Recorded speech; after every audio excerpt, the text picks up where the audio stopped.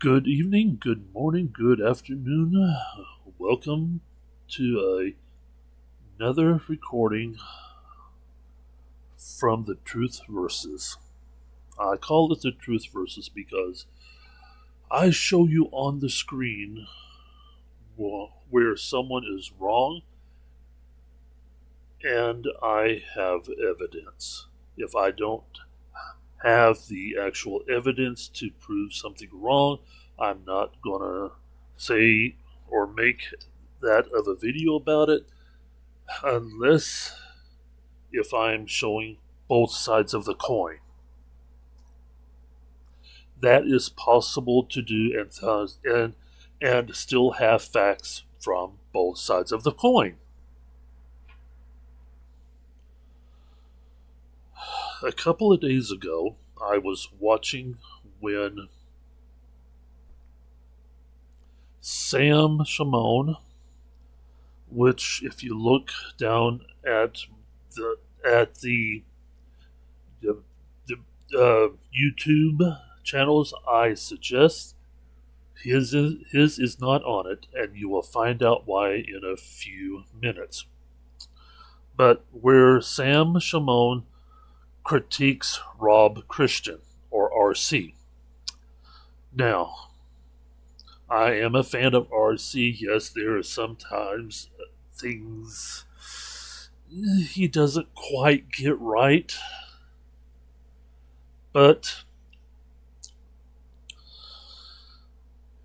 it is his point of view. Like, one of the things that Rob Christian doesn't get right, we all are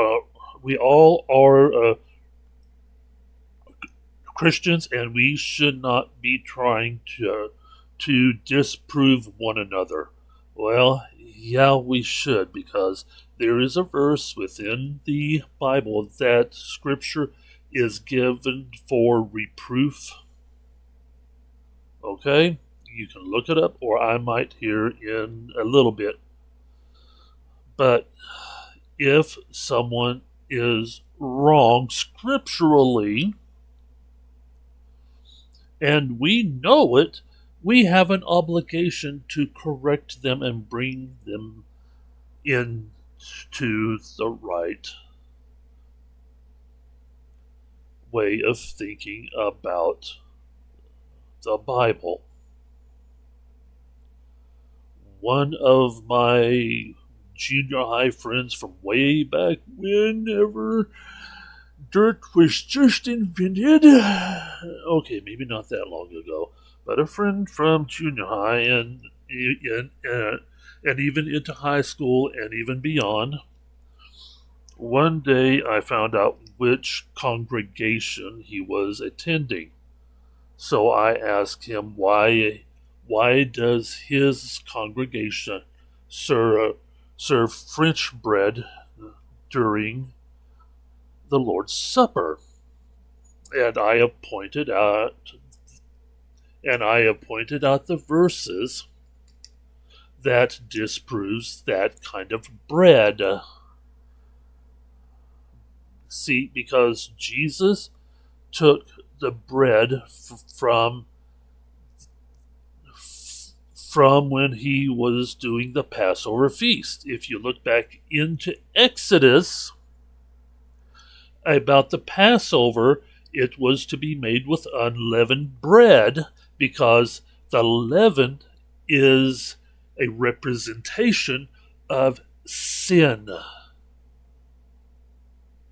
That's why. And when I was talking to him about this, he got mad, and on Facebook he have unfriended me, and I have not been able to talk to him anymore. I wasn't trying to demean his congregation. I was not trying to demean him. I was trying to get him to think about what his particular congregation does and why it is wrong, and get them to change that aspect of the Lord's Supper. But he didn't care. He was mad because he thinks I was demeaning his congregation.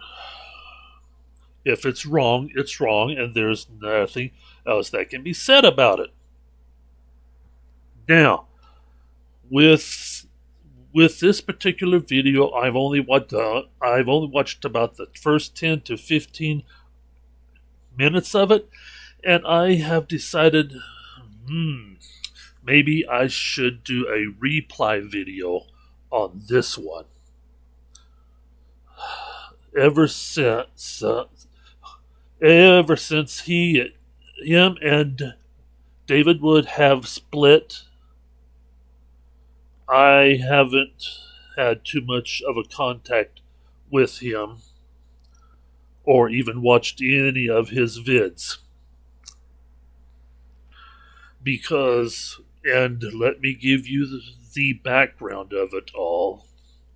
One day I was on his Facebook and he posted a couple of things about Bruce Lee that was wrong. And so I have replied back, and he said that he was going to kick my ass. My next comment came from 12, 13 years ago, at which anyone that really knows me knows what happened about 12 to 13 years ago and would probably be telling Sam, drop it. I have told him at that point, whenever he have said he's going to kick my ass, I said, come on, fat boy, come to Oklahoma City and try. And at that, he have then unfriended me from his Facebook. I was going to get a screenshot of it, but he have unfriended me before I could. Now that this was a couple of 3 years ago, and he hasn't been to Oklahoma City yet. Now, let's get this straight. The Bible does not say you cannot defend yourself. It is wrong to go on the offensive when you are fighting or in war. And that is some things that some of the denominations, and anybody that knows me knows that I have attended the Church of Christ. During the big wars, and I do not remember which one it was, I think it was World War II, the members of the Church of Christ denied going to war. If they were, it was going to be something menial, because they was not going to have a gun in their hand. Something like that of Hawkeye. If you are older, you know about the show MASH. Hawkeye did not like guns. Alright? But I know the Church of Christ did, and I'm sure others did too, but the Church of Christ was the biggest name of it all. Would not let their members go to war unless if it's in the background, not having a gun. Okay? We were not in that war as an offensive nation. We was in that war as a defensive nation. And there's the difference. The night Jesus or Yeshua was betrayed, he told the disciples to sell your cloak and buy a sword. So, if fighting was wrong, why did he tell them to buy a sword? For the purpose of defense.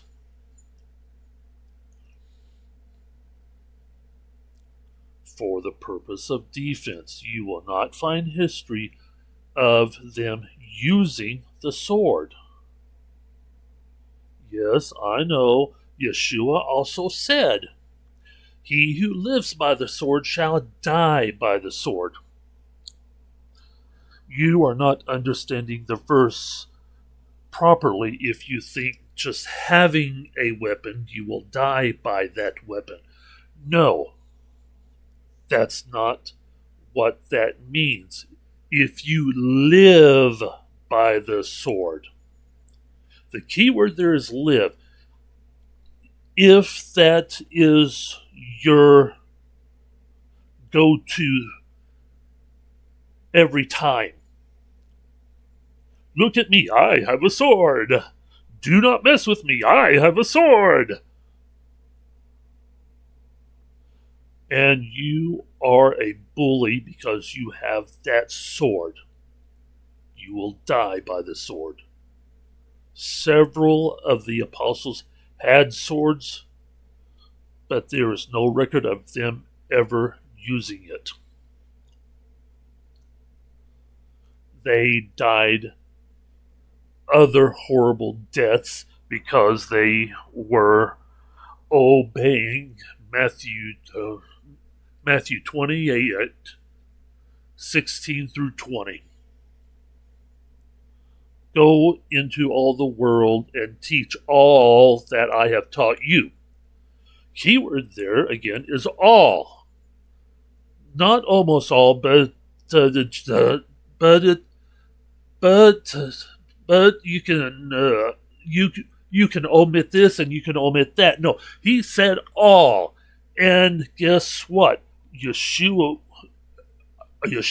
was preaching the Ten Commandments several times. He taught the Ten Commandments. All of the Ten Commandments. He even said the Sabbath was made for man, not man for Sabbath. He said man, not for the Jews. Understand that. He said the Sabbath was made for man. At which, whenever it is commonly said man, he is talking about mankind, which means men and women. Okay? But he taught the Ten Commandments. I have a couple of videos on my channel about proving the Ten Commandments is still valid today.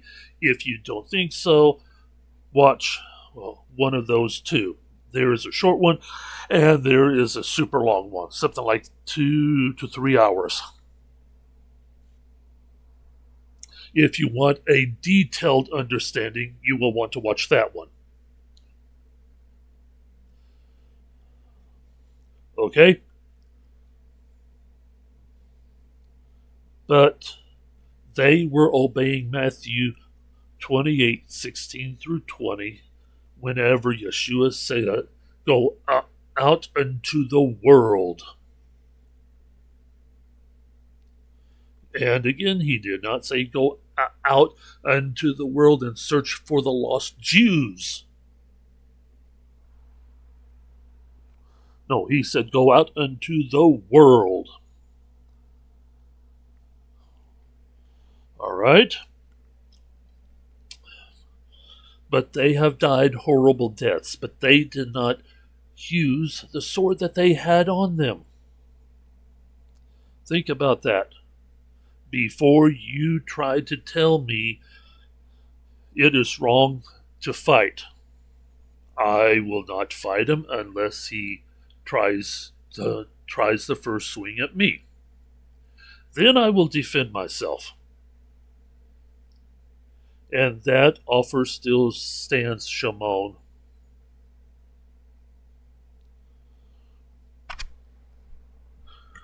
Here is what he said about Bruce Lee. Bruce Lee is in heaven right now. Okay. How is Bruce Lee in heaven right now whenever there is no historical record that I could find? Now, if at all somebody knows where it is, please post it in the comments. But there is no historical references of him being a Christian and dying as a Christian.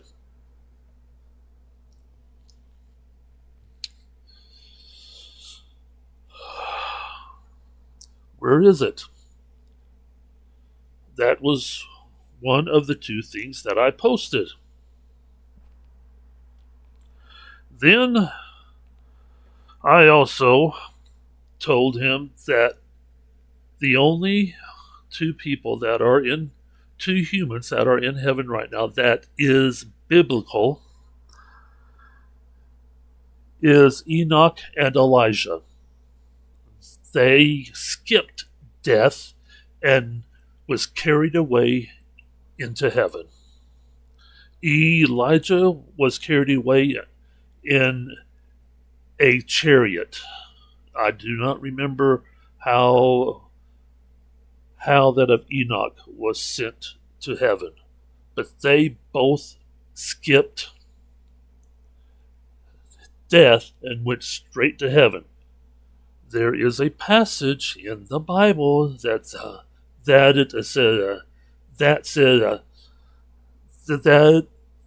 talks about when the time comes, the dead will rise first. Then those who are alive will come up and meet. Let's go ahead and try to find that. Nope. Let's go here. So later I want to go into Acts. What is it? Okay, 8:14. Let me write this down. Acts 8:14 and. Okay, I have paused and wrote the two verses down so that we could come back to them when it comes to time. But let's see here.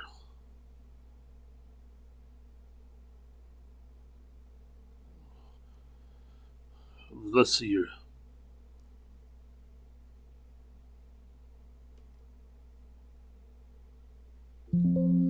Okay, right here. This is the verse that talks about when the dead in Christ shall rise.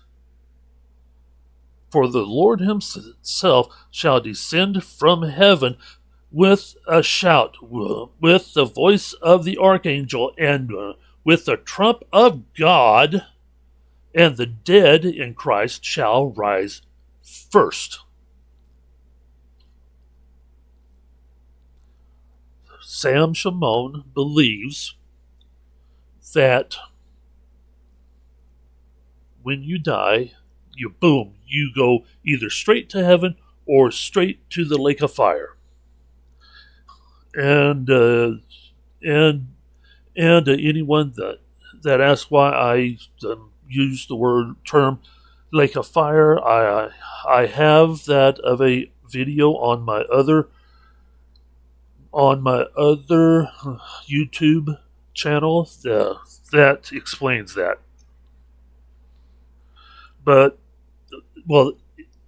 explains it in more detail. I will just only say that most of the time when the term hell is used in the King James, it is talking about the grave. Okay, in that sense, everybody that has died up until now is in hell. What is that? Uh, it is it is just death. It is being buried.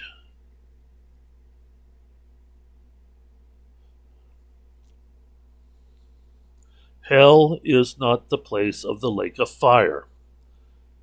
It has become that through the centuries. But hell, Hades, and Sheol has been translated as hell. It is the grave. It's death. In, I think it is Revelation 20, all that are not in the book of life will go to the lake of fire if you use the King James translation. Okay? And I have pointed this verse out. And that is when he got mad and he have threatened to kick my ass. When I've said, one, there is no evidence that Bruce Lee died a Christian. There is no evidence. And because of this. Now, what I did not point out, at which I have just seen it as I am pointing it out to you, for the Lord himself shall descend. Okay, there are people dying all the time. Right now, someone have just died. At least, probably, I would guess, I could be wrong, at least 100 people will die this hour. And probably about 10% of them are Christians. Are you going to tell me that Yeshua is going back and forth from heaven and earth, getting people to heaven, and doesn't have time for anything else? I know some people are going to say he is omniscient and he is omnipresent.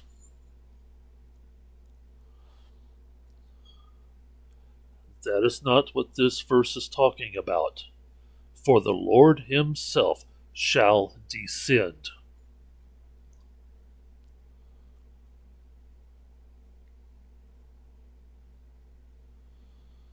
With a great shout. If it were only the dead would to hear it, this would be worded just a little bit different. For the dead will hear my shout.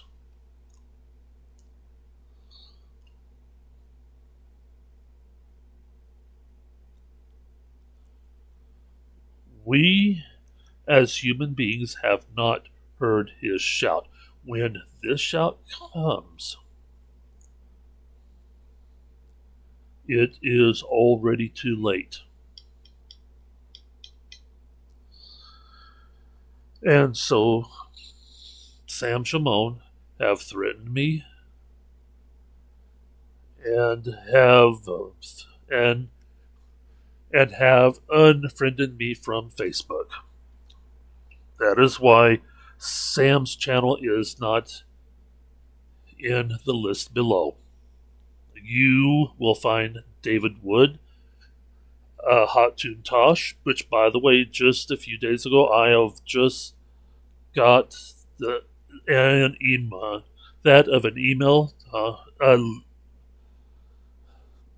basically giving me permission to repost everything she has posted.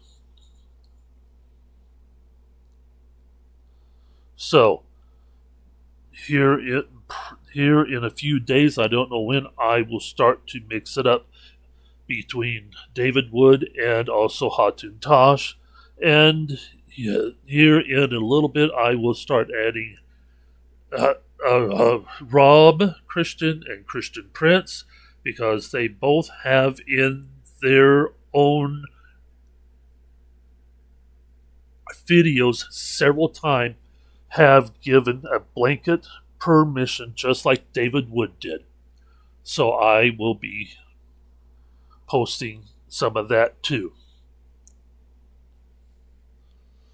And although I could also post things from Sam Shamoun, because he also gave a blanket permission, I can't because of several reasons.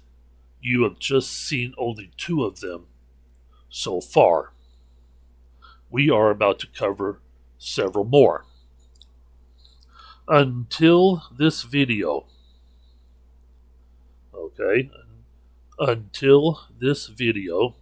Sam Shamoun reacts to Christian Prince.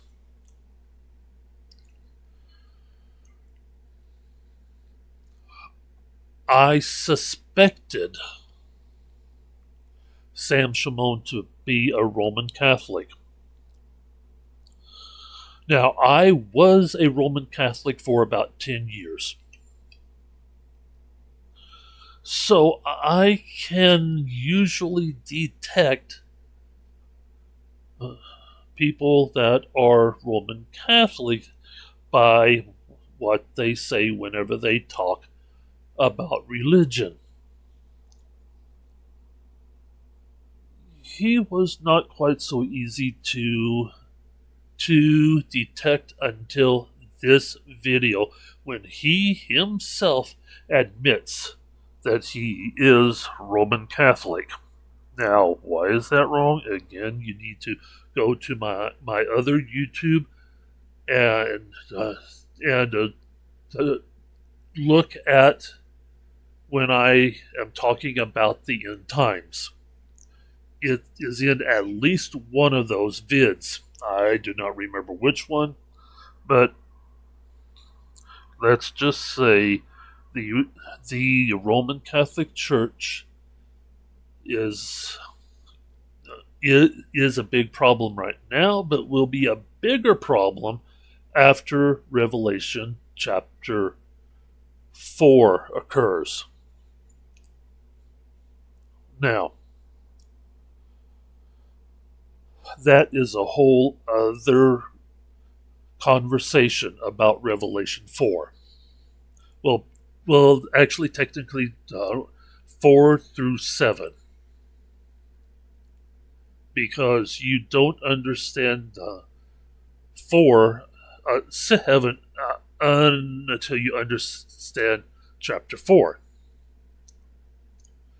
This is a thing called keeping in context.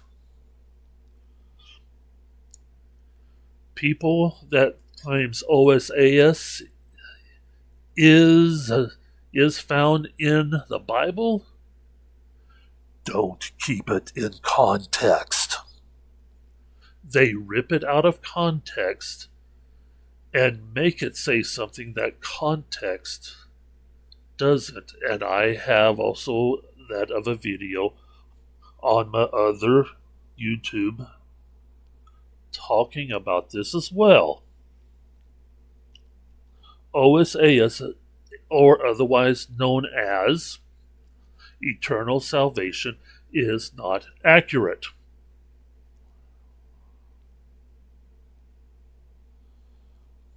And I prove it. I put at least 2 videos. And one of them is very long. Looking into, at that time, every single scripture I found, whether on purpose or by accident. I would say about a fourth of them I found by accident when I do that of to do studies of other topics. Oh, wait a minute. This is also talking about works-based salvation. And do not get me wrong here.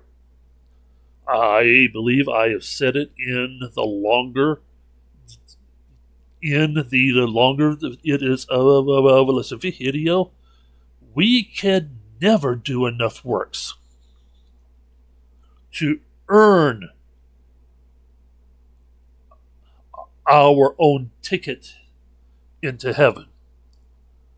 There is not enough hours in the day to do so.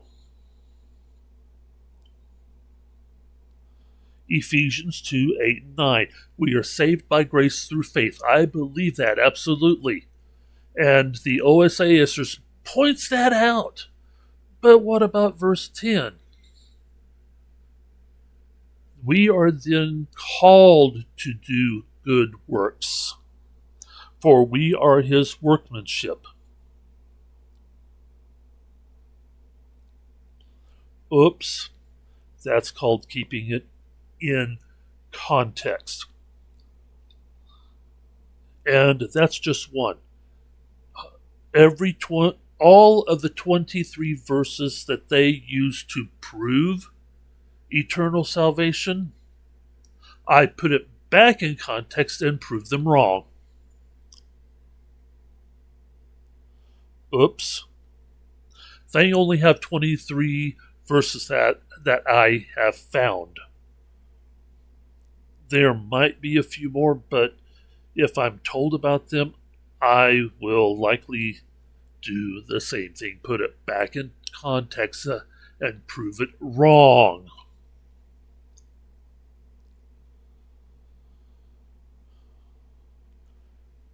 God, the Father,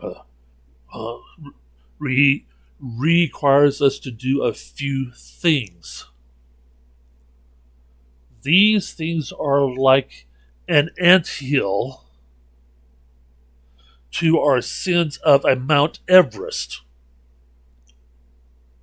When you look at it that way, these few puny little things, and likely most of you are doing most of them anyway. Congregate together. What do you do usually on either Saturday or Sunday? We congregate to worship. We sing. We pray. We then get a lesson. We encourage one another. Oops, that's what? 5 or 6 things that God calls us to do that we already do at least one day a week. At least we do those things. And people wants to argue we don't do good works to get into heaven.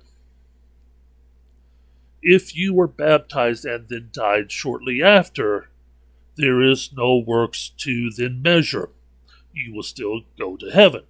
But if you were baptized like I was as a teenager, and I live all through my life and I'm not doing these things, I would have a hard time.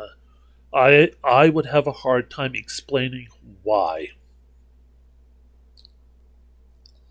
Now that is one of the things Rob Christian says, that he does not. Well, he said that he does not attend church, and well, actually, technically, that is the wrong way to say it, because we, the people, are the church. He then should have said, I do not attend worship, that I do not attend worship on a frequent basis.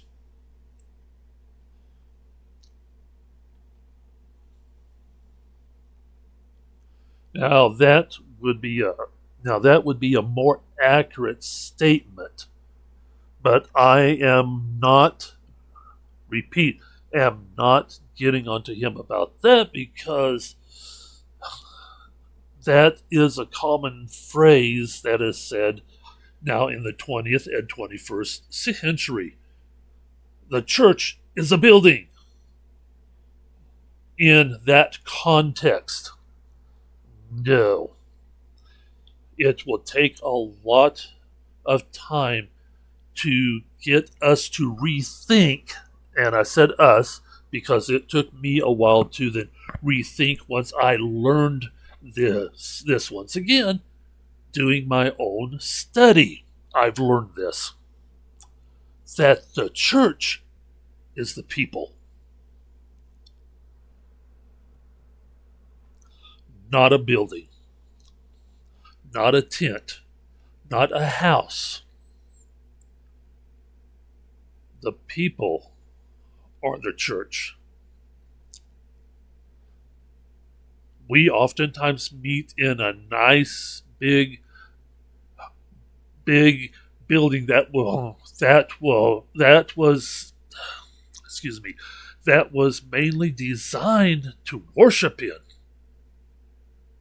Some other congregations meet in a house. I know of several that meet in a house because the tithing isn't there to build a building. Okay? And yes, it is. I know of some congregations in poorer countries that has to meet in a house because the tithing isn't there. But I am not here to then at all demean Rob Christian for saying that he doesn't always attend church, because we are the church. When two or more are gathered, there he is. If he is a Christian, his wife and kids is a Christian, that is at least 3 people. When they meet to pray, when they meet to do home study, that is the church. That is the church. And I'm sure with as dedicated as Rob Christian is, he does that without even knowing that he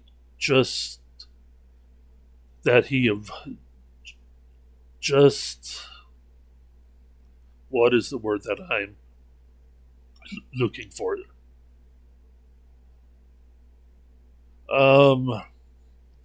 He just performed a worship service there.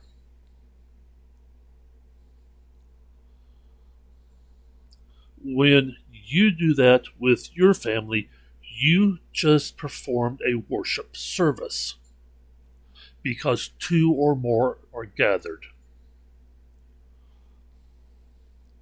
So, by legal definition, I am allowed to play this video as long as I am critiquing it. And that is what I'm doing. I am critiquing. So, let us begin.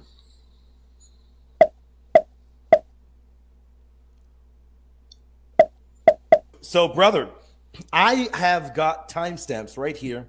I want people to hear the kind of garbage that he's going to spew. He's nasty, and there are a number of them.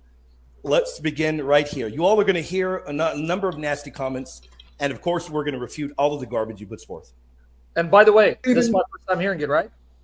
Very first time. You did not watch a stream at all. You have no idea what I'm putting forth at all. Correct. You know how Mary looked like?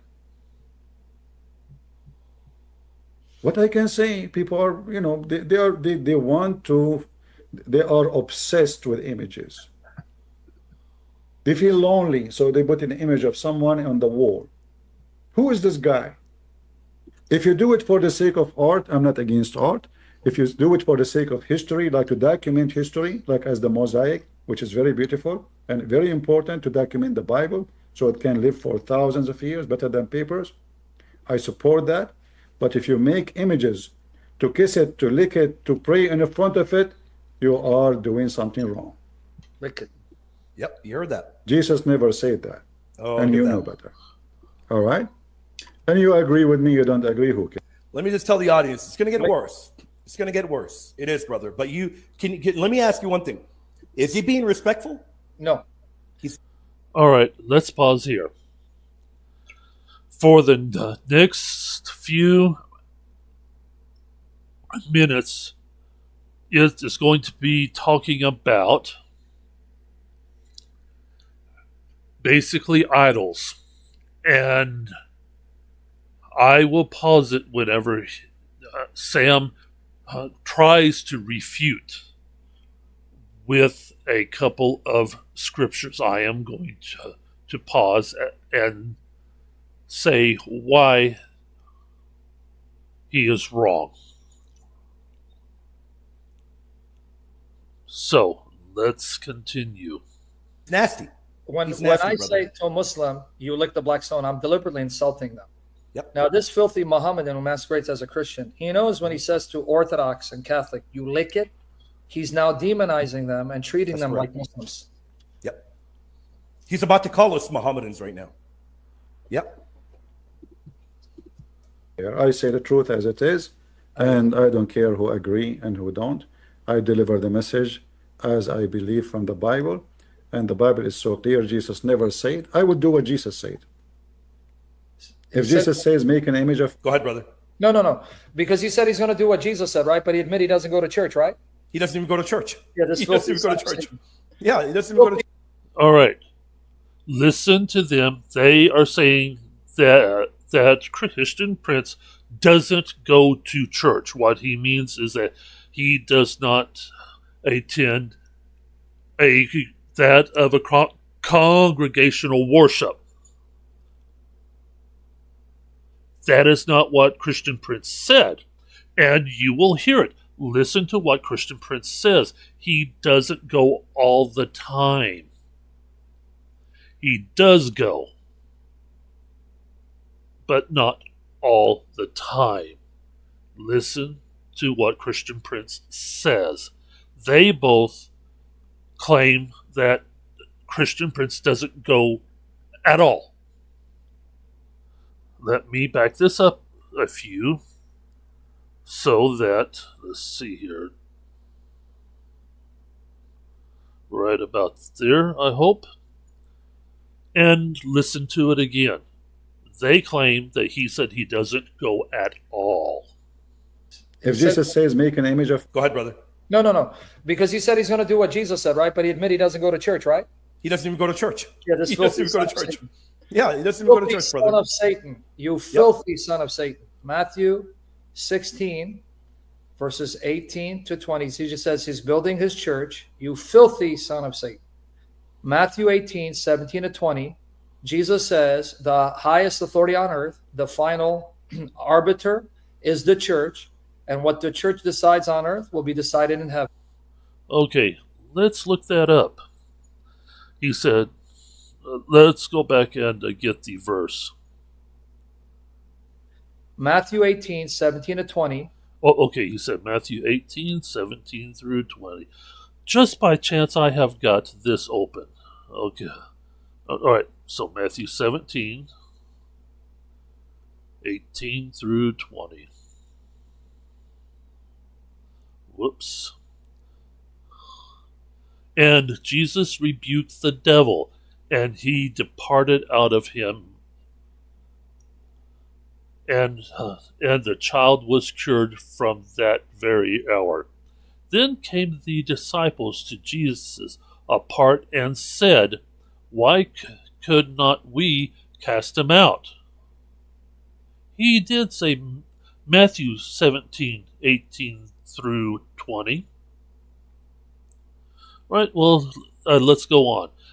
And Jesus said unto them, because of your unbelief, for verily I say unto you, if ye have faith as a grain of mustard seed, ye shall say unto this mountain, remove hence to yonder place, and it shall remove, and nothing shall be impossible unto you.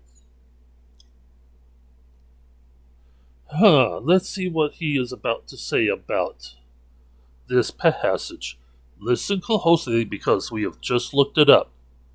One thing I learned towards the end of at the end of my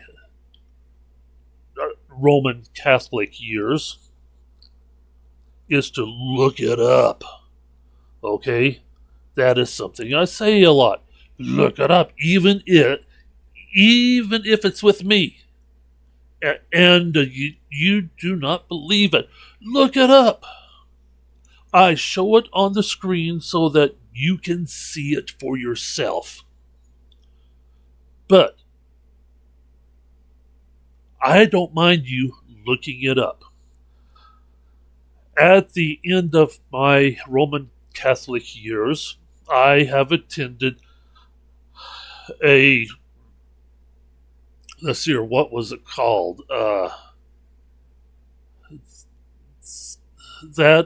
Something about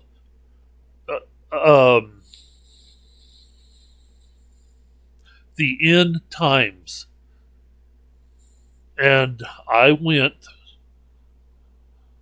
and the very first night, because it was a 21-night thing, 3 weeks, at least 3 hours. And then when I went home, I went and looked some of that stuff up to then make sure that he was telling the truth. Because at that time, I was such a Catholic, I almost became a priest. I was that devoted as a Catholic.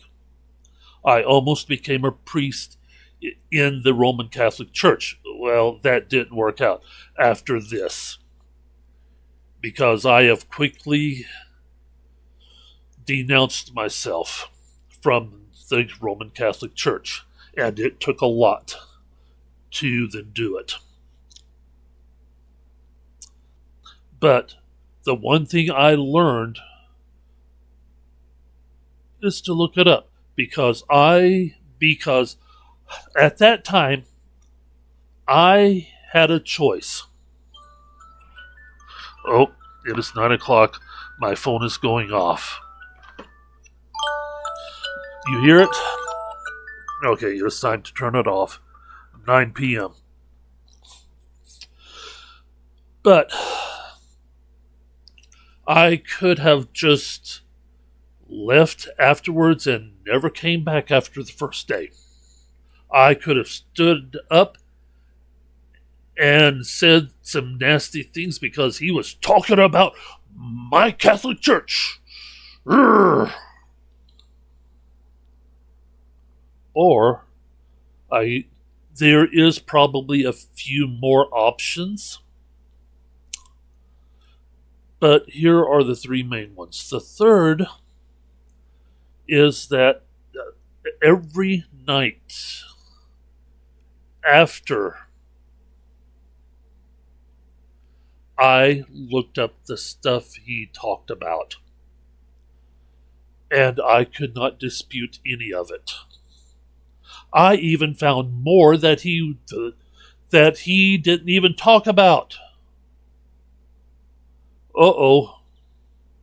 By halfway through, I was writing a letter to the Oklahoma City Archdiocese and says, I am turning in my letter of resignation from the Roman Catholic Church. That didn't work. Not about 9 months later, I had to contact the BBB. to force them to take my name off their list because I was still getting mail from the Roman Catholic Church. The Oklahoma City Archdiocese, to be more precise. But it took the act of the BBB to finally get my name off their list. And again, this particular video is on my other channel.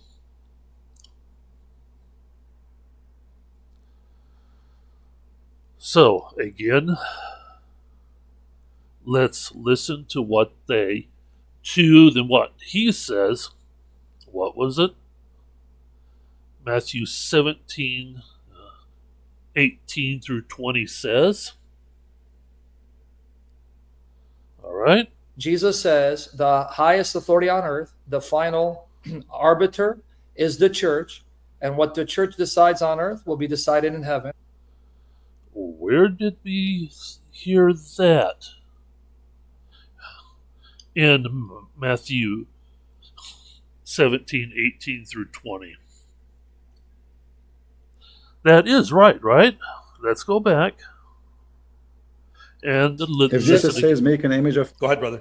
No. Because he said he's going to do what Jesus said, right? But he admitted he doesn't go to church, right? He doesn't even go to church. Yeah, this he doesn't even go to church. Yeah, he doesn't even go to church, brother. Son of Satan. You filthy son of Satan. Matthew 16, verses 18 to 20. He just says he's built. Right, okay. Matthew 16, 18 through 20 says he is building his church.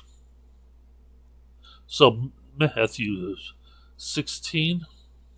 Yeah, and I was just there.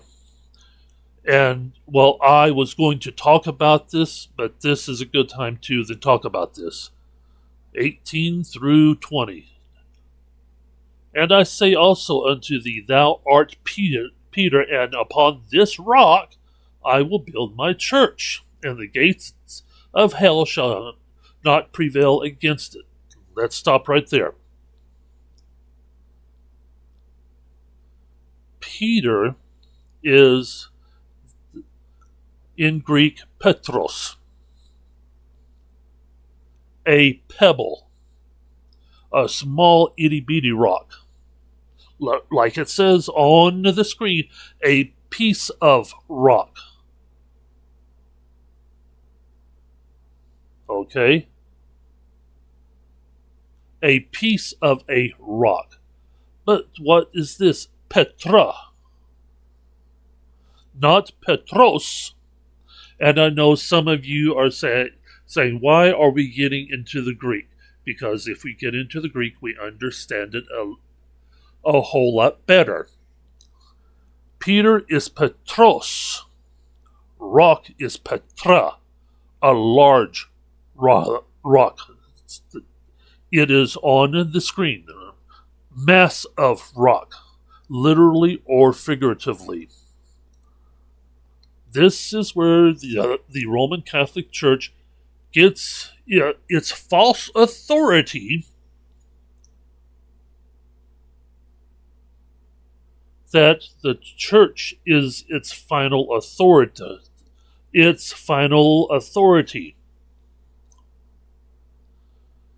Although that I will give unto thee the keys of the kingdom of heaven, and whatsoever thou shalt bind on earth shall be bound in heaven, and whatsoever thou shalt loose on earth shall be loosed in heaven. This verse is talking to all of us. We all have a key to let someone in or keep someone out, regardless if they are a Christian. That is why the Lord's Prayer calls for us to forgive other people. That is letting loose of that key. brother or sister, I am not going to forbid you going to heaven.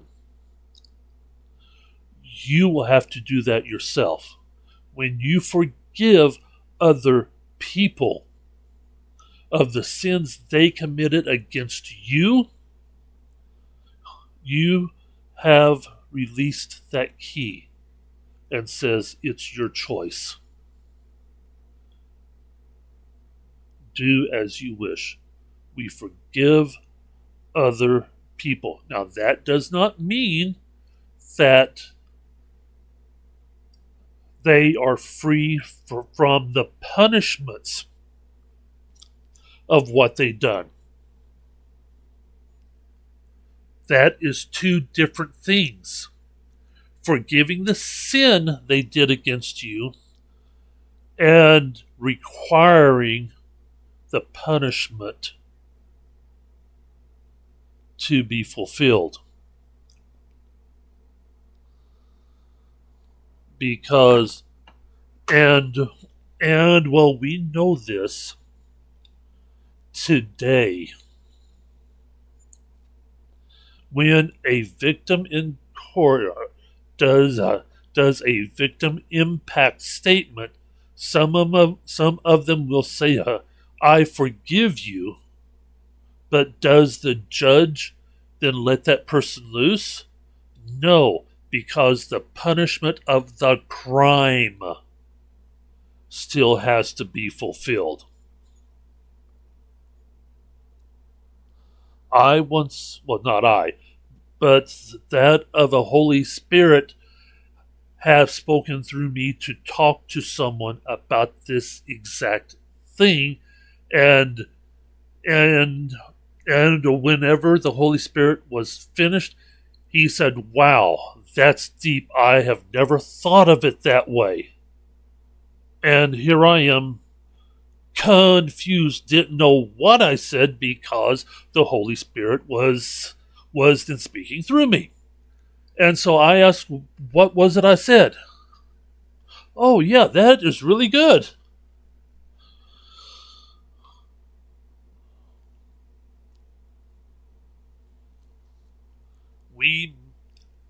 We may have been forgiven of the sin, but if it's a crime, we still have to do the time.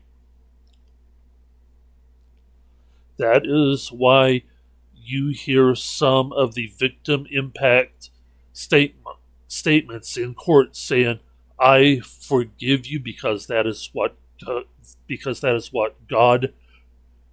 God requires us to do, and I forgive you because I do not want to carry this weight of hatred for the rest of my life. The judge does not set the person free because the victim said, I forgive you for whatever reasons. Those are the two most common, is that God says to do so in the Bible, or I do not want to carry this weight of hatred with me for the rest of my life. And it is a heavy weight, a weight of hatred.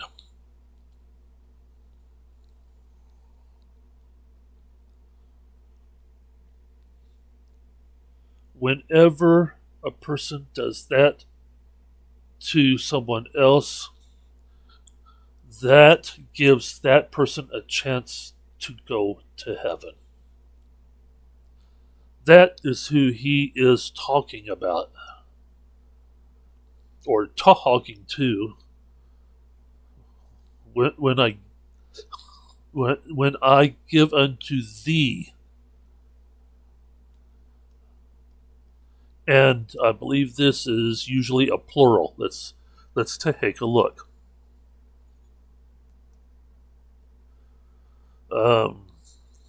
It doesn't say in here. It doesn't say in my other program that I had to pay 354. It will probably go deeper into that, and I don't have it installed on this laptop, which is now very old. Wow, it's old. But I don't have it installed on this laptop, so I cannot call it up to then show you. But I believe "thee" is plural.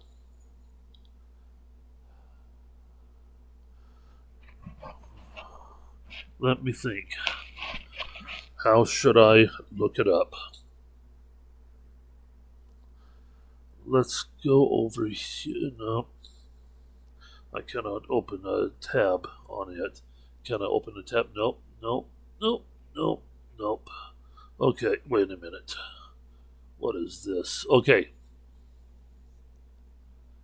I will go into Google. Whoops, not co, but com. Okay. Let's search.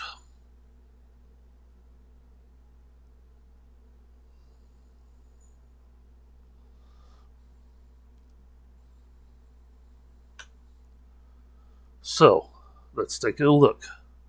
No, "thee" is a singular pronoun. Okay, then I was wrong. But he could be talking "thee" to the church.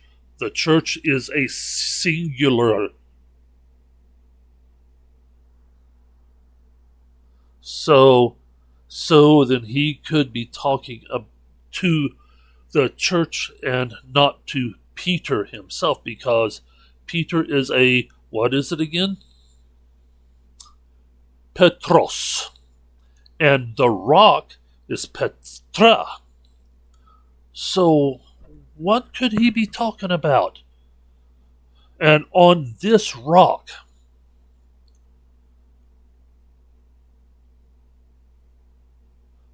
look at that again. And upon this rock, not you, Peter, the Petros. Okay? Words mean things. Sometimes you have to slow down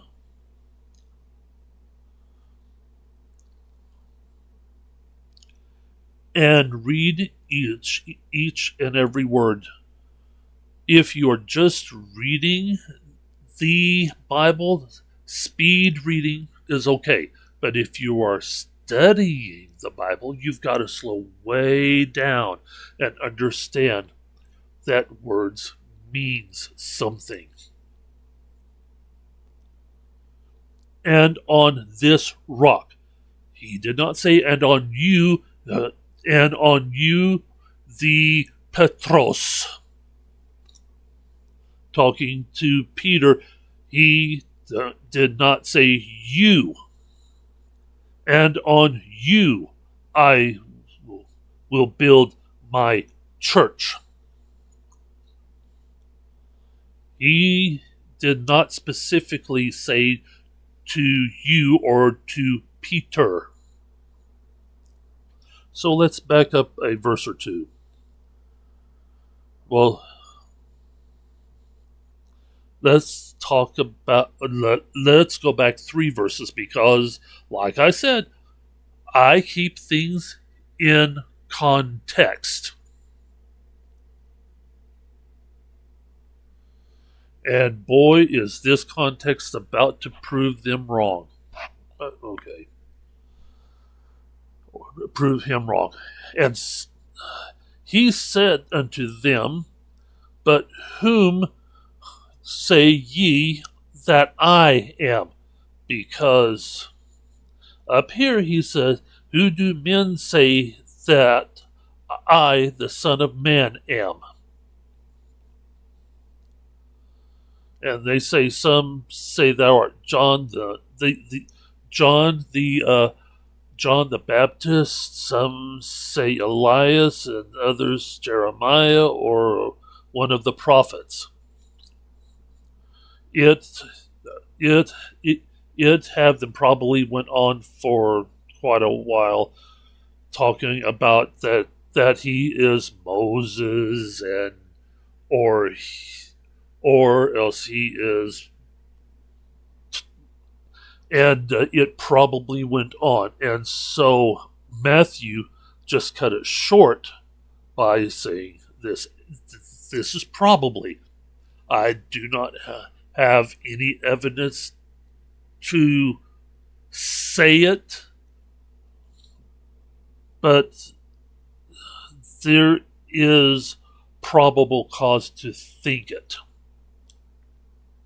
Okay? It is me thinking it, and so you can either accept it or not. It is no skin off my bones. But now he says, he saith unto them, but who say ye that I am? And Simon Peter answered and said, Thou art the Christ, the Son of the living God.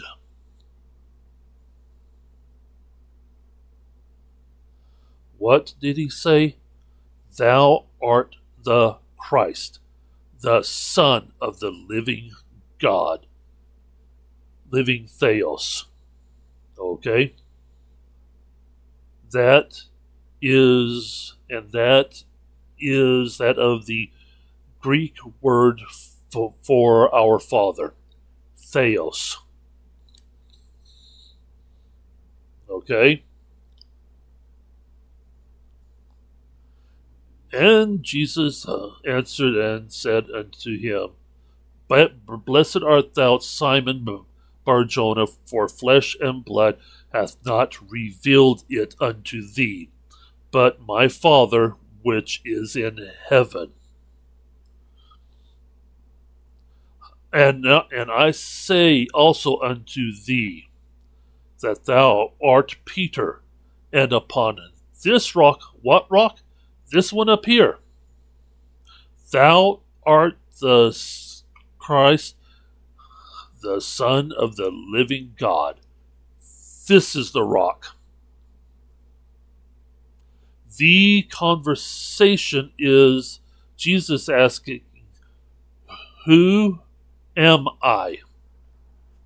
That's the topic of this particular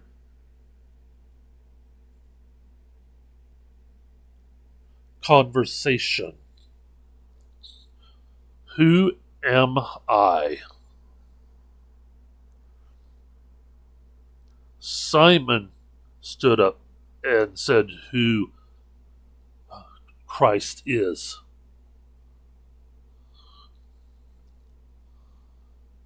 And that is the rock Yeshua is talking about. Thou art the Christ, the Son of the living God. That's the rock.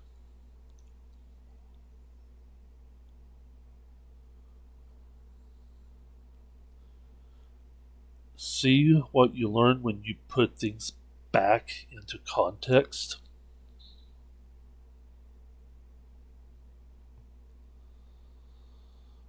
When you understand things a little bit better.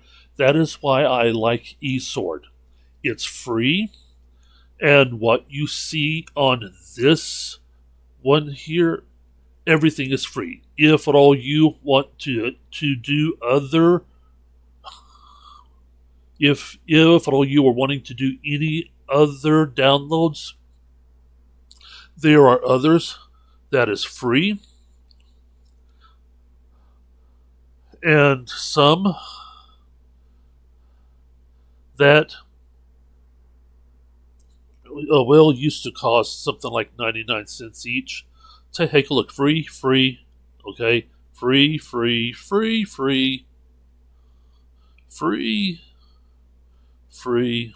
There is a lot that you can download, and it's free. Now, then later on, Is it all free now? There's Bibles, commentaries, dictionaries.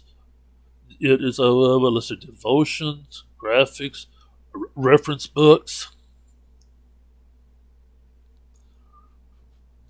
Free, and here's some that you would have to purchase. Okay, some of them is free. Some of them you have to buy. Okay, all of this is free. Some looks like only 4 of them.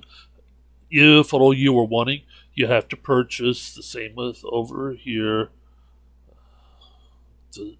There's 4 or 3 that you will have to purchase if you want them all.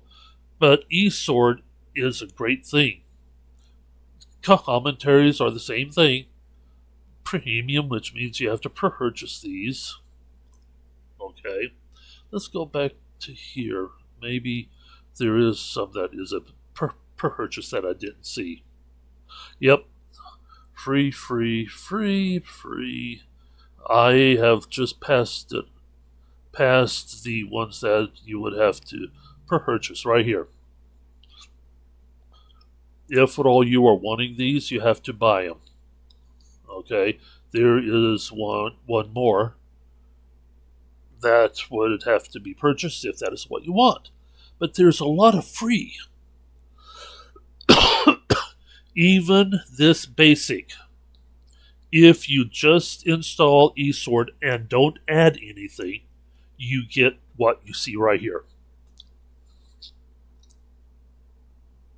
That you get a King James Plus, which is what is sitting right here, or else you can switch it to just King James. Okay? But this is a great tool. Alright, so this is when I learned that Sam is a Catholic, because Roman Catholics says that Peter was the first pope, which I will actually debunk him in a few other ways. Let's go Acts.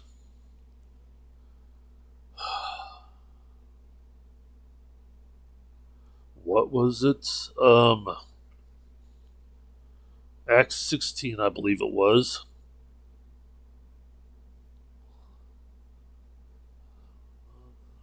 Okay.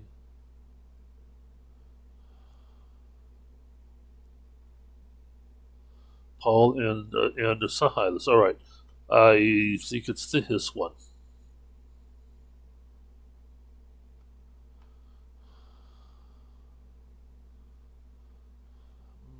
It might not. Where is it?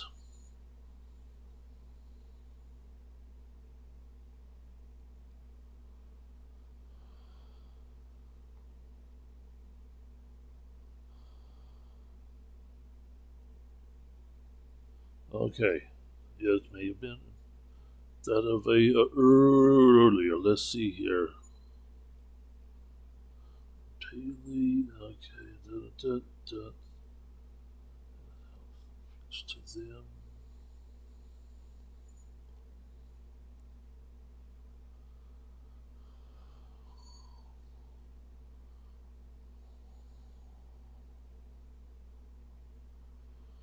Okay.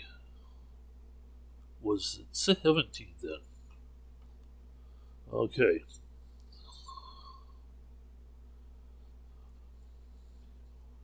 So,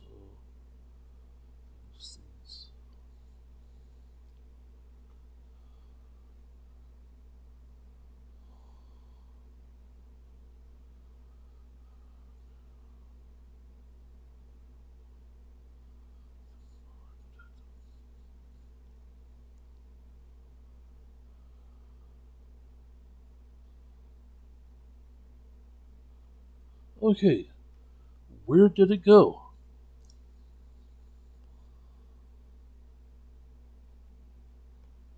I guess that I should have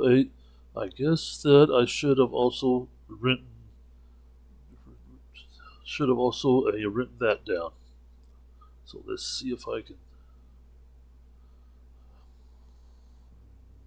Nope. Huh. Okay, yeah, I think it was here. Now you are going to hear a weird noise.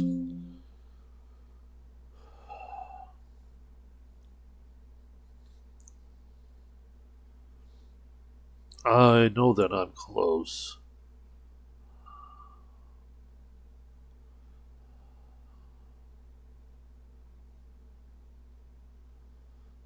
I am going to get back to Acts 3.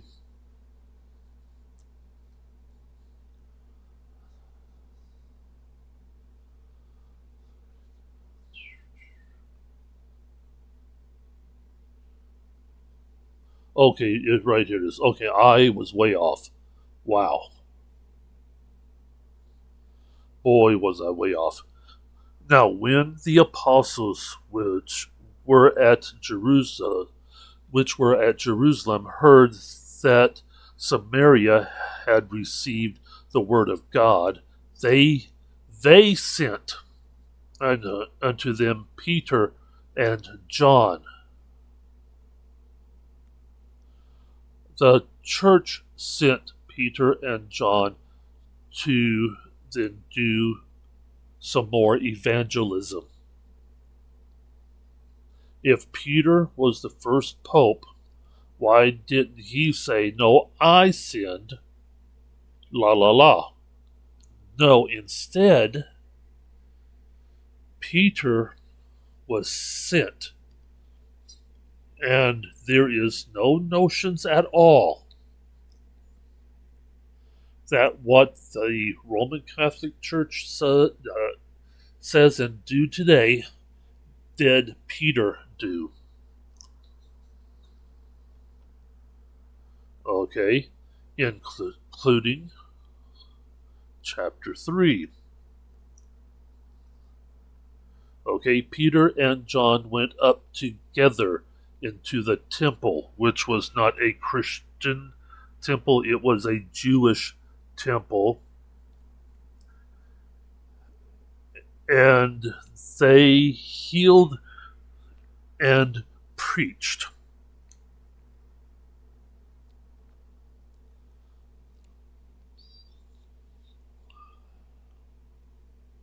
The Pope, most of the time, spends his day at the Vatican. Or days, I should say, plurally. Every once in a while,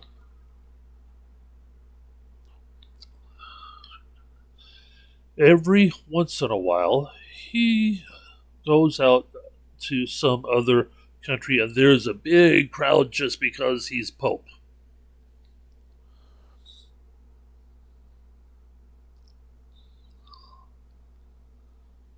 Why? Because it's PR.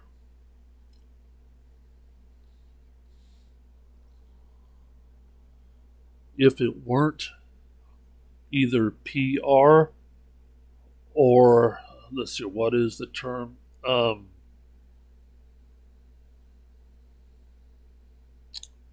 boy, what is the term? Political is the word that I am looking for. If it wasn't PR or political, and I am not a betting man, but I would bet that he would stay at the right at the Vatican for the rest of his time.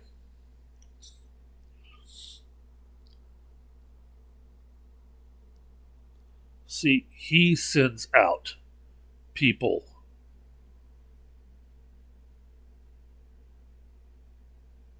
He goes out for only political or public relations.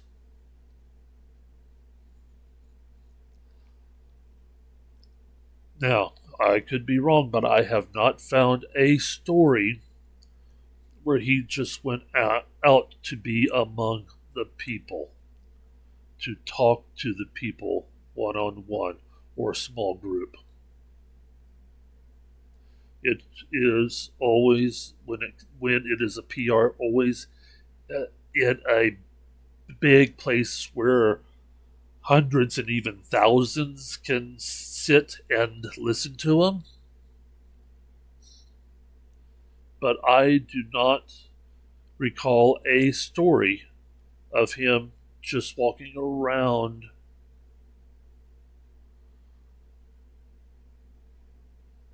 before and after.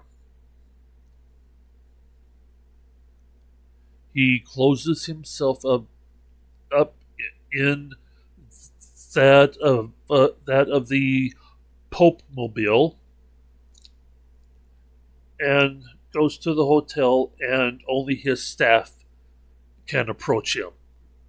Wait a minute, only his staff? Catholics, prove me wrong. I have not found a story of any of the recent popes just going out.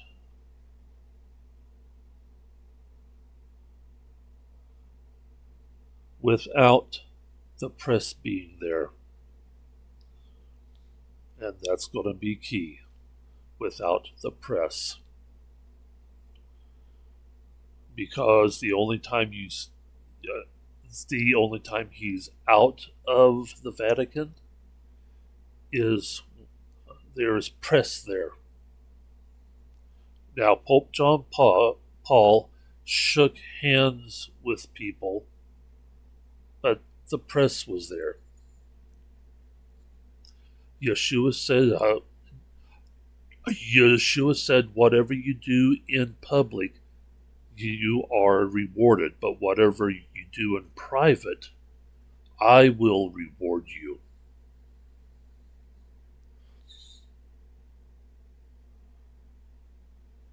In other words,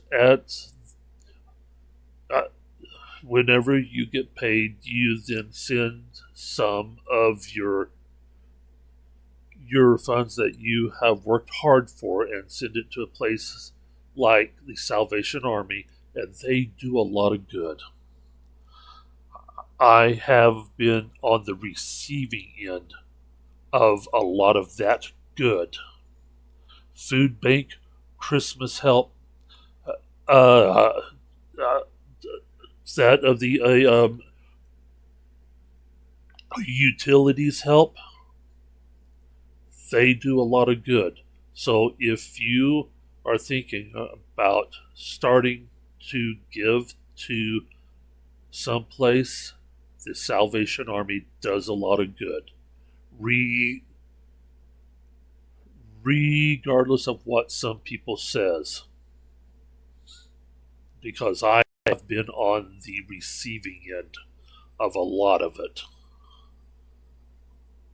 I know here in Oklahoma City they also have a homeless shelter. So there is homeless people getting shelter and food and help to get out of being homeless. They do a lot of good. So think about giving also to the Salvation Army. I do not remember the verse, but it talks about that if at all you donate to others that are going out and preaching the word, at which that is one of the things I do. I preach the word. I actually do not only just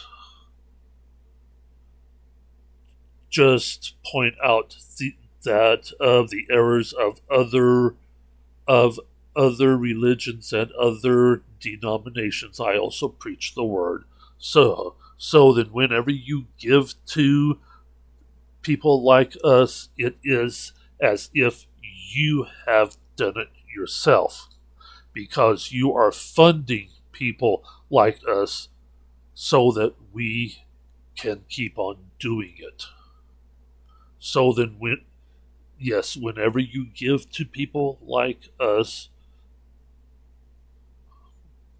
it is as if you have done it yourself. You still get the credit in heaven.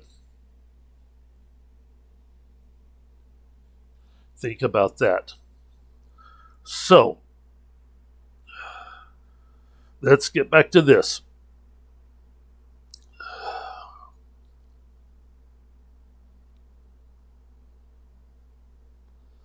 Oh, okay. Now then, that of the other two, I have and I have done talked about Acts 3. Okay. Now let's go to Acts 8:14, because that is the other one that I wanted to point out. Oops, went a little too far. Now, when the apostles, which were at Jerusalem, heard that it. Oh, wait a minute. I have pointed that out. They sent. Huh. Okay, so was it in 9?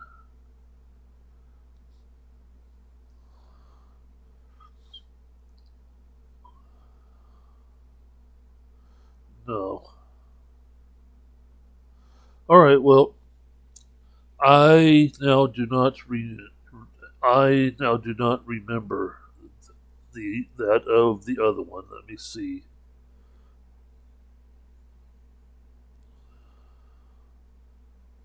I think it was around 15. Okay, and much disputing, Peter rose up and said, "Nope."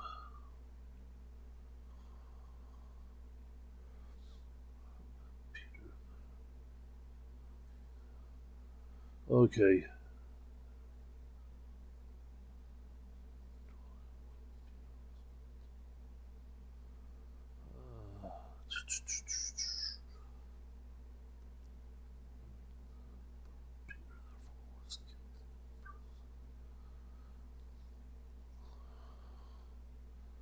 All right, well, I do not remember where it is now.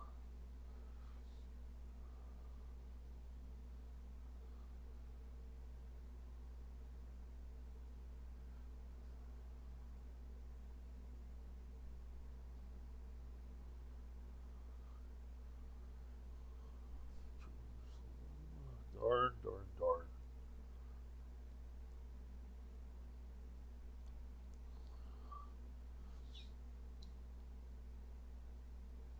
All right, well, if at all I can think about it, I will come back to it. So let's go back to this and listen, because we have looked at Matthew, didn't we? 17, 18 through 20. Does not say what he is about to say, it says. This is why you don't believe him. You look it up. Building his church, you filthy son of Satan. Matthew 18, 17 to 20. Okay. Jesus says, Matthew 18. Whoops. So I was wrong there. So let's go back. 18, 17 through 20. Let's go ahead and do it right. And if he shall neglect to hear them, tell it unto the church. But if he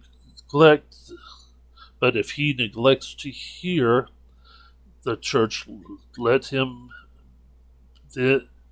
unto thee as a heathen man and a publican. Verily I say unto you, whatever ye shall bind on earth shall be bound in heaven. Okay. Listen to what Yeshua says.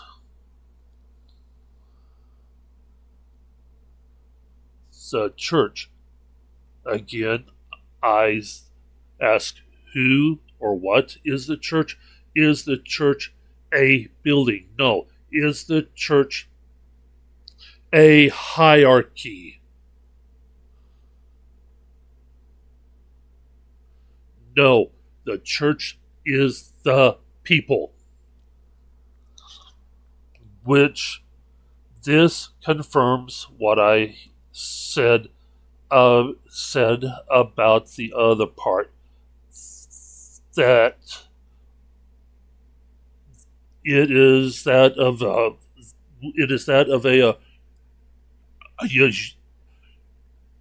Yeshua said, and upon this rock I will build my church, and anything you bind will be bound in heaven. La la la. This confirms what I was saying, and I am sorry that I have misunderstood the BCV. So I am sorry. It is my fault, but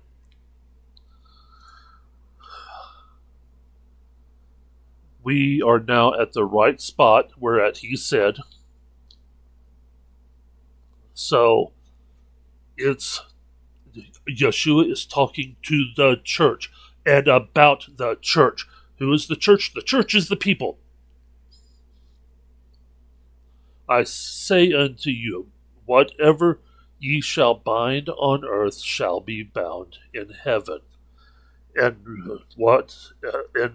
whosoever ye shall loose on earth shall be loosed in heaven. Okay? This is talking to the church.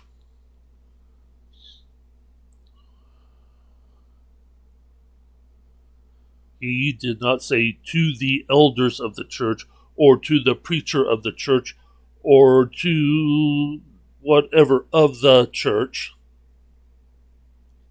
Yeshua said, neglects to hear the church. So, once again, I am sorry that I have misunderstood. That is my fault. So, let's go on. The highest authority on earth, the final arbiter, is the church.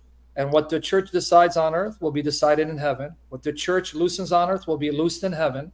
That same Jesus, you follow Jesus, you filthy, wicked tool of Satan, when you just admit you have no church? Do you want more proof?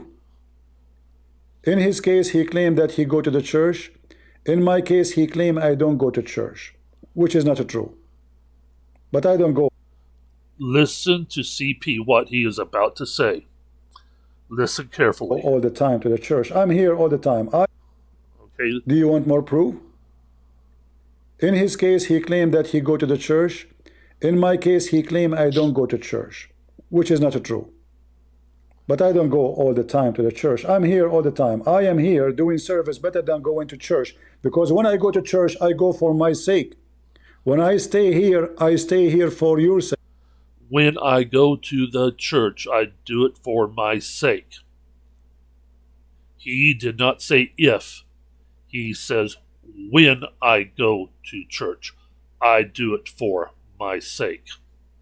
And that is, that is true of us all. When we attend worship, we do it for our sake. We also do praise God, but there is just something about attending a worship service. It uplifts us. We talk to other Christians alike. We uplift each other. We get a lesson in. We sing. We pray. All these things. Yes, we worship, but it also lifts us up. Okay, did you catch it? So, They took what CP said out of context.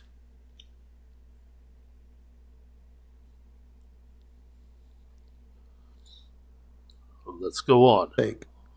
I can go to the church and say hello to friends, and because the church is not only you go for a service and prayer, you meet people, coffee after the church, you make friends. It's fun, not only just a prayer. I stay here.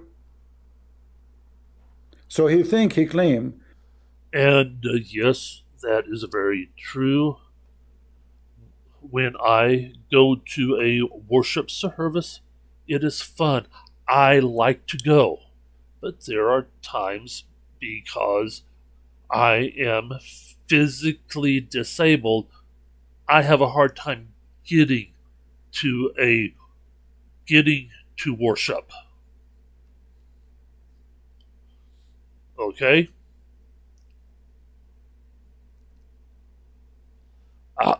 I don't go all the time for a different reason. He doesn't go all the time because he's working on this, and this is actually following Matthew 28:16 through 20, but he has to do it in a different way.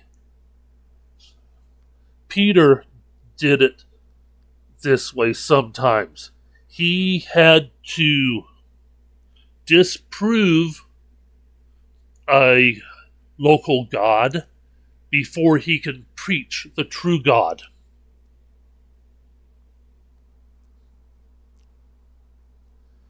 And remember what I said about the term God. God is a title and not a name. Okay? Peter had to disprove a God before he could preach the real God. And this is what he does a lot. CP does this a lot, and so he is following Matthew 26:18 through 20. And if you want to take a look at it,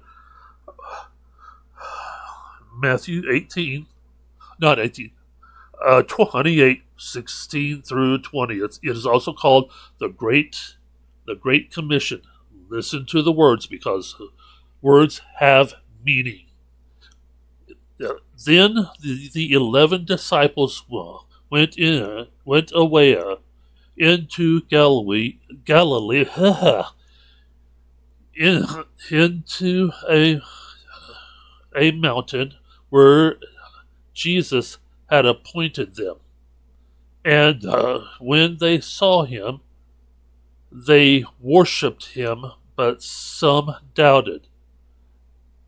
And Jesus came and spoke unto them, saying, All power is given unto me in heaven and in earth.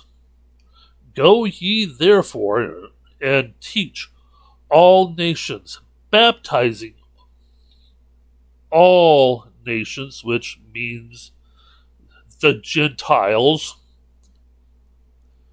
baptizing them in the name of the Father and of the Son and of the Holy Ghost. Now, consider what is not said here.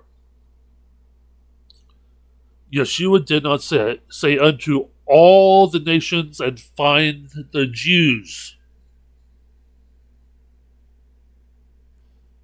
because Yeshua said he was sent only unto the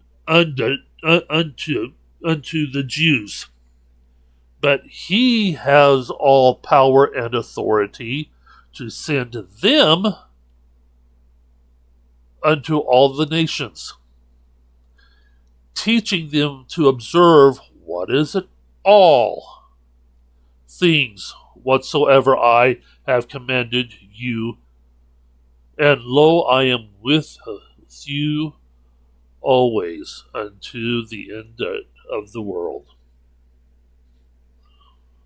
So, CP may not always attend worship, but he says he does, just not always. Why? Because he is working on this, and he is obeying Matthew 28:16-20. Therefore, regardless if he went to worship that week or not, he is still following the word of our Lord and Savior. Don't miss that, because that is very important.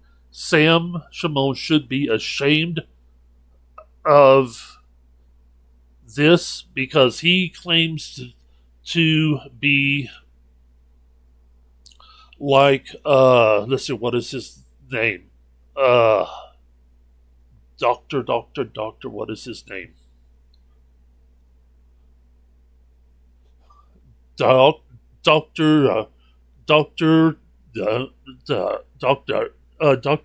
Van Impe. He claims that he knows that he has memorized the Bible from Genesis 1 verse 1 all the way to Revelation 22, all to the end. He has memorized it all, but here is the problem with Dr. Van Impe. He sometimes pairs the wrong verses together.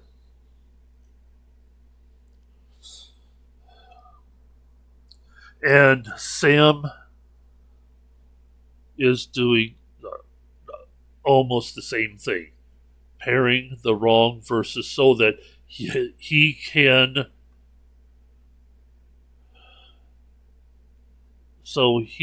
tell people that Christian Prince is not a Christian.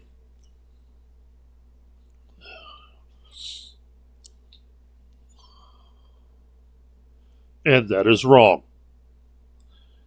Simply because we now know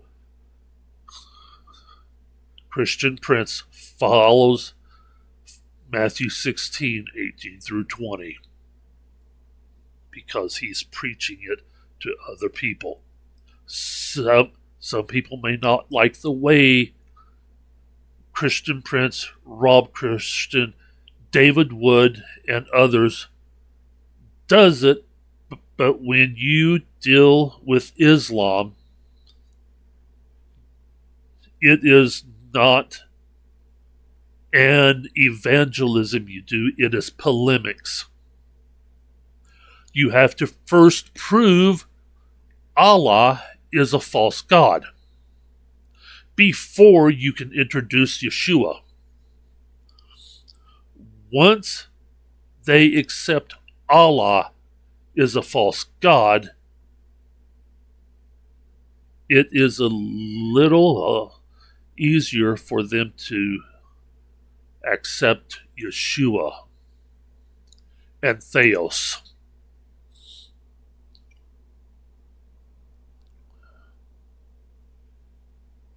Again, when you deal with Islam, you have to you have to do it in a polemical way.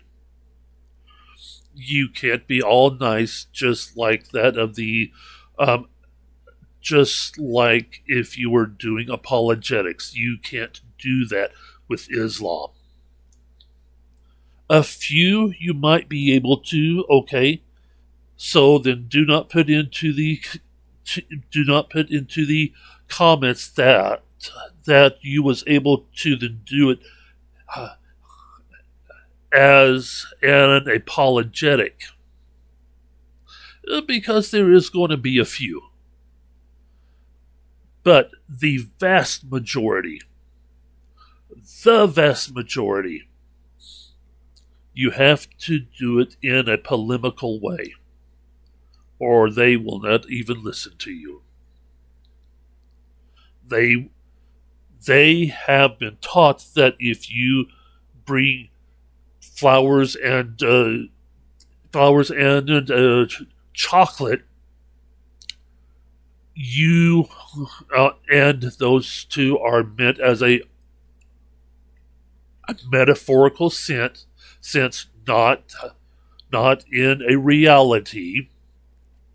If you bring things like that to talk to them about Yeshua, you are weak.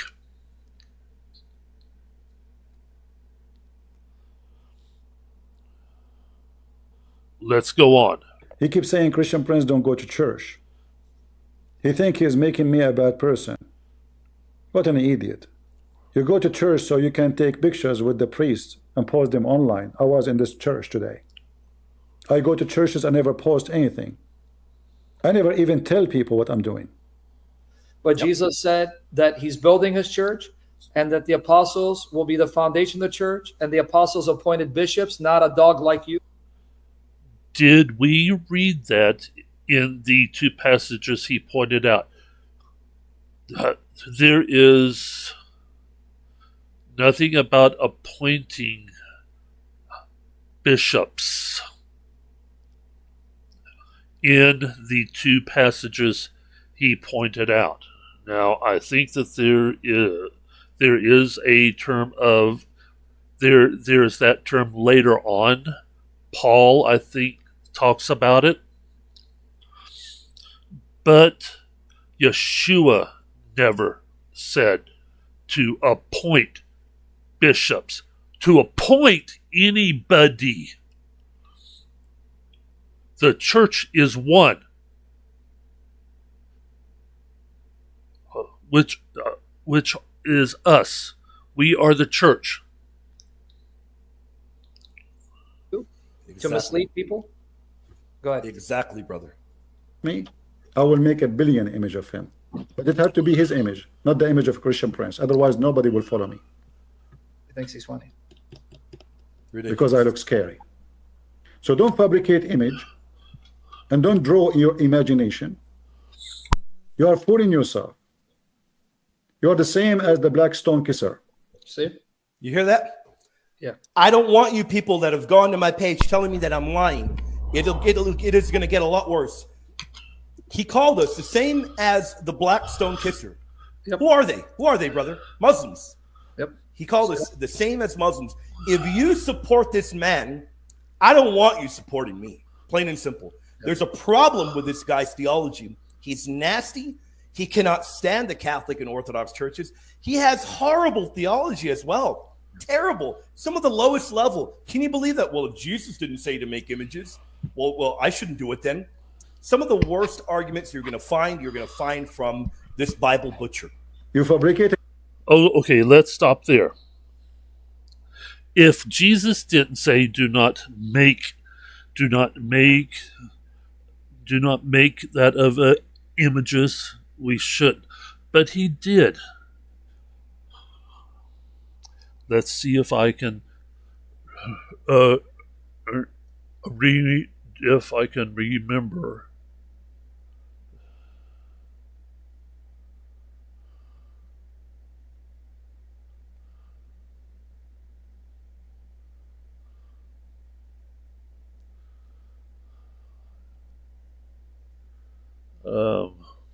Where is it?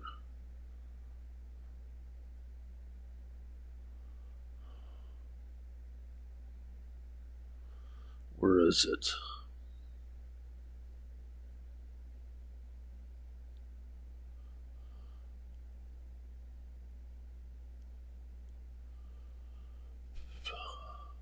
Where is it? I thought it was in John. Yeah, right here.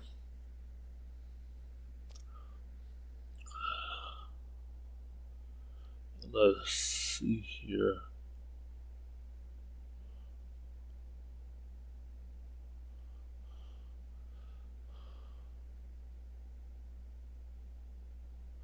Right here. Okay.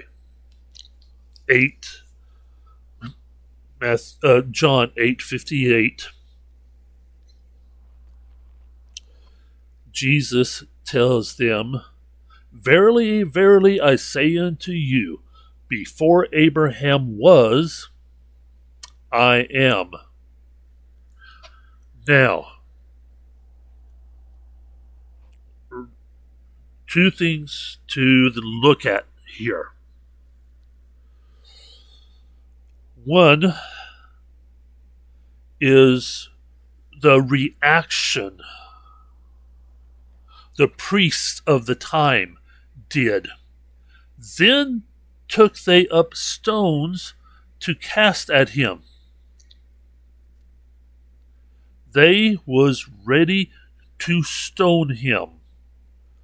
Why? Because Yeshua was saying that he is God. By this very statement right here, Yeshua proclaimed that he is God. Now, why is that important?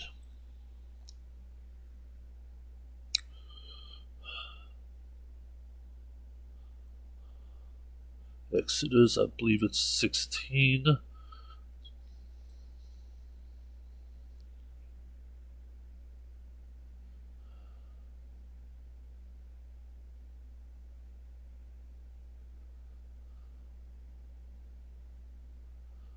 Okay, where is it?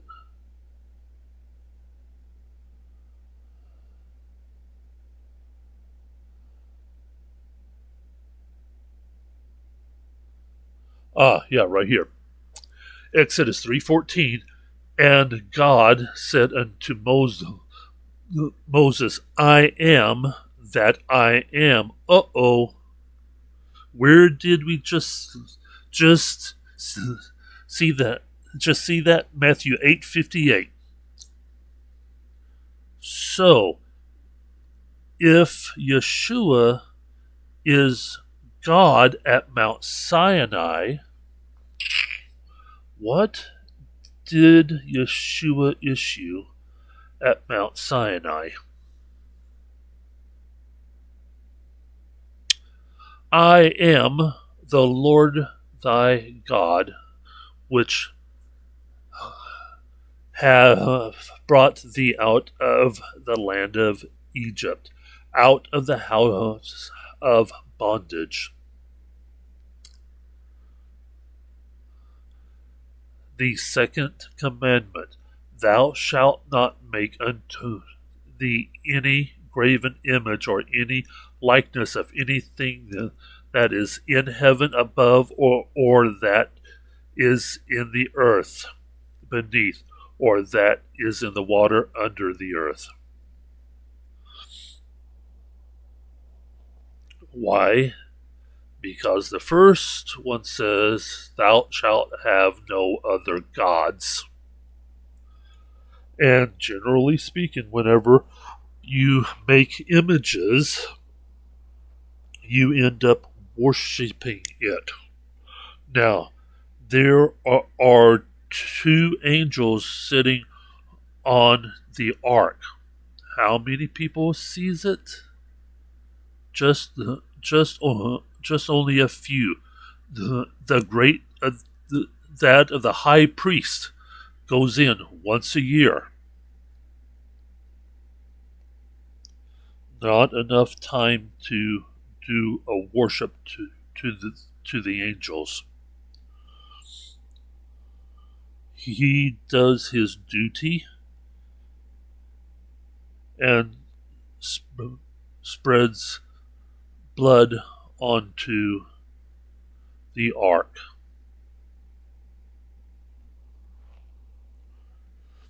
Now, Shamoun is about to point out a few other verses that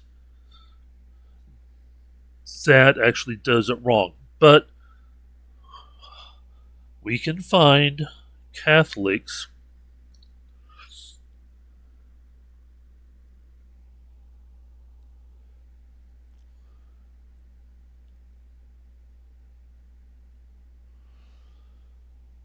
kissing a statue of Mary.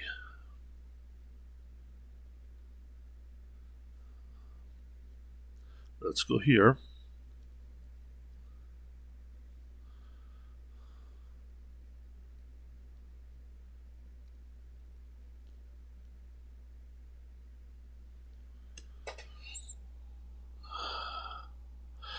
Not only do they kiss Mary, they kiss Jesus. Here is the Pope kissing a representation of Jesus when he was a baby.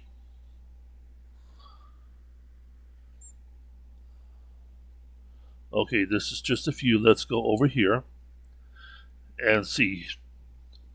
Kissing Jesus, kissing Mary, the Pope kissing Mary, that of a Catholic kissing Yeshua, someone else kissing Yeshua, kissing, giving praise to, look at this, giving praise to Mary, kissing, that is, don't know what God that is, but we can find lots of pictures of people and the Pope kissing Yeshua on the cross or as a baby, and kissing Mary and praying to Mary. Now, it has been a long time since I have been a Roman Catholic, but I still, here are these that are sitting on top of where the Pope sits. But like I was saying, it has been years since I have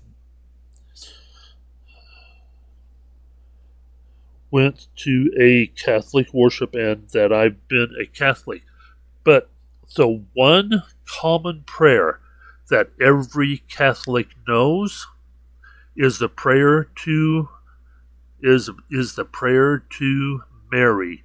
And they claim, we don't pray to Mary. Listen to the prayer. If you have to put this video on pause and go back and listen again and again and again, do it.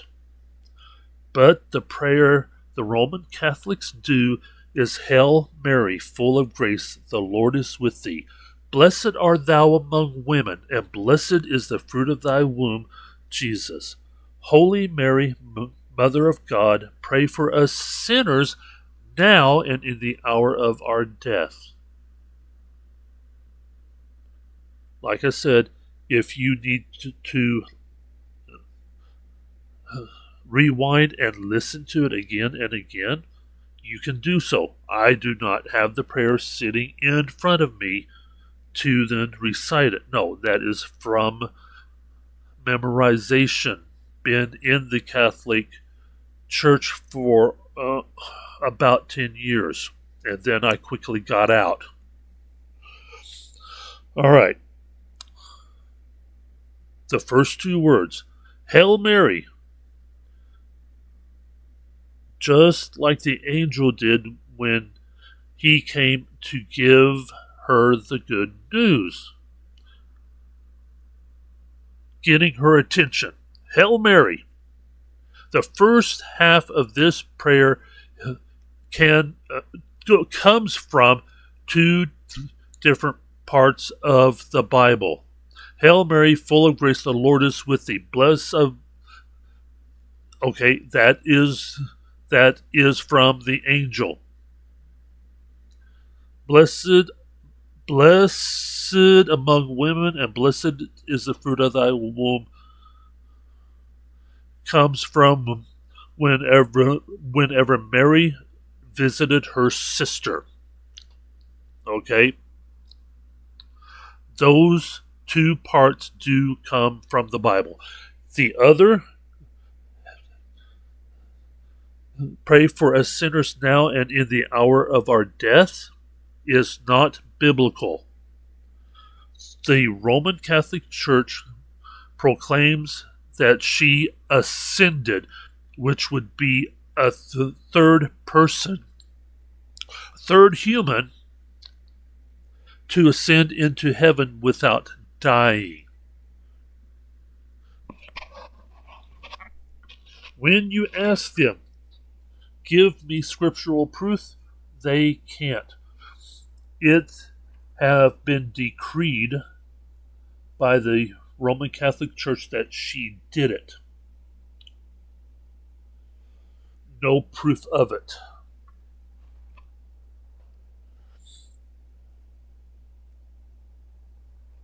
Okay, let's see.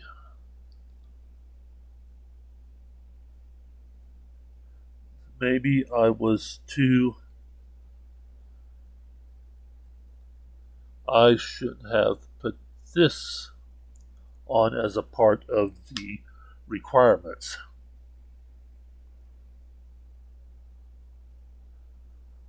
We still see a lot of the same stuff. Other people praying to and kissing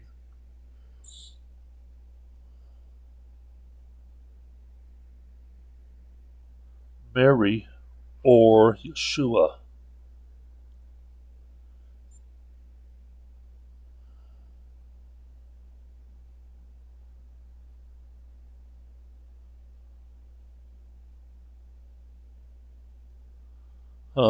Okay.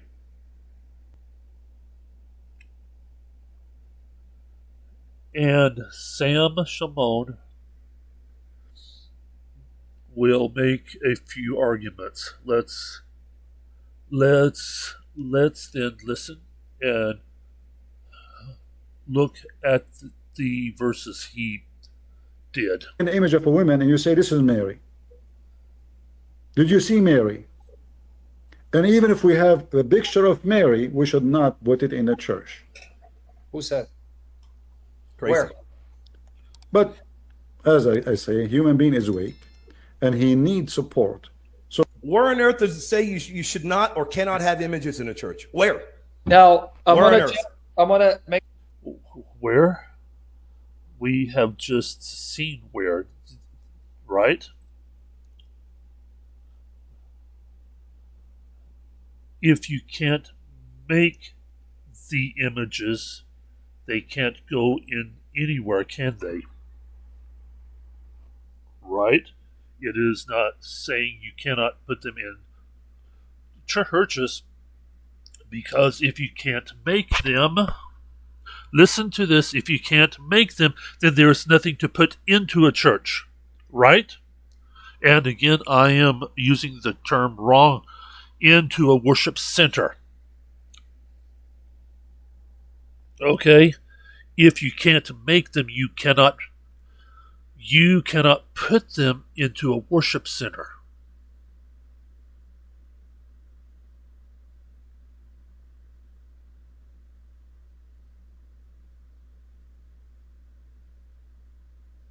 Let that sink in. If you cannot make it, then it can't go anywhere.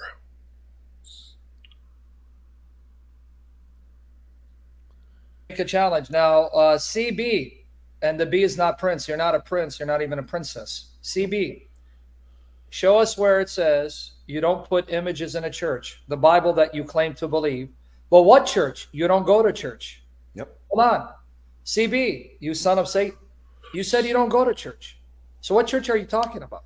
Yep. Secondly, CB, I want you to come out. Now, you fangirls of his, you cult followers, I want him to come out and say, I condemn every movie, cartoon of Jesus, every movie made about the life of Jesus, every cartoon made about the life of Jesus, any movie, cartoon made about any biblical prophets, because those are images and actors, and we don't know what Jesus looks like. You see what a stupid son of Satan is? He thinks he's smart.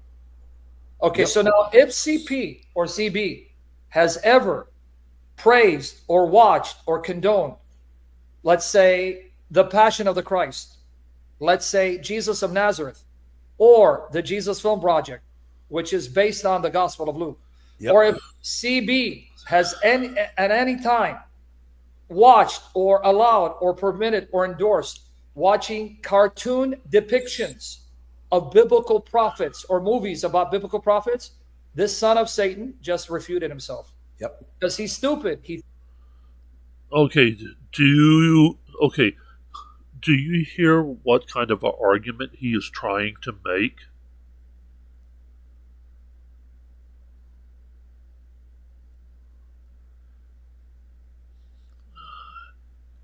Having films like that, or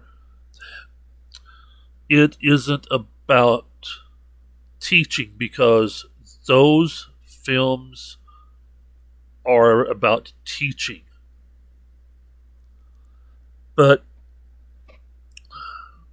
I'm sure that there is a few, but I don't know of anyone that actually worships those films. Again, let me say it. I'm sure there's probably a few which is doing wrong, but I don't know of anybody that worships those films. Yes, they are nice to then teach us something about Christ.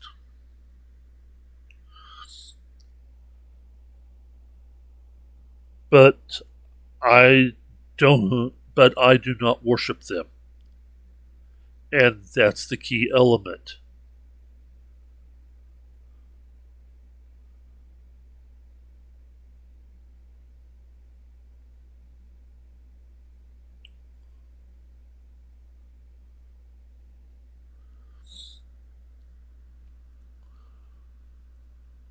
Whoops. Let's go on. And about here is where I stopped listening and said I need to do a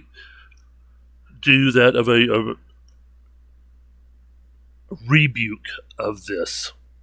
And so in about another 2 more minutes, I will not have listened to it. So it will be new to me here in about another 1 to 2 more minutes. Thinks he's intelligent. This is the problem. He thinks he's intelligent. He's stupid. So that's my first challenge. I want you to condemn all the movies, all the cartoons.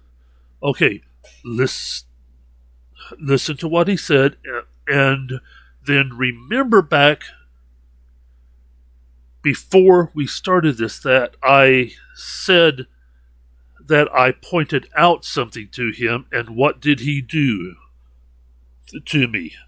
He is a big fan, almost to the point of even worshiping. I don't know if he does, but it seems like that he worships Bruce Lee. I'm not saying that I know that he does, because I don't, but how he does things on his own channel, you would think that he worships Bruce Lee, because he talks about Bruce Lee a lot. But when I pointed out to him 2 errors of his statement, he said that he will kick my ass, and he unfriended me.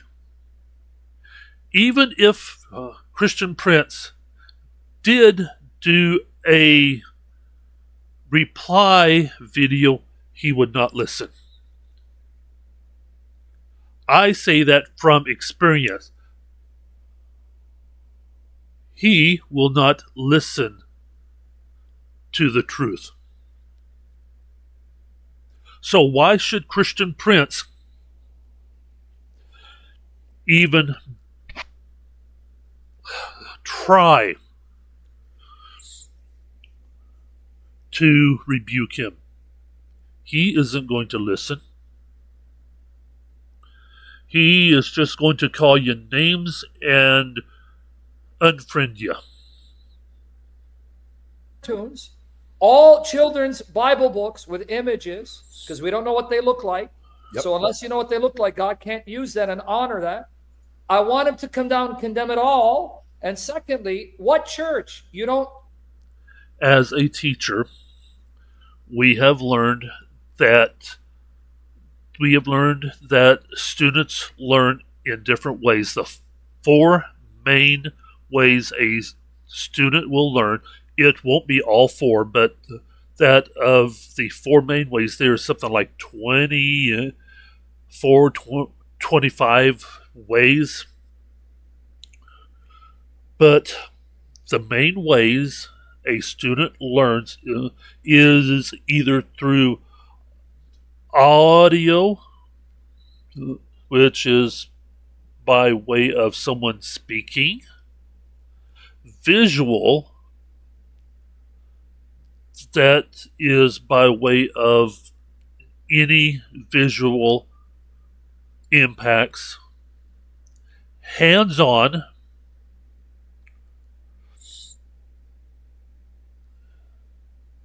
and I do not remember the fourth one.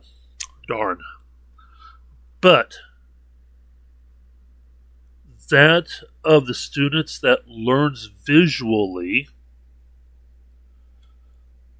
should we ban books that has pictures because they learn visually?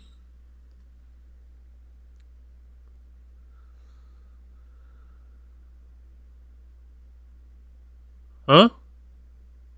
Should we ban books with pictures and leave the students that learns visually in the dark?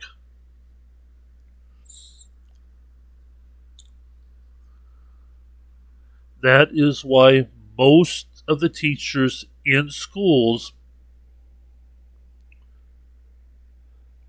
creates lesson plans with these three, and actually four, with these four in mind, and I cannot think of what the fourth one is.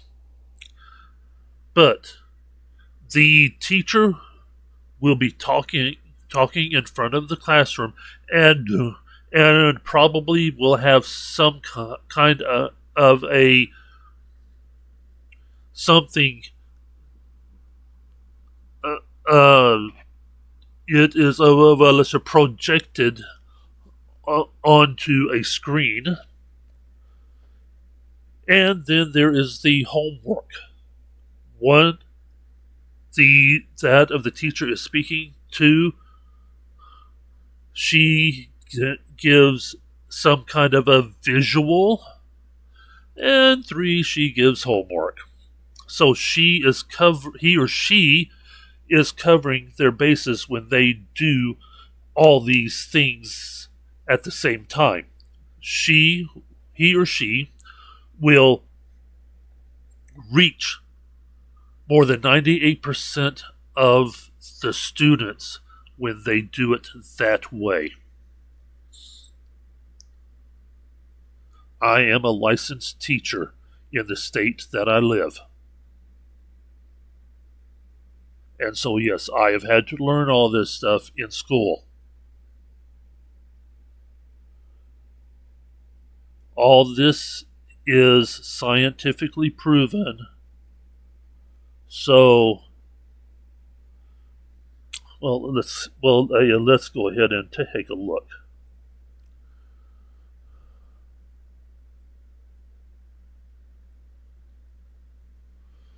Let's go ahead and take a look.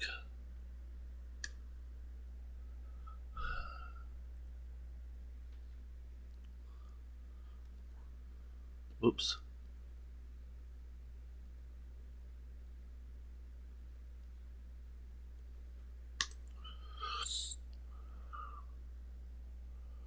Okay.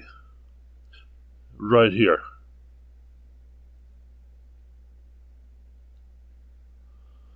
Right here. Visual, I've said that. Auditory.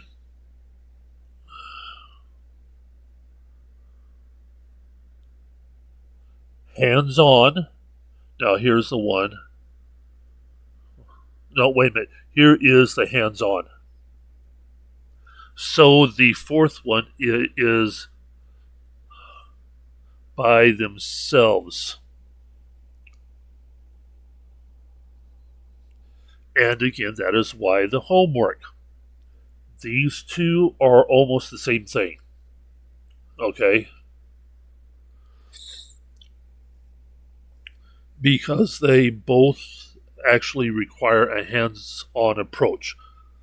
One is a little bit less because this one, that of the student does it all by themselves. Here, they are taught and then they do. So here is the four ways, the four main ways, let me put it that way, because there is about 25, 26 ways a person learns. But these four covers more than 90% of the students.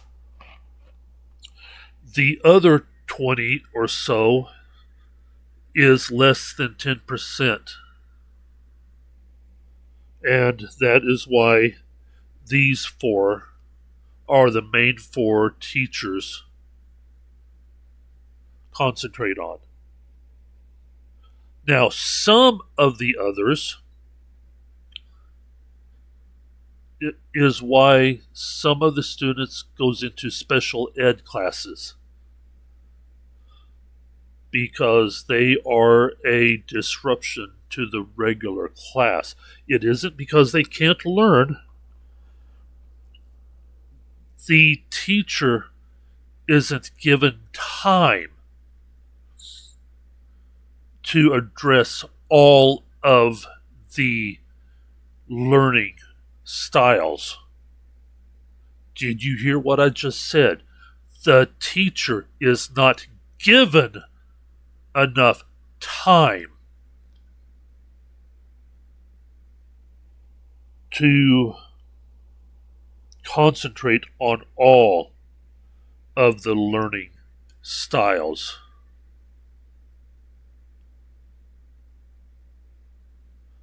They just concentrate on the four main ones and hope that the other, maybe one student in their class, maybe two students in their class, can keep up on their own.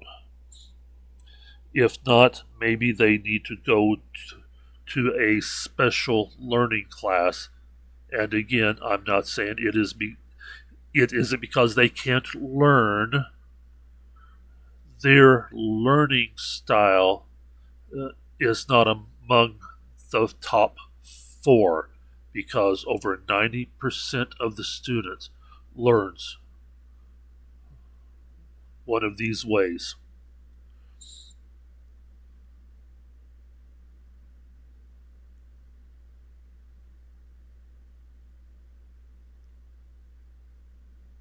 So why is Sam Shamoun degrading Christian Prince about these images? These two are the ones that probably needs an image or images to help them learn.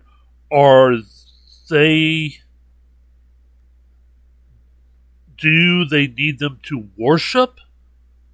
That is a question you need to ask. Are they doing it to worship? No. These kids just needs a different way to learn.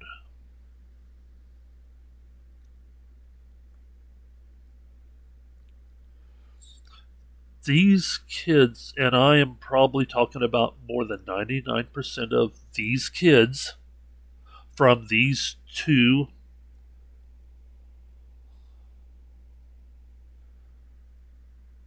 are not looking at the books with pictures. Oh, this is a god. Wow. I must kiss and worship this book. No. Maybe at best 1% of the kids might think that. And that's a strong maybe.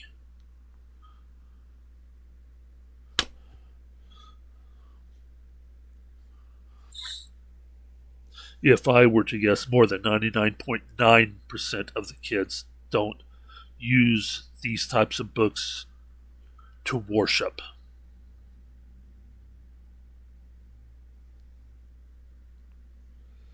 They use these books to learn. And Sam wants to take these books away according to Christian Prince, which so far we haven't heard him saying specifically. He is talking. Go back and listen. Christian Prince is talking about the worship factor, not a learning factor.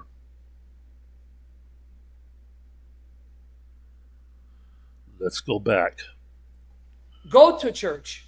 You don't belong to a church. And thirdly, show me where it says you can't have images in churches. And I hope you're not stupid enough, like your brothers, the Black Stone Kissers, to misquote Exodus 20. But go ahead. Did you hear that? He was saying that we are going to misquote Exodus 20.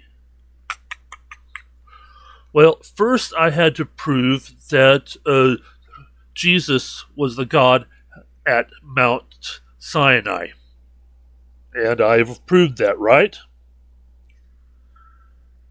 But he thinks that we are going to misquote Exodus 20. It is sitting right in front of you. Let's even go down to the next, at which it then talks about the third commandment. No, actually it is.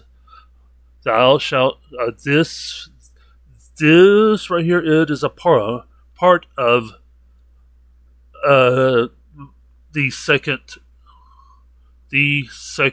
commandment. I'm sorry.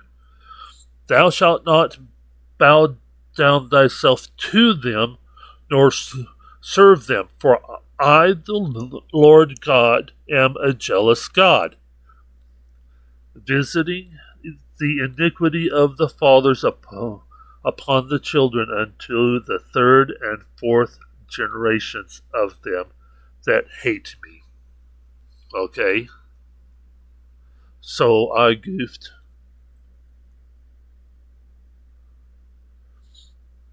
And showing mercy to thousands of them that love me and keep my commandments. Okay, so this is the fourth commandment, or not fourth, but the second. Okay? What did we talk about earlier? If you can't make the images, there is nothing to put in the church. Because it says clearly, thou shalt not make unto thee any graven image. And verse 5 says why? Thou shalt not bow down thyself to them, nor serve them, for I, the Lord thy God, am a jealous God.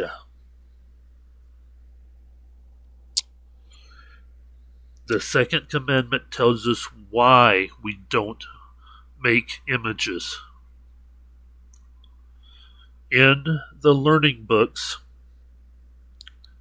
they are not meant for worship purposes, they are meant for learning purposes.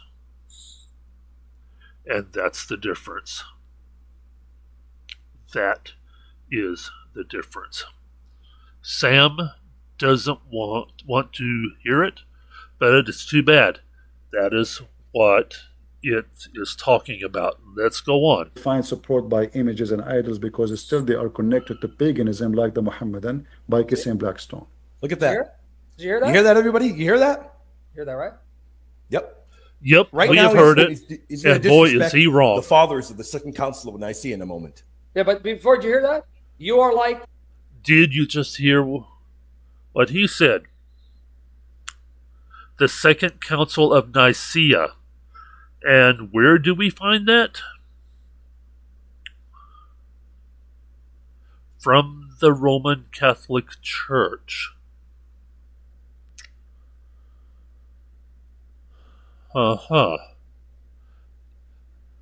You see,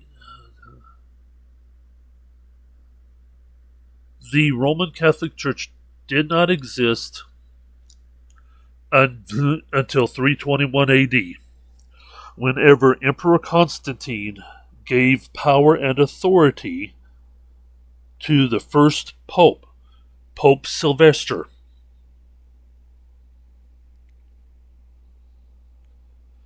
And gave him a legion to command, and appointed Christianity as the new state religion.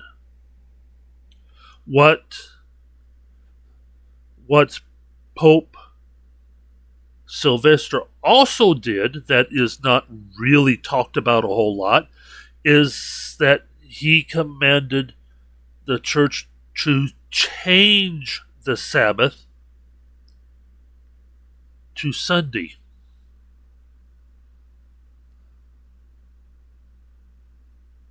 Wait a minute.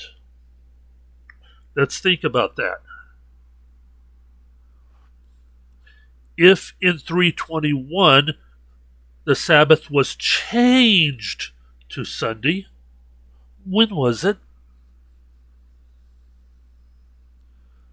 The same seventh day, what we now call as Saturday.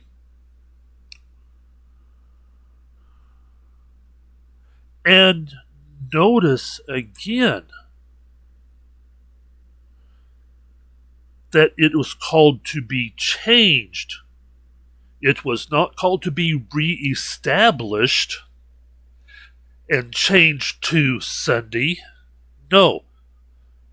The early Christians, 1st, 2nd, and 3rd, going into the 4th century, was practicing the Sabbath on the 7th day. If not, then why was it needed to be changed to Sunday?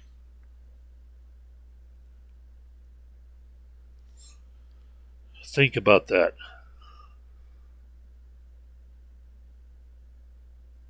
It was changed, not re-established.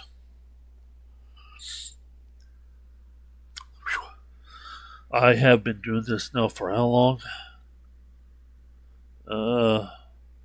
Well, there's this part plus also that of the other part I had to stop and redo. I don't see the time. Ah, yeah, right here. 2 hours and 11 minutes plus also that of the other one that I will splice in front. About 2.5 hours or more.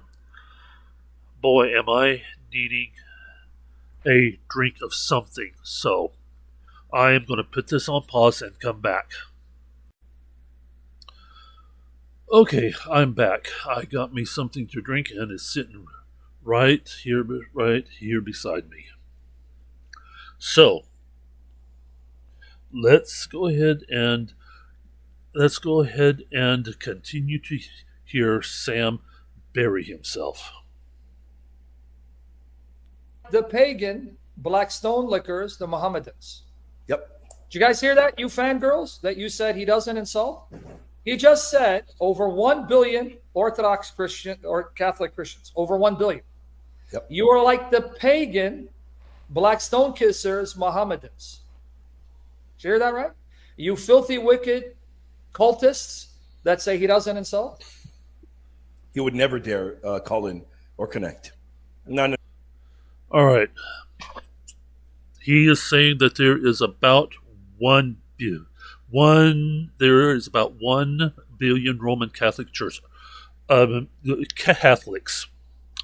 He just said Catholic, but I say Roman Catholic too, to then separate that kind of Catholic from any other Catholics, because the term Catholic just means universal. Okay? Even the atheists are technically a Catholic because they are universal in believing that the whole universe started from a big bang and then went from a big bang to the to the primordial soup to and blah blah blah. There are 5 gods that the atheists worship. The Big Bang is the first god that they worship, and they are Catholic. And they are Catholic because they are unified in their belief. Okay? That is why I say Roman Catholic instead of just Catholic, because that would be technically us all. And within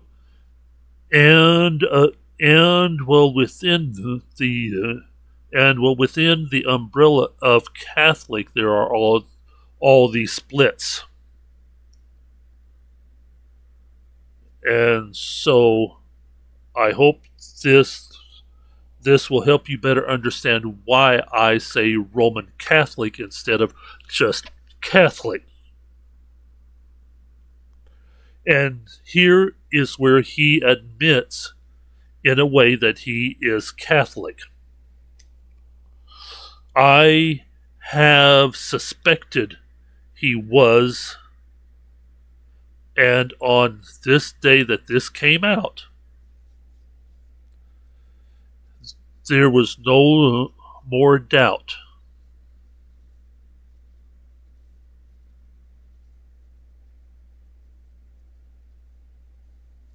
Let's continue.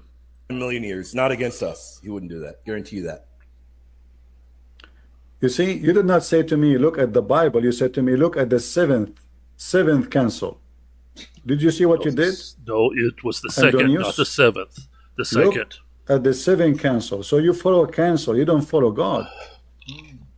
Look at that. What happened to God? What happened to Jesus? Why you don't say to me, listen to Jesus? Jesus said, make an image of me. Then I will say you are right. Anyway, a lot of potatoes, a lot of paganism still. Until now, there's people believe in. Yep, you hear that? You hear that? You guys are pagans. A lot of potatoes, a lot of paganism. Now, yep. Well, I don't know how the Florida you want to play because I'm going to now bury him because Jesus. No, let's bury him and then we'll continue, brother. Let's bury. Wait. You know what, brother? Before you do that, yes.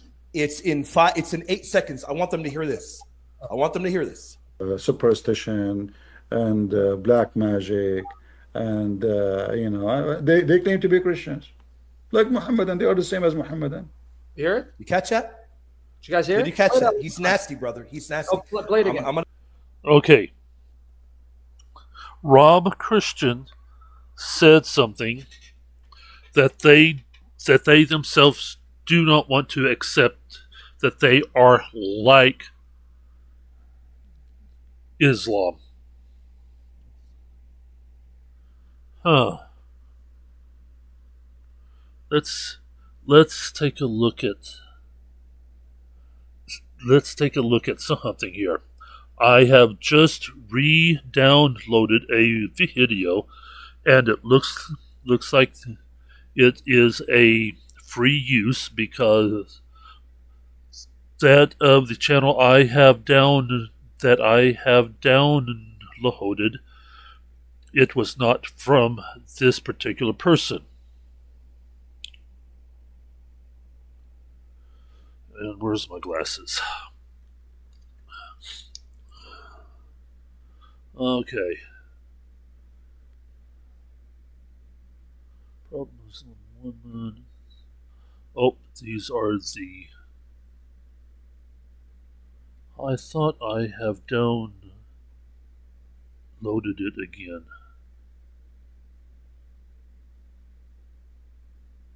Maybe it was above the system. Makes sense.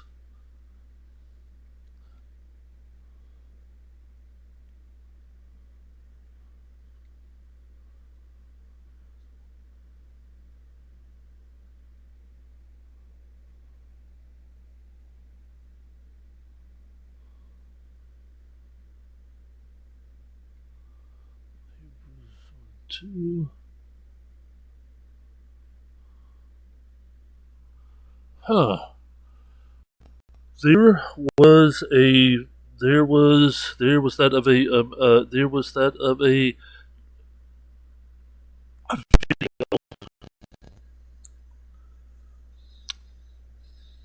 that someone posted, and I thought I have downloaded it again.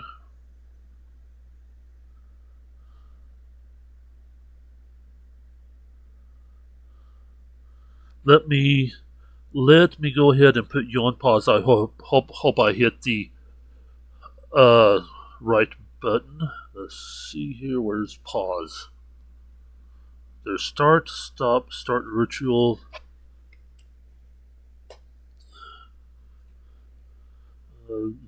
Studio vote. Exit. Where's pause? Huh. Looks like I'm just going to have to stop. Because unless if I set it up, Control P for pause.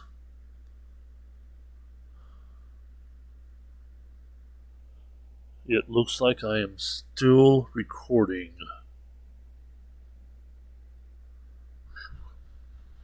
Yep, I am still recording, because this shows I'm still recording.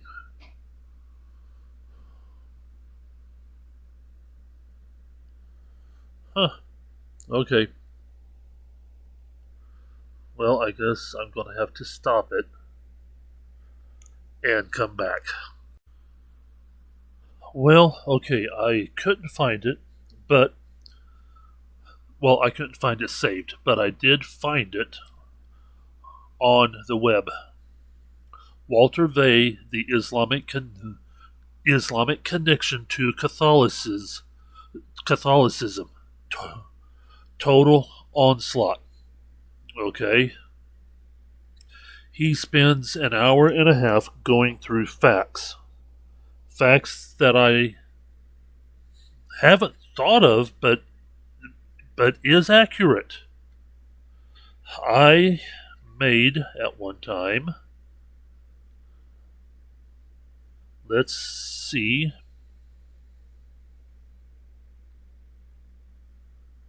pictures.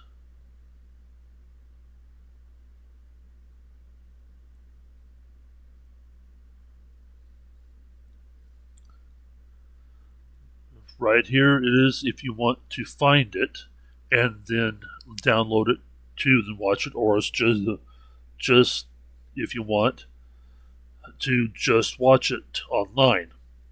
Either which way.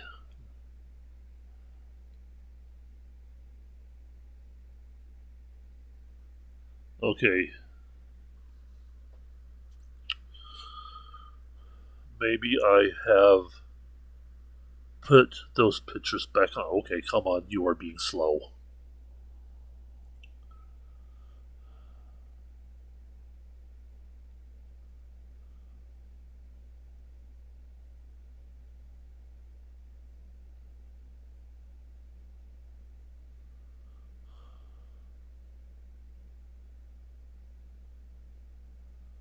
It shouldn't be those.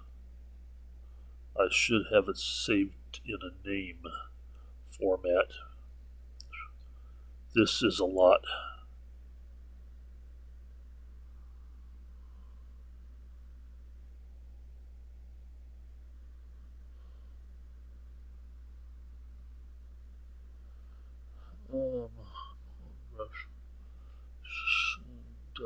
Revelation.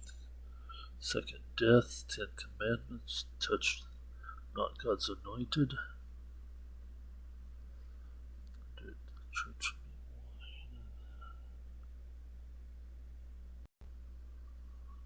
Uh-huh.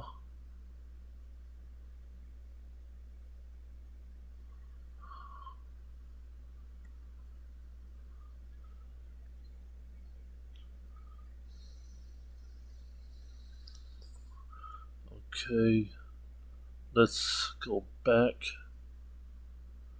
and into Islam.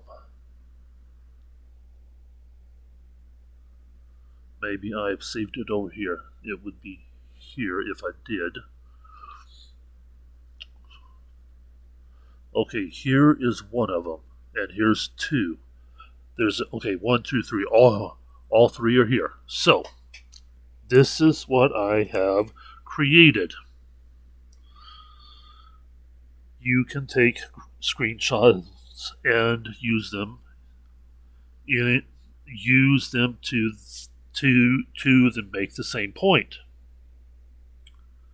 All right. Come on.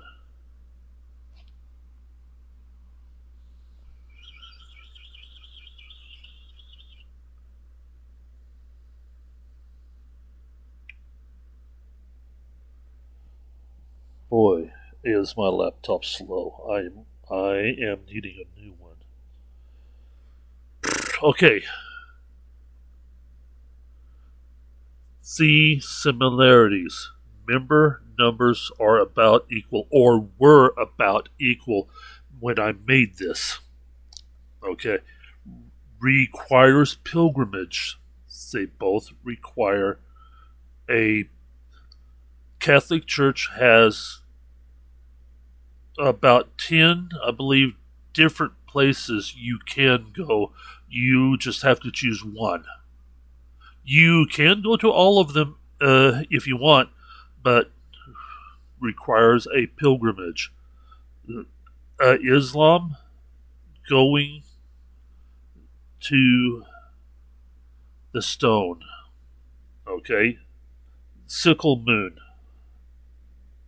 and star. Nun dress code, woman dress code is about the same. Shrines and relics of the dead.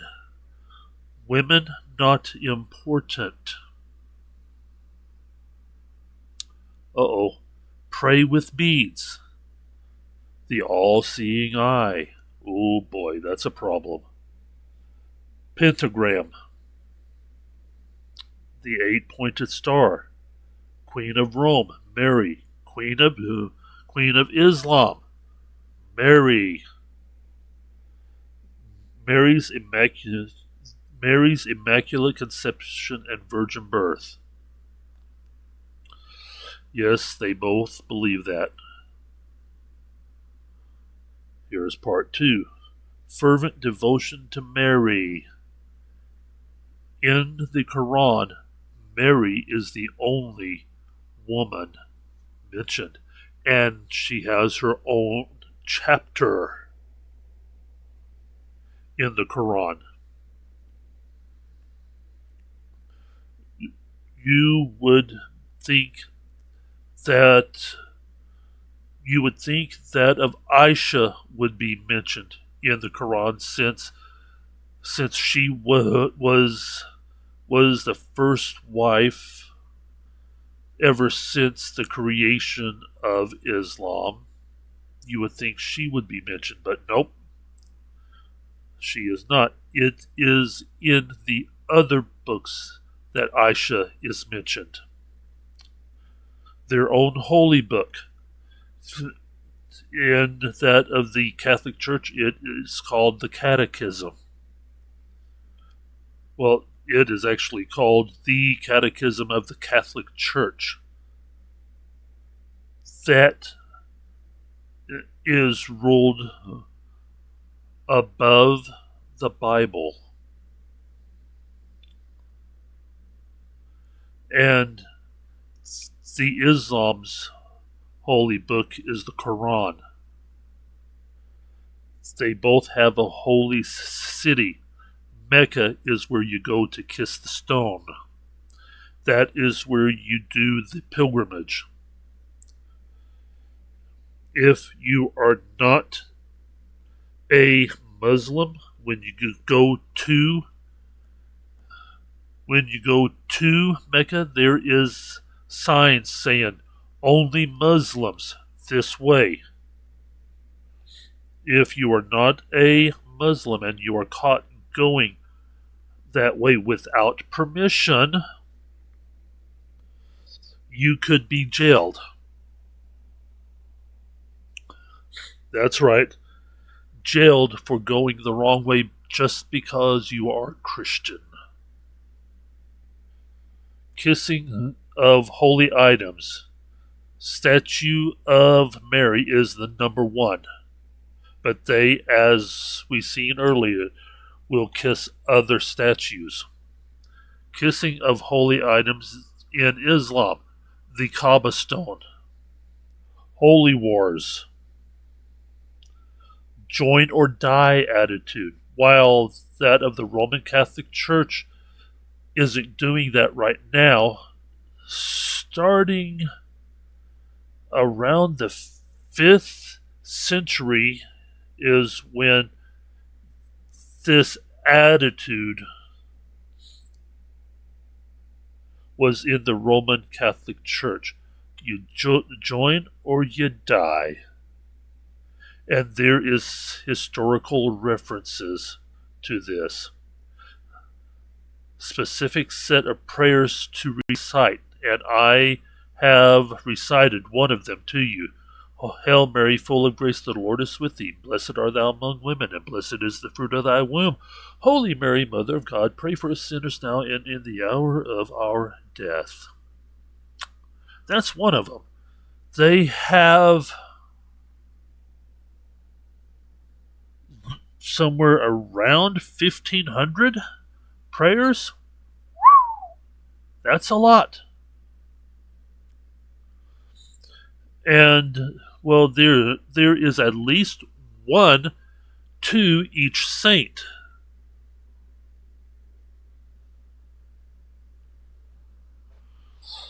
Sometimes there's more than one. Expects the laity to blindly follow without question until, let's see here, who was it?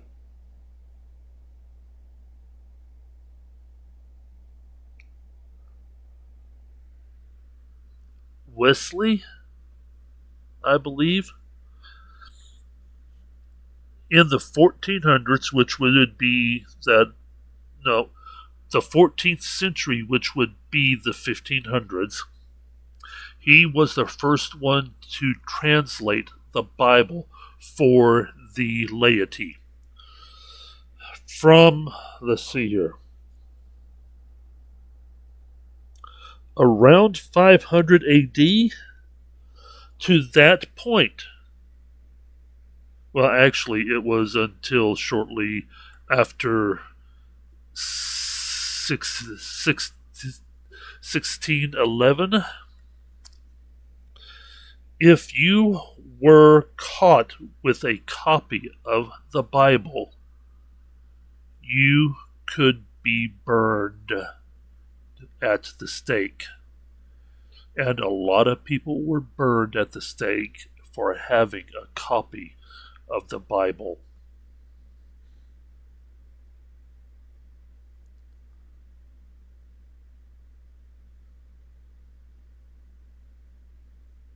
Yes, people were burned for just having a copy of the Bible.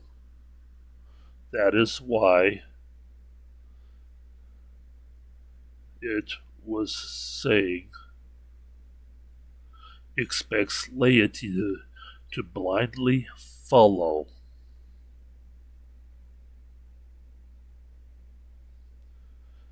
Dr. David Wood, have come up with a little formula that it is about accurate, and I learned this from him after I came out of the Roman Catholic Church. It was about 5 years after that I've learned this from him, and I found out that I am among the 1%, because even with his stuff, I look it up. Even whenever Christian Prince recites that of a Quran verse, or that of a Hadith, I look it up still, and they are accurate. So is Rob Christian. They are all very accurate. Now, Sam is accurate, but sometimes the understanding is wrong.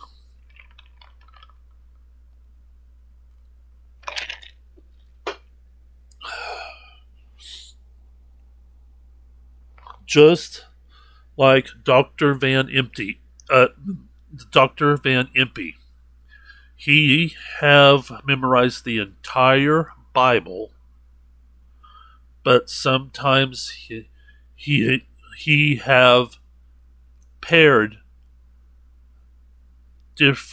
he have paired verses wrong.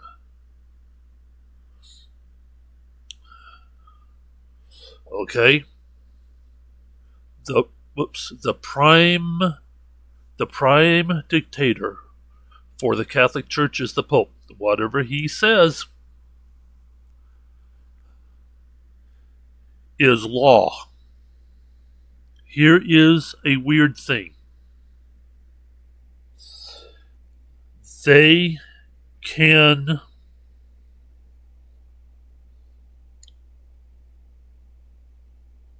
wipe out what a previous pope said. A current pope can wipe out what a previous pope have said and say something new in its place. They can even go as far as put a dead pope on trial. You do not believe me? Oh, excuse me.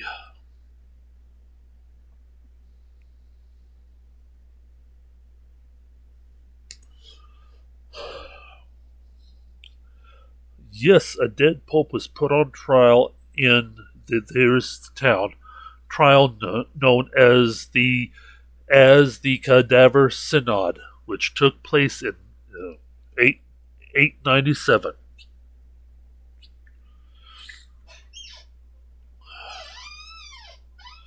A new pope can not only wipe out what one other pope have said in the past, but they can do what has been now called as a cadaver synod and totally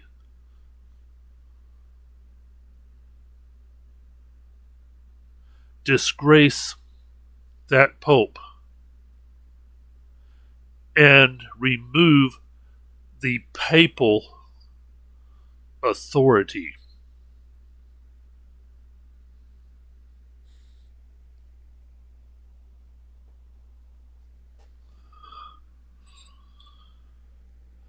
Okay, and then in Islam, that of the prime dictator is Grand Imam of Al Az, whatever that is. Some of these names is hard to say. And I am not saying anything bad about the names. It's just that for me they are hard to say. Now, here's part 3. Well, they have their idol. Islam is the Kaaba stone, and the Catholic Church is Mary. They also kiss their idol, at which we have actually learned this in one of these. The ones, I think it's part 1 here. Shrines.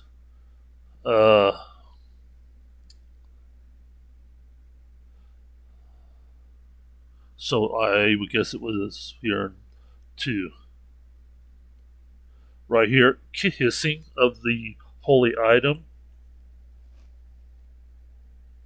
which actually basically covers both of these. Okay.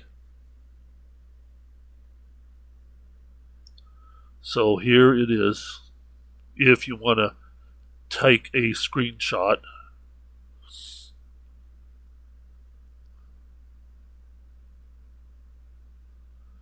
Okay, I think I have given you enough time. Boom. And do that. And again, here is the one that I will post at the same time. This one is going to be posted. Listen to all that he says. I have not fact-checked everything, but everything that I have, it's all true. It is all true. All right?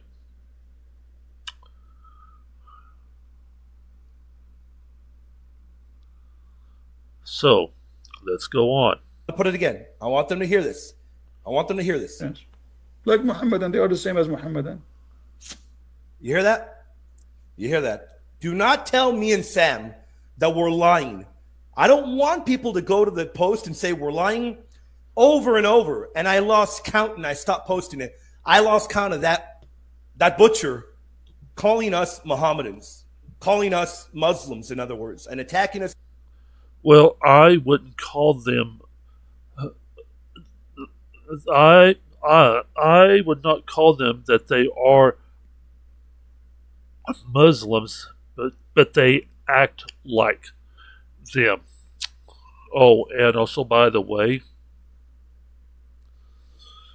the Roman Catholic Church came into being in 321 AD. Muhammad started his stuff in the early, I think it was 700s AD. It might have been that of the 600s, but I believe it was the early 700s AD that he done 22 years before he finally died. So, could the Catholic Church copy Islam, or did Islam copy the Roman Catholic Church?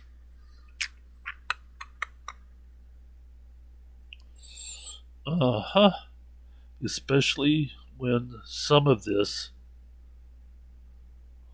was started before Islam came about. So I would say Islam copied the Roman Catholic Church. Does that mean that the Roman Catholics, are a Muslim? That is for you to decide. I will not say such thing, but I may go ahead and say that that of the Muslims are secret Roman Catholics.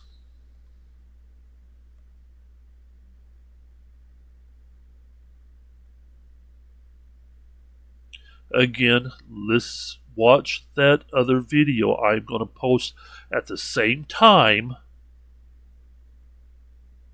Listen to it. I am going to post it on mine so that you don't have to look for it. But listen to it. A lot of the stuff makes sense. A lot of the stuff is accurate. I cannot say all of it is because I have not fact-checked it all. And I found that one by accident a few years ago after I have been dealing with Islam for at least 8 years. So there was a lot of stuff that he said that I already knew. Let's go on. And calling us pagans, brother, I got to be honest. The guy really is a lowlife. I'm not being politically correct at the moment. He's a lowlife. No, he's come. He's worse than a Mohammedan. Mohammedans are better than you. At least we know they're enemies. You masquerade as a Christian. Yes. Yeah, CP, let me show you why you're worse than Muhammad. You're a disgrace because you masquerade as a Christian, but you're a Mossad agent. The Lord expose you and shut you, which he's already doing. That's why you're going to run like a little coward. All right, now let me show you how stupid this guy is. Jesus himself is an image of God. Yep. See how stupid he is? Okay, let me show you. That's correct. I don't want you to take my word for it. By becoming flesh, Jesus imaged God in the flesh. He's the physical icon of God. In fact, for you Christians who don't know your faith, because this guy's an idiot, he says he only reads in Arabic. Maybe it's because Arabic turned him into a spiritual bastard. So that's why he doesn't know that the Greek says Jesus, image of God, means the icon of God. Yep. It's right there in the Greek. Yep, I'm going to show it to them. Yep. Jesus himself is said to be the icon, where we get the word icon of God, the invisible God. Yep. So if Jesus was against images, then why did he become? Okay. Now then, that verse can be taken in a spiritual sense. Yeshua is that of a spiritual and not that of a literal. Okay, it could be. I am not going to say that is the only answer, but it sounds like that Sam is saying that is the only answer, that he is the physical image.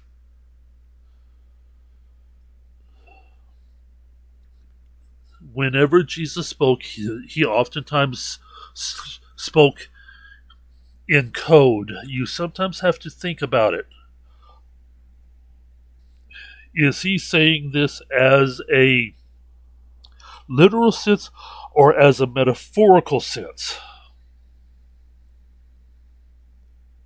Or both? Is there more than one meaning? Whenever you read the parables, I know of one of them for sure that has 3 different meanings. Others I have found more than one, but that is what parables are. For the non-believing believers, they don't understand the parables. For the ones that study understands the parables.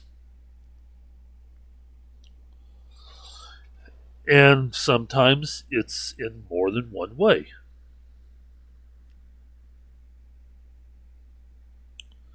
So let's go ahead and see if we can find that one verse, because I don't think he said it.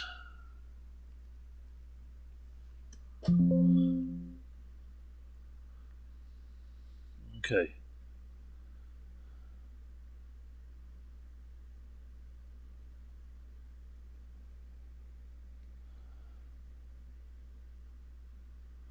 Well, it should be the G504 icon. So he is right. And to see where it says literally or figuratively,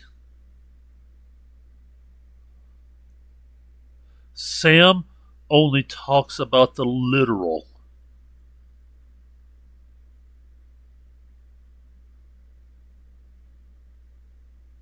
Jesus, Yeshua, did also say, if you see me, you see the Father. I really, and this is my own opinion, let me put it that way. This is my own opinion. I don't think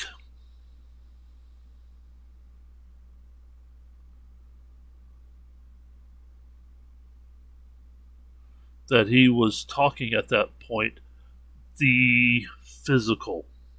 I think he was talking about that of the spiritual being.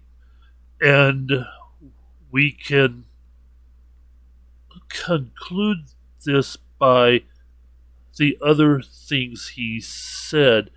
He is fighting a spiritual war for us. He is spirit.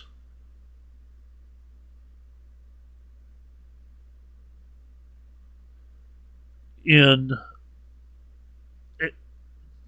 so whenever we look at the other passages, at which I actually didn't think about doing this because I haven't gotten this far whenever I have watched it, I didn't think about having a list of the other verses that shows that Yeshua often spoke as that of a spiritual sense. Let's see if we can find it here. Whoops.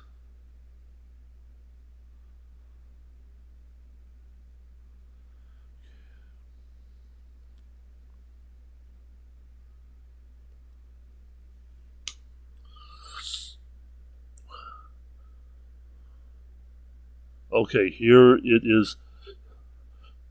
As that of an AI overview, yes, Jesus spoke in the spiritual sense, and he believed that people can experience God more fully by using their spiritual senses instead of their physical senses. Jesus taught that people can be hindered from experiencing God by their earthly senses. And that the Holy Spirit can act as God's interpreter. Okay?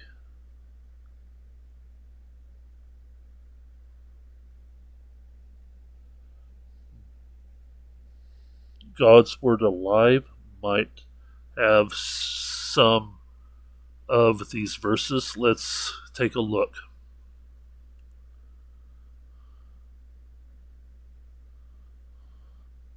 Isaiah 11:2-4, and the Spirit of the Lord shall rest upon him. No. let's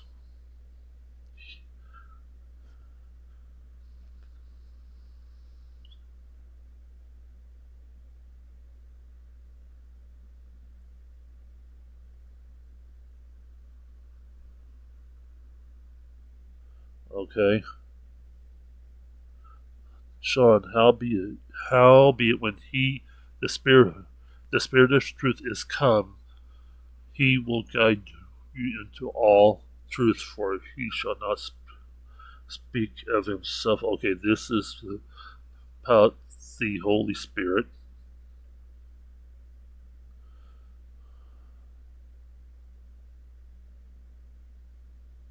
Okay, this doesn't give any.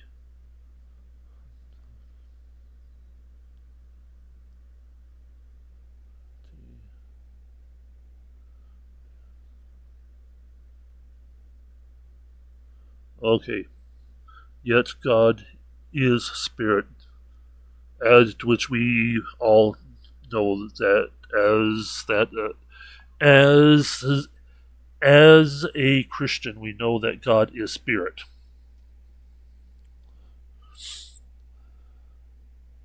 So I guess you will need to do your own. But here is what I was talking about. Talking about Mark 4:12. Mark 4:12. This is the verse that shows that what I said it is accurate. That seeing they may see and not perceive, and hearing they may hear and not understand, lest any time they should be converted and sins should be forgiven them. Okay?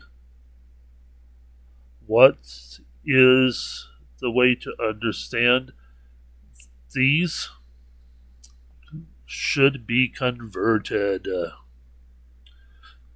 Know ye not this? And how then will ye know all of the parables? So here we are.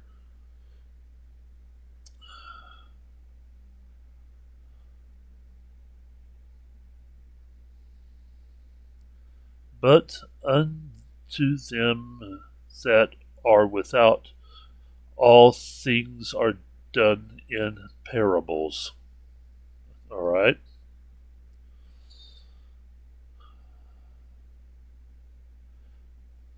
We go on back to 4:10 and to read the whole passage. Oh, okay. And then understand that he spoke in parables so that only that of the true believers would understand. And oftentimes is talking about the spiritual realm, not the physical. So whenever Yeshua said, if you see me, you see the Father, was he talking about the physical or the spiritual?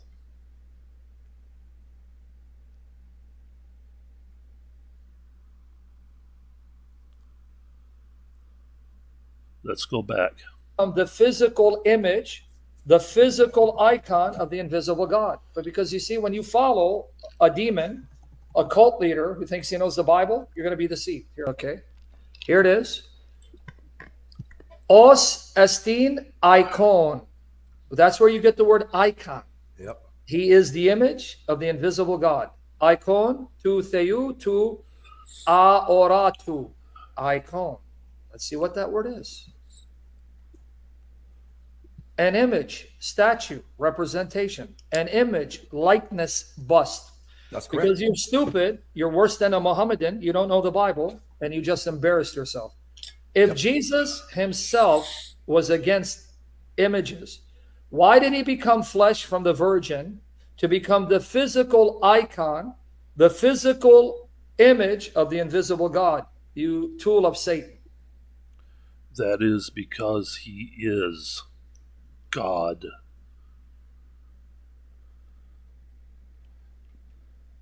To understand that he is God, and so therefore he is the image.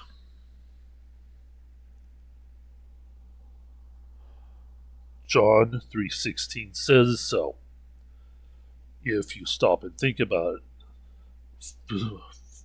for God so loved the world that he gave his only begotten Son, okay,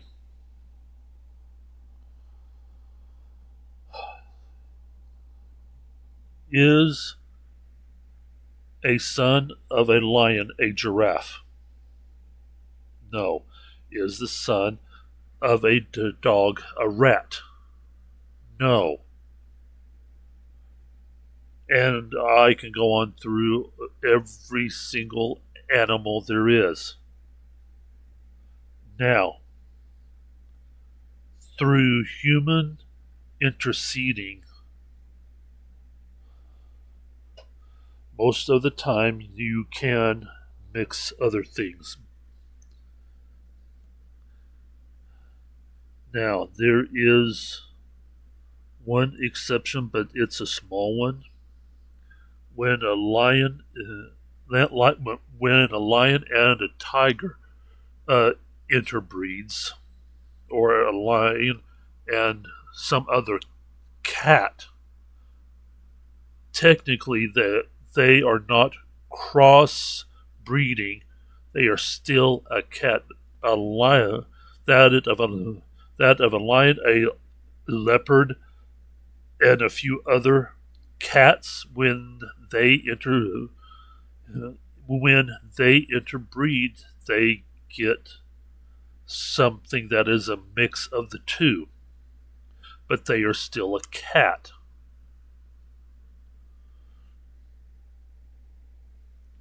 When you interbreed a poodle with most other dogs, you get that of a I believe the term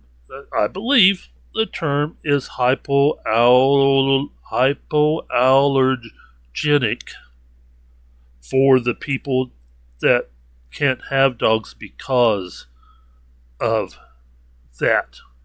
And so therefore you can breed that of a poodle with most other dogs,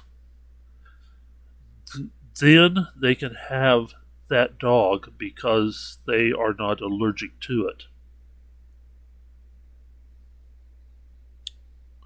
But it's still a dog. You are not trying to breed a dog with a horse, or you are not trying to breed a dog with that of an elephant, and that is human interceding to do this.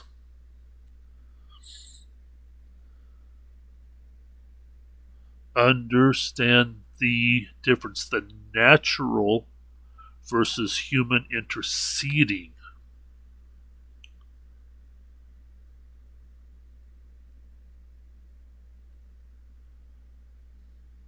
And so therefore the son of Theos, which is God,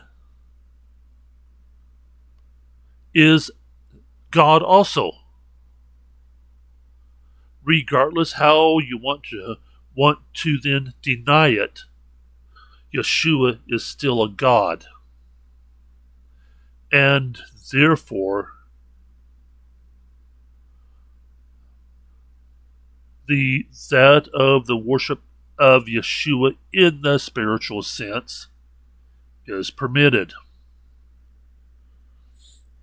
And then he says, put an image in the church, right? Okay, brother, if you don't mind, I want to show them something from the very Old Testament, which this ignoramus would know if his life depended on it.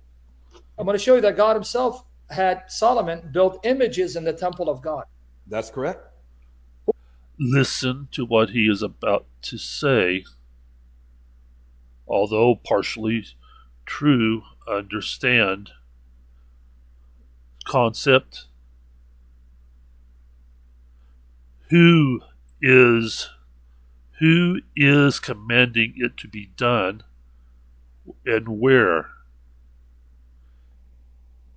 and the why.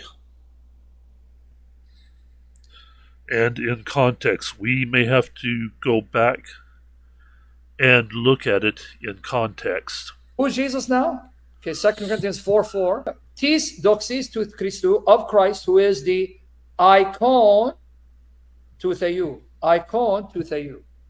In point of fact, brother, you can educate me on this. Yep. Is it not true that even John Damascus, who wrote a tract attacking Islam, used the incarnation to destroy the iconoclasts? We're going to see that today. You spoiled a little bit of it. We're Oh, I going to didn't see even that know. today. Yep. And let me tell the audience, Sam doesn't know what I'm presenting. I can confirm you have no idea what I'm No, I presenting. swear. And we've got that. I've got that. I haven't uploaded that yet. That's the other one. I don't only have him. I've got multiple great fathers. And guess what they did? In destroying the heresy of Islam, they defended iconography via the incarnation. Did you hear that, guys? He has no idea. See, this Bible butcher brother, I got to be honest, he doesn't know church history. No, he doesn't know his own Bible, and he doesn't know church history. He's doing this for popularity. Yes. He's a butcher. People, his cult of following, I want to tell you, the arguments he puts forth. These fathers that they are talking about, guess what denomination they are from? Once you watch my video about the end times, you will understand the problems, plurally, of the Roman Catholic Church.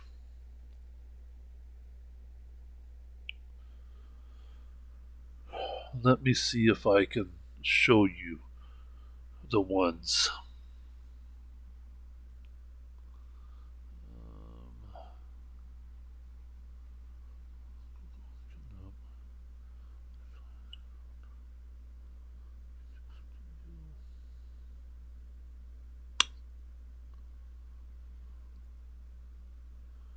I don't know if this is it, but we will see.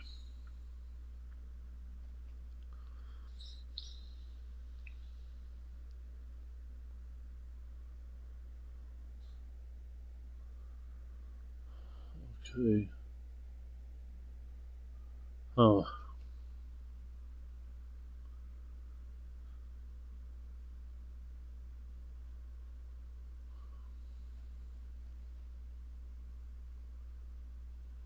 Channel to the Lord videos, and I have them. Actually, let's go to the playlist. I have them all separated out.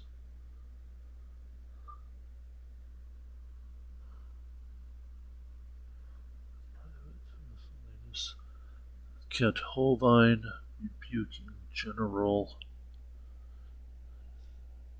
implied consent. Good morning. Good afternoon. Okay.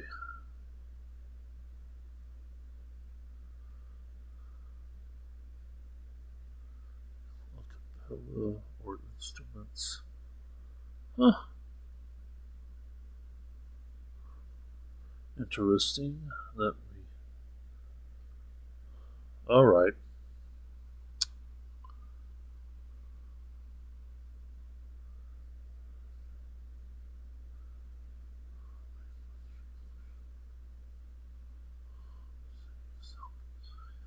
Keyboard location restricted.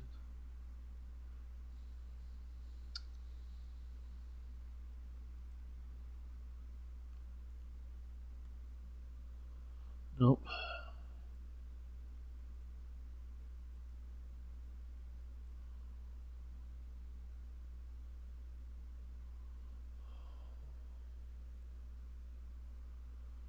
boy.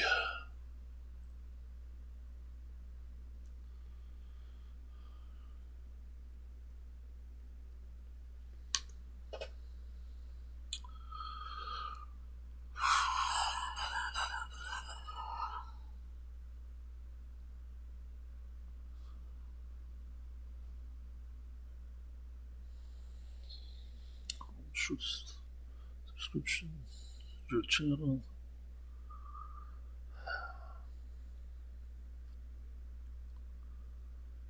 Videos.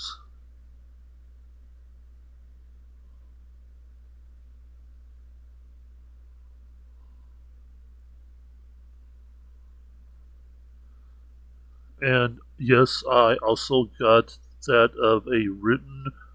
I've got that of a written permission to then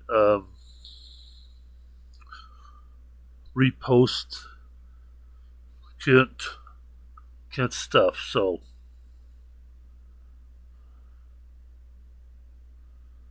okay, I have talked about earlier about the OSAS. Here is one of them.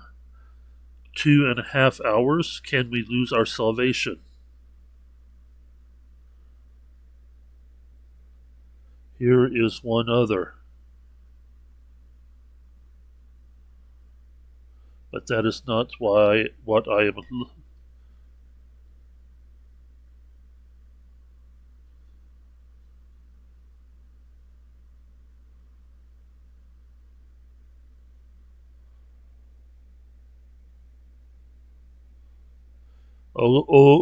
Okay. Here's one that might be talking about the Roman Catholic Church.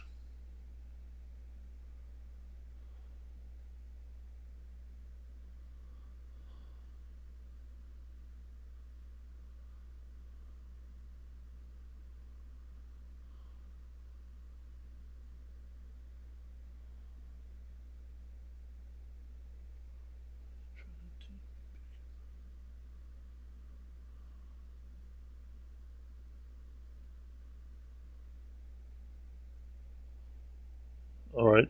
This one might also talk about the Roman Catholic Church.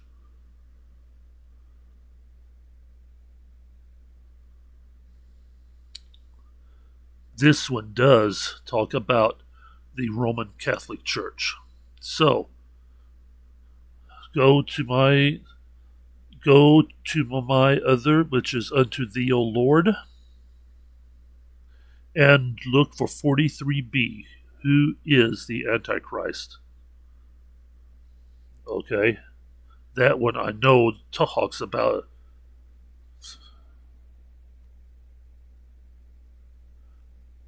This one also might talk about. And this one might talk about. Okay. This one might talk about.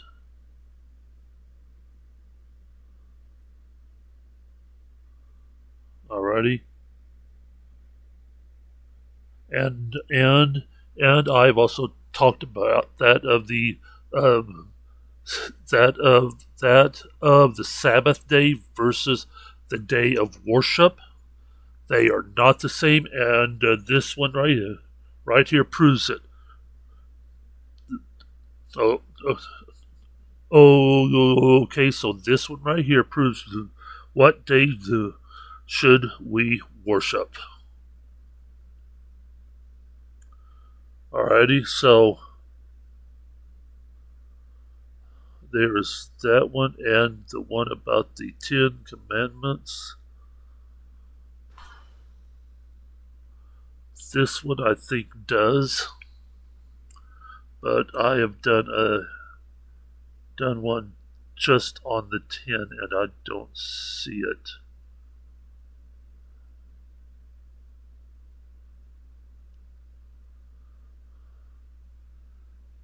And well, if we take a look back to this one and then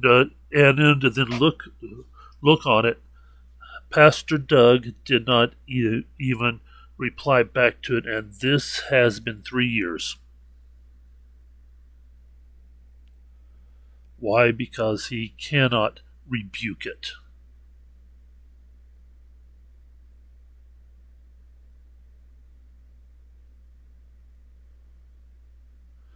Again, it goes back to keeping things in context. Alright, so I know this one does talk about the Catholic Church. So go to this and watch it to have a better understanding of what the Roman Catholic Church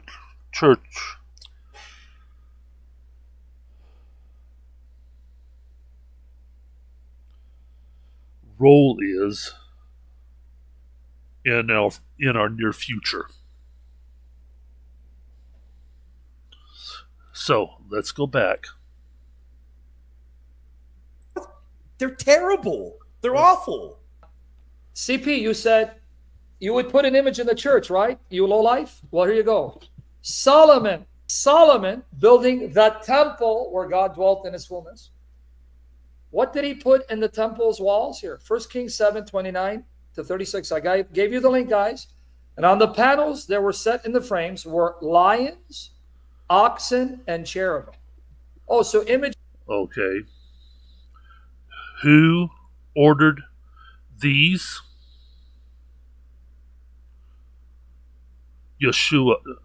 Yahweh, which is also Yeshua.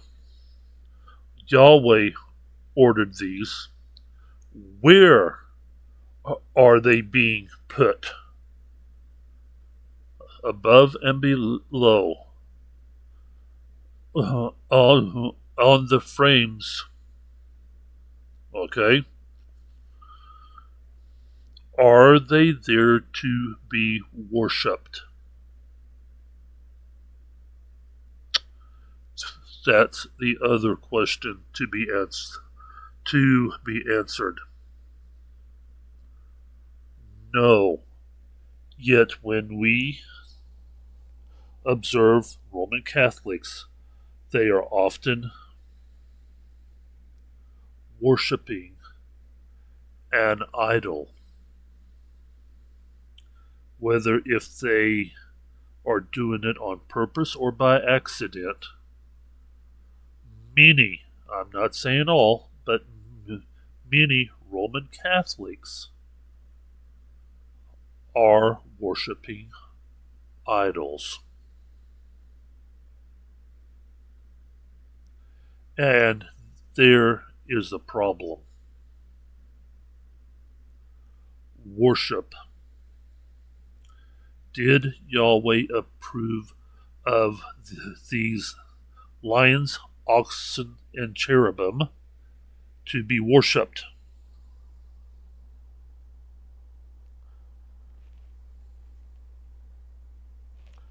No. Where are they? At the temple. Did the Jews visit the temple daily?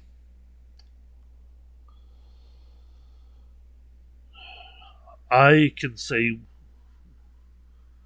without any hesitation that no, they did not go to the temple daily.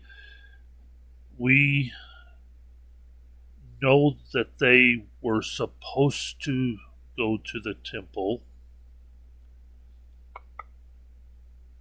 8 times a year.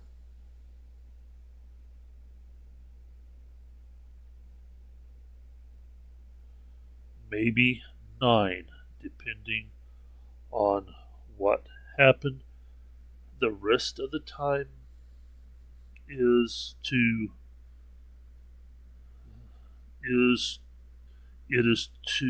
sacrifice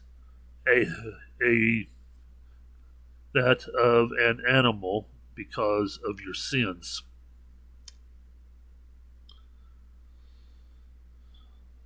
but the laity was not allowed into the area where this is to be put. And so I would say that more than 95% of the laity didn't even know about the lion, about the lions, the oxen, and the cherubim. Only the priests knew about them.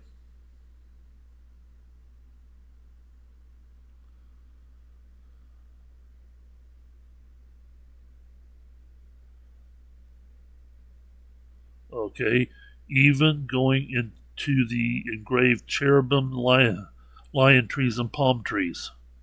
Okay, where are they being done? At the temple. There is an outer court where most of the laity were allowed. Only a few laity was allowed to the inner court. And even then, the few that were allowed in the inner court didn't even notice these, because they are to be on the temple.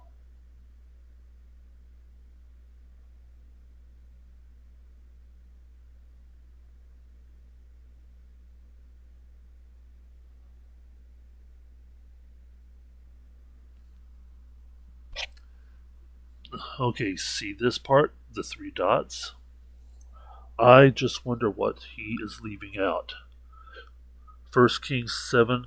See, it is only verses 29 and 36. Not all of it. So 1 Kings 7, 29. Let's take a look. 1 Kings 7.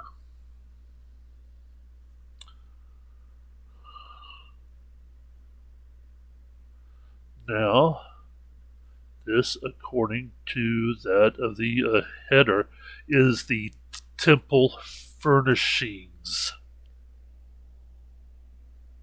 So, let's go back to 29 and then back up a few.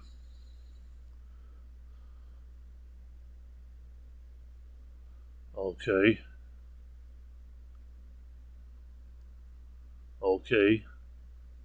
Bases of brass. 727. And, of the bases.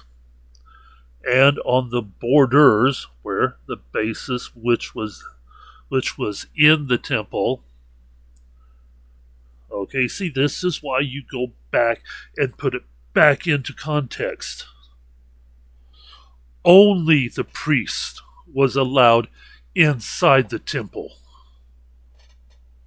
not the laity. If there were any laities allowed, it was a very select few. Maybe 0.0001% of the Hebrews. That's very few that were allowed in the temple. Do you see how I have just destroyed Sam's argument because I choose to put it back in context? Come to find out, all this stuff, it is to be put on the furnishings in the temple.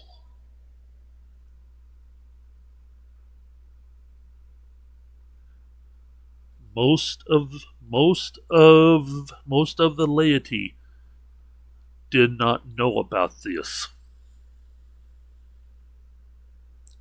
because this was a restricted area. Oops.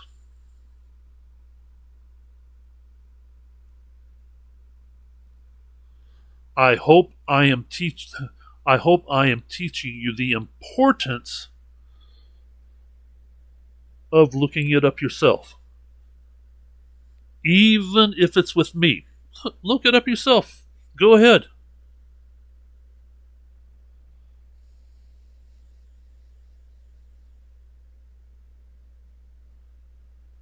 I show most everything that I talk about on the screen. This is why I do it this way. It is on the screen. This way you can look at it yourself. Every once in a while I may say something that we all should know, like John 3:16. For God so loved the world that he gave his only begotten Son. Well, everybody should know that one. You don't have to look it up. You should know it.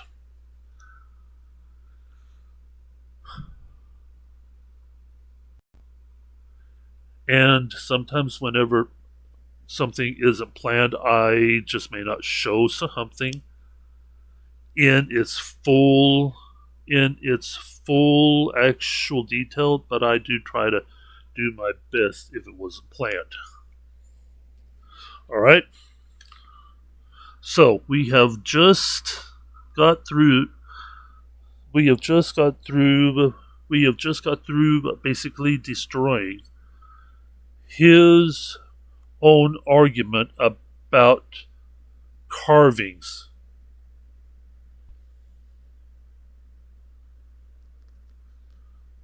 Okay? And every base had 4 bases and plates of brass. And the mouth of it, the cubit. And the borders were okay, and the work of the wheels. So there's to the 4 corners.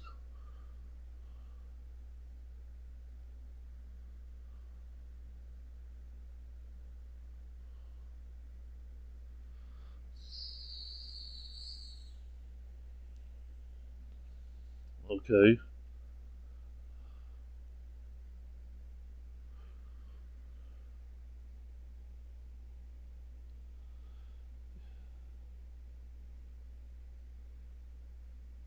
For the house of the Lord. Right there it is.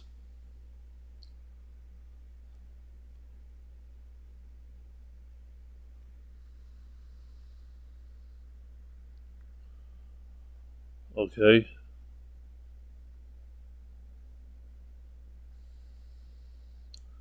You can look this up yourself. I hope that you got a good translation.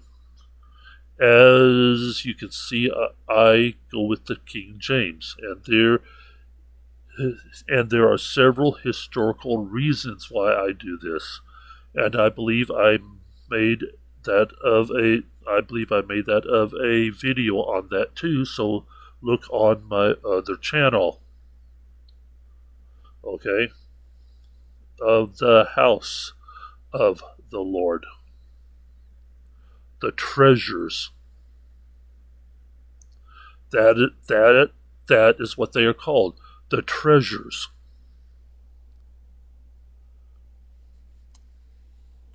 Even when we humans treasure something, we want it to look nice, right? We take special care of it. For most of us, a far cry short of worshiping it, but we do want it to look nice, and we take special care of it because we treasure it. There is a difference between treasuring something and worshiping something. What are you doing to your own treasures? Are you taking good care of it? Or are you worshiping? Once a treasure becomes a worshipped item, it is no longer a treasure, it's a god. A false god, but it is still a god whenever you move it out of a treasured item into a worshipped item.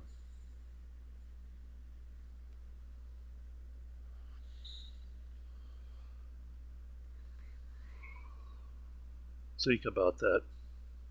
Let's go on. Of things on earth and in heaven, cherubim. On the frames, both above and below, the lions and oxen, there were wreaths of beveled work. On the surface of its stays, on its panels, he engraved cherubim, lions, and palm trees. But hold on, let's go here. 1 Kings 6:18-34. Yep. This is the temple. He made 2 cherubim from olive wood, each 10 cubits high. One wing of the cherub was 5 cubits, and the other wing was also 5 cubits. From the furthest part of one wing to the furthest part of the other was 10 cubits. The other cherub was 10 cubits. Both the cherubim were the same shape and size. The height of the one cherub was 10 cubits. On and on goes. He carved, now watch. He carved on the walls of the house with carved figures of cherubim and palm trees and open flowers, both inside and out. Listen to him trying to then equate the temple with a New Testament worship center, what he calls as the church. Ask this one simple question: were the laity allowed inside the temple to worship?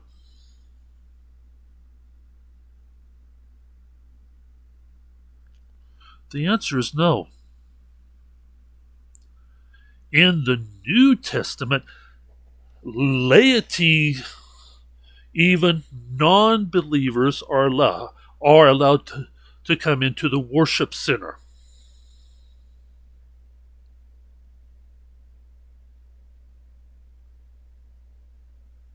That's the difference.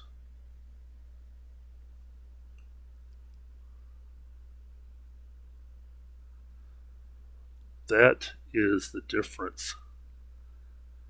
Who is allowed in the temple?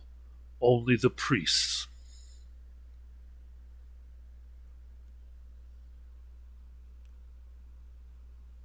In the New Testament church era,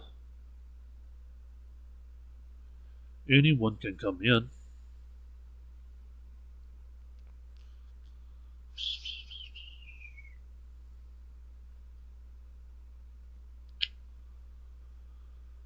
He is trying to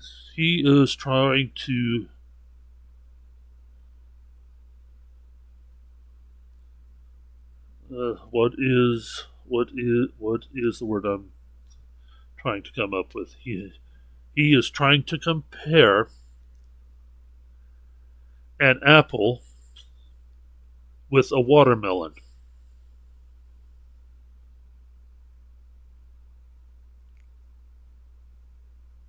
saying they both are the exact same. Metaphorically speaking, let me put that out there, because some people will say I meant it literally. No, I'm meaning it metaphorically. Sam is trying to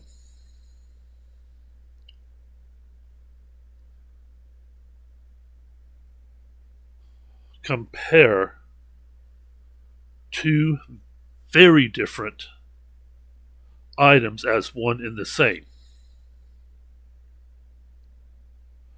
Not so. This is where it comes in handy to ask questions and to look at things in context.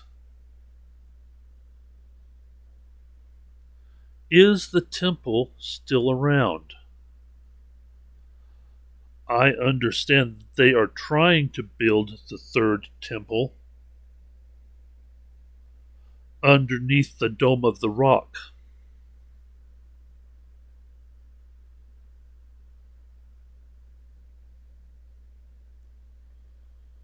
Hmm.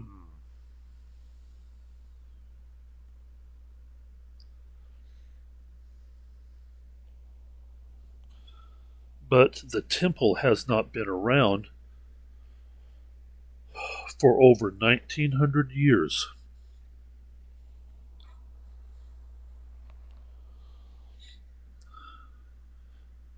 Because we are the church. The temple.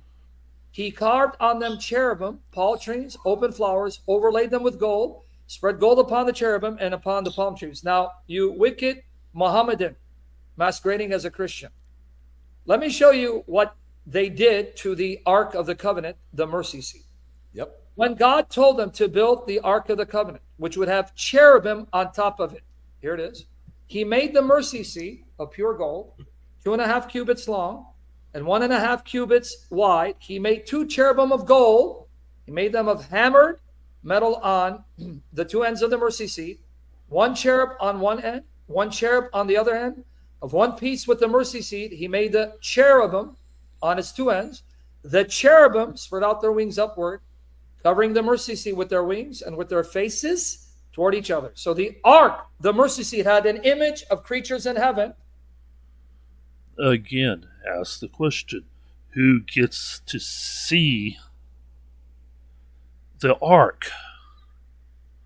Only the high priest. Nobody else gets to see it. Unless if it's being moved. And unless if Yahweh tells them to take the ark and parade it in front of you in war.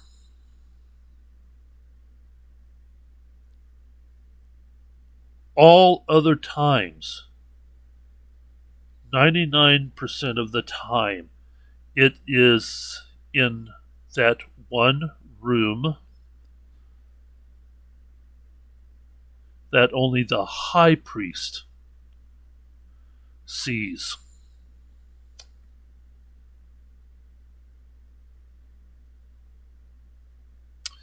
He doesn't want to tell you that part. He is only fixated on the 2 cherubims. They are guarding the mercy seat in a metaphorical way.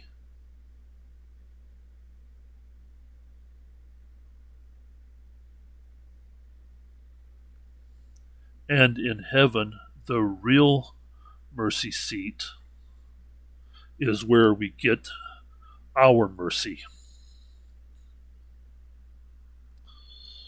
Because in Exodus, Moses was told to build what he seen in heaven. And that Ark of the Covenant is in heaven. Now, is it the same size? We don't know.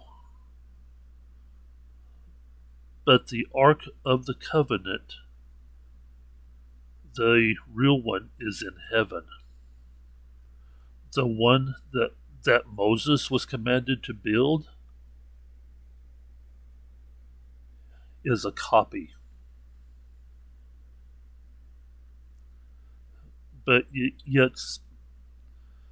Sam isn't telling us that part, or is he?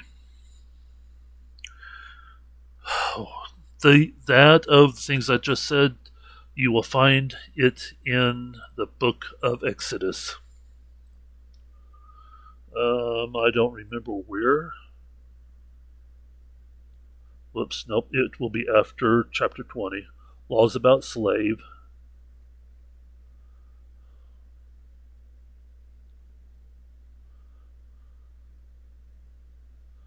Alrighty. contributions for the sanctuary. Here it is. You might want to start at Exodus 26. Okay, yeah, because that talks about the tabernacle itself of the first one. It was more of a tent, but the first and second one was built of the same design. And thou shalt put the mercy seat upon the ark of the covenant of the testimony in the most holy place. Okay? In the most holy place. Who goes into the most holy place? Only the high priest. Nobody else.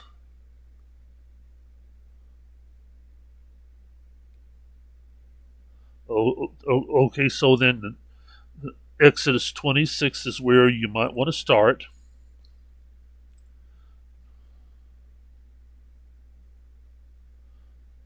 And learn about it. It looks like it is only 2 actual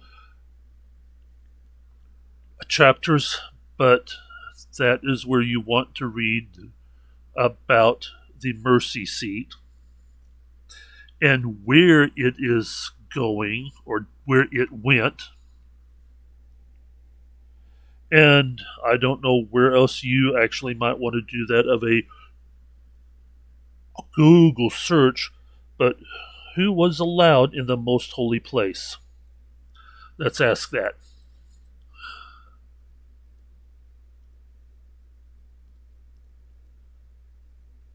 Whoops.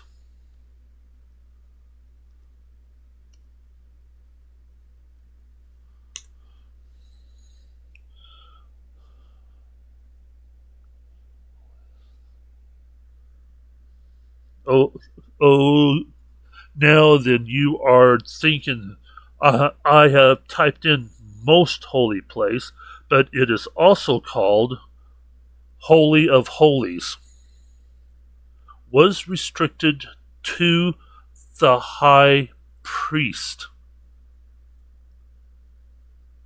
And only on Yom Kippur, 1 day out of the year, the high priest goes into the most holy place.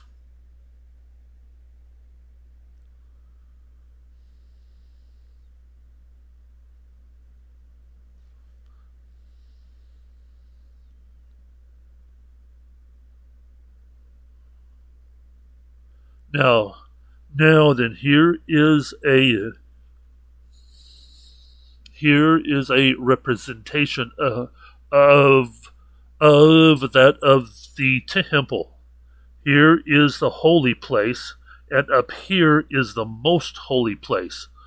The ark was in the most holy place with a curtain. Now that is important. Whenever Yeshua said it is finished and gave up his spirit, because the curtain was then torn from top to bottom, not from bottom to top, and the curtain was huge.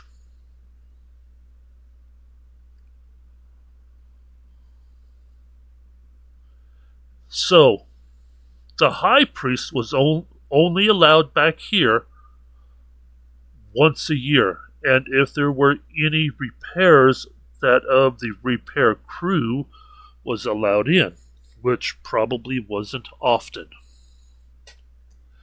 And then all priests were allowed in the holy place right here. This is where all of the things that Sam is saying that has all of those carvings was at, in the holy place of the temple. The laity unless if they were a part of the repair crew, was not allowed in this building at all. Does that equate to the worship temples of today, or the worship centers, depending on how you want to call them?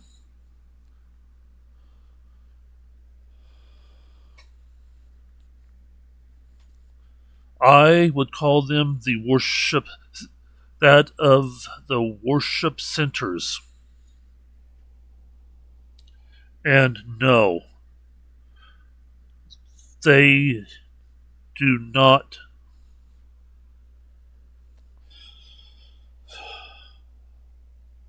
They are not the same thing.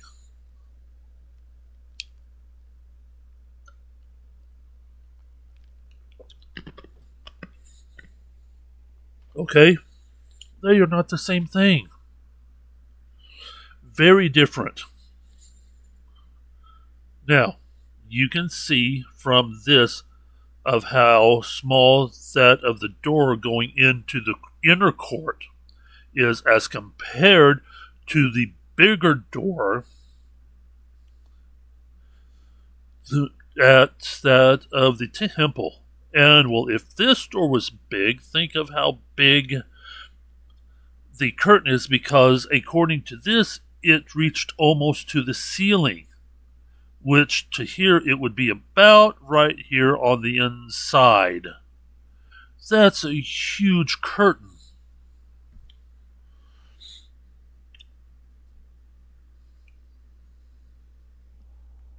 And yet only one person was allowed in. Interesting how Sam tries to equate the temple of the Old Testament to the worship centers of the New Testament. And what did Joshua do when they got defeated in battle? And I'm going to make this my final point. Joshua 7:6.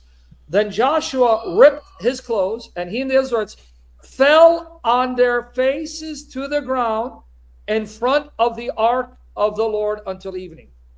Yep. See? Amen.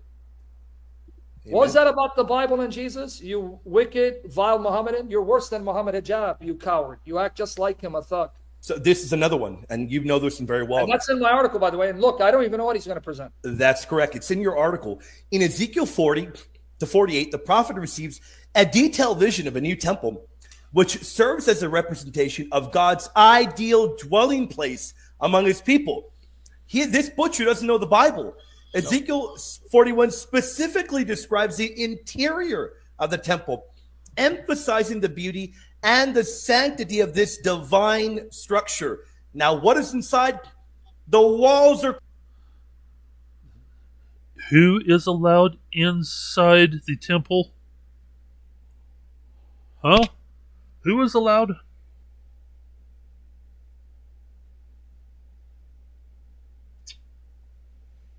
Covered with carvings of cherubim and palm trees that are meant to symbolize the heavenly and the eternal. Now, to then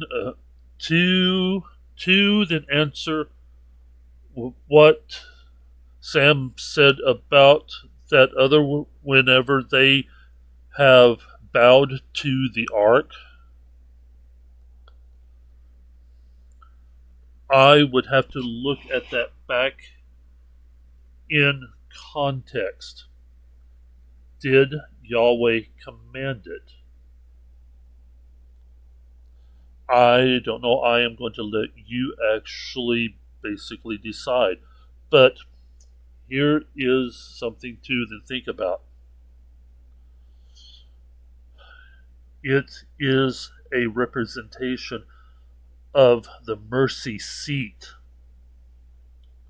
of which we will be bowing down to whenever Yeshua sits in it.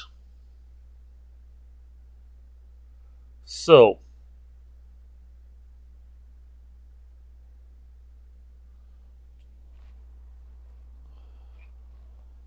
did Yahweh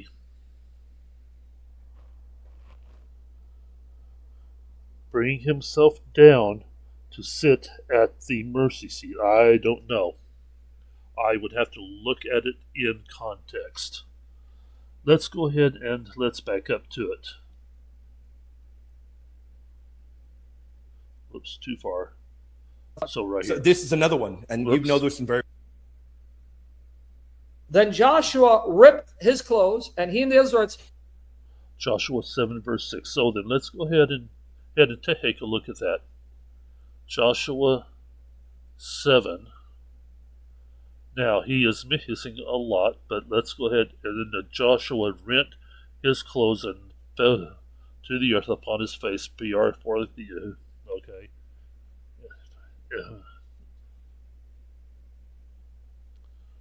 Okay. Okay, we don't know.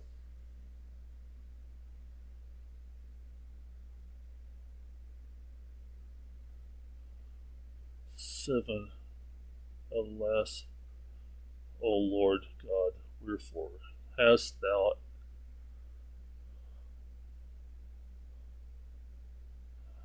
at all brought this over Jordan to deliver us into the hand of the Amorites to destroy us? Would to God we had been content and dwelt on the other side of Jordan.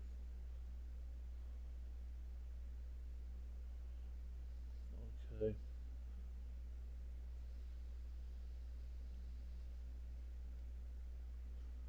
This might be one verse in his favor, but let's take a look at verse 7.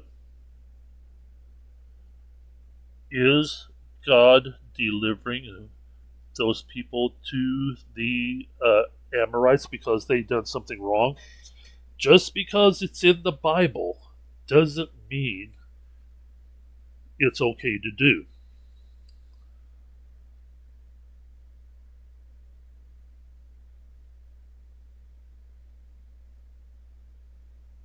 There are lessons to learn from people who did things wrong. Think about the one guy that touched the ark to keep it from falling whenever it was moved. He was destroyed instantly. Well, it is in the Bible, so it is okay for us to do it. No. Keeping it in context, he was destroyed for doing that. You don't, in the Old Testament, you don't touch the ark. That is for sure. Or you will be destroyed. Unless and I am sure that there is unless you are there to do repairs.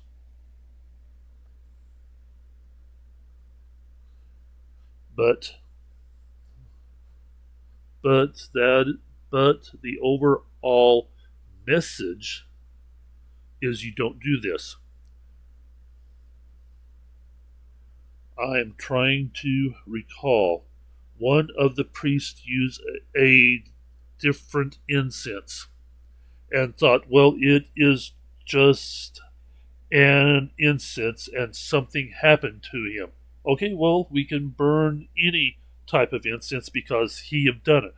No, something happened to him, and it's like, you don't do that in my temple, God says. You only use the incense I approved of. Oh, so just because it is in the Bible doesn't mean it is okay for us to do. Especially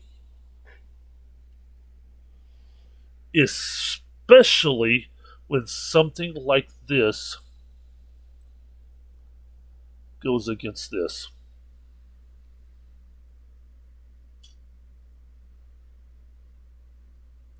I would have to look at this a little bit more.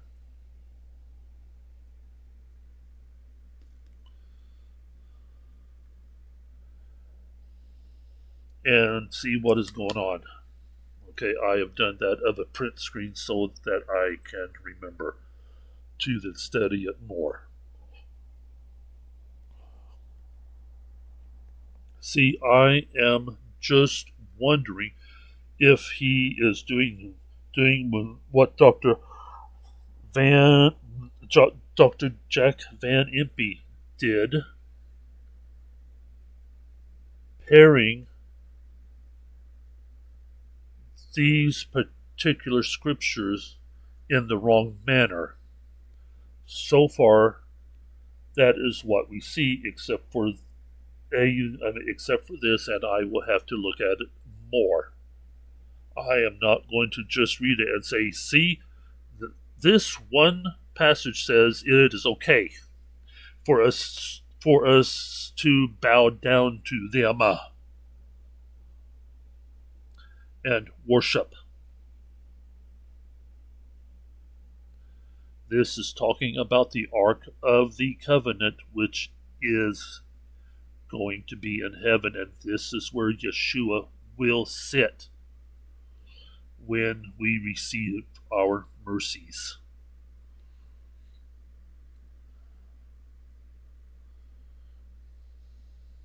Okay? So that might be the exception.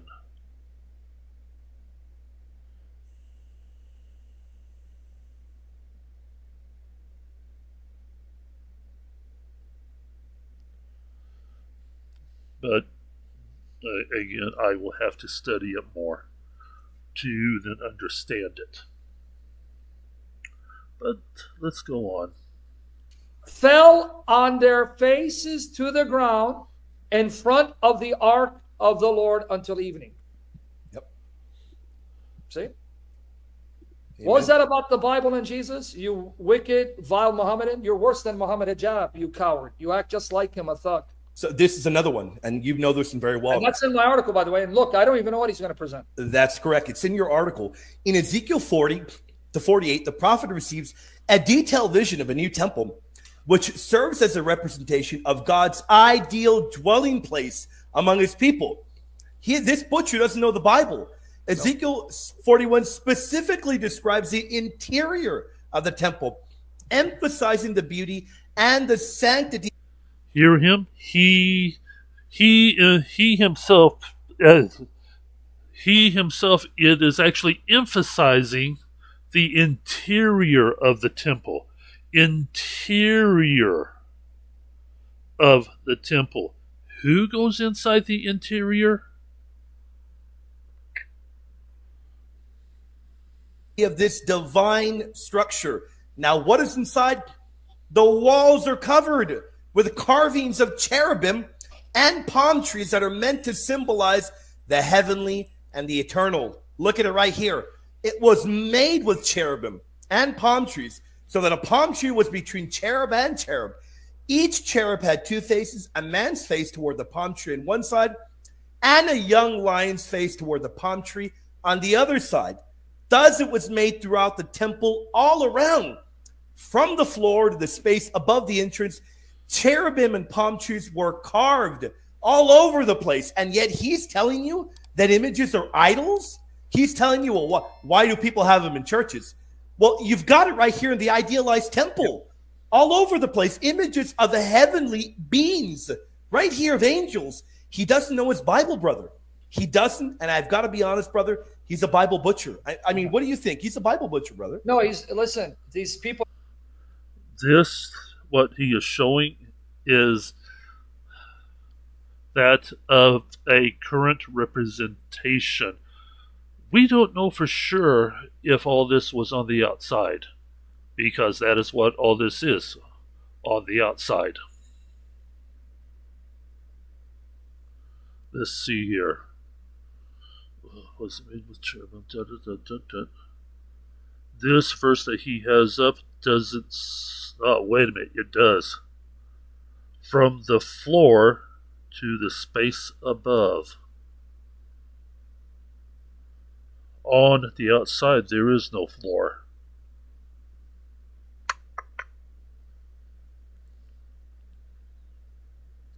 Are not listening because you guys are disgusting. I'm saying the Lord rebuke you all and all of us to repent. You're telling me he's a brother. No, he's not. A brother doesn't pervert scripture. A brother doesn't twist scripture. A brother doesn't deceive people through his perversion of scripture. A brother doesn't say about Orthodox and Catholic, they are pagan, stone kissers, Mohammedans. You guys are so vile. I'm looking at your comment. He himself is saying that he is twisting scripture, but yet we just found that he was doing the same thing because he took scripture out of context. That is twisting scripture. I have a meme. I have just seen it. Where did I see it?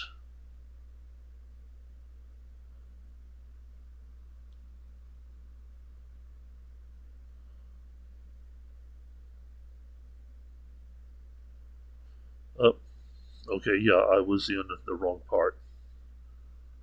Over here.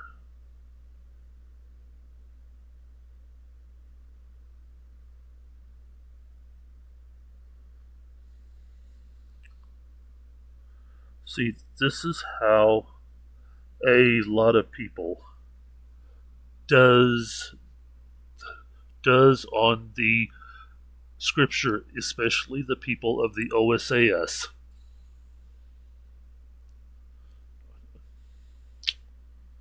Oh, that is how they do it. Judge not. Matthew verse 7. It doesn't go on, or they do not go on this particular example. Judge not, lest ye be judged, and it goes on to say, instead, judge a righteous judgment.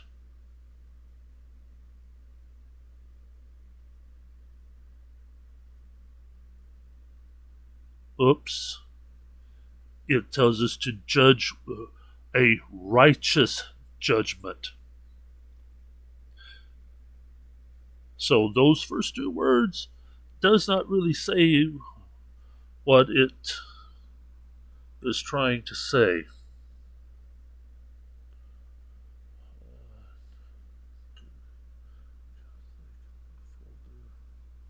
Was it in the Catholic?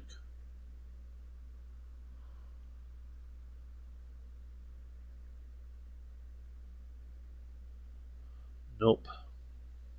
Where did I see it?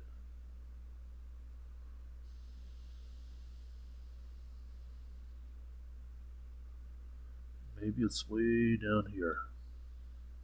Here, right here's that again. I don't know if it's the same one. Oh, wait a minute. Usually that of the numbered files are first, and then the named files.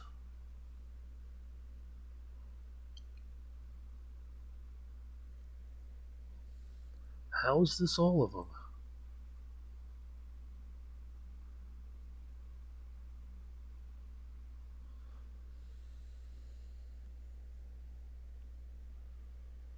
Huh. Sort by name.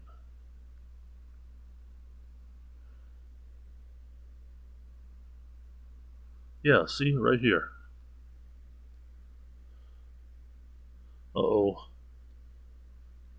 These two are the same. So I'm needing to take one of them out.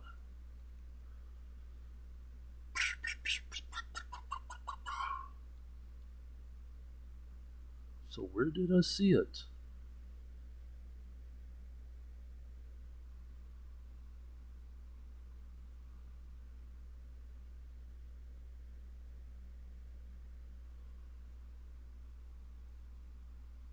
and I have just seen it too, but I don't see it now.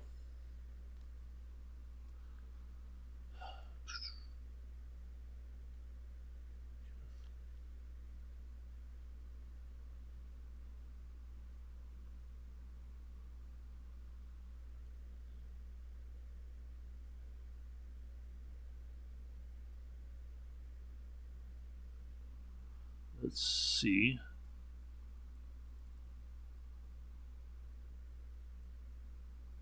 Okay, there we go.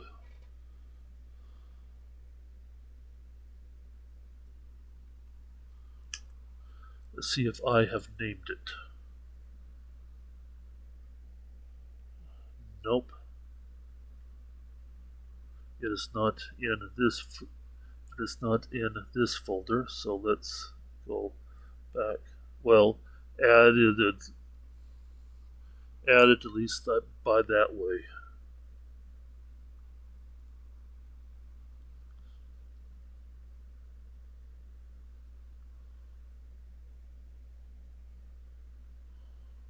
Okay, I guess that I did not name it that. Okay, well, one of the verses says, "Do not touch thine, do not touch thine appointed."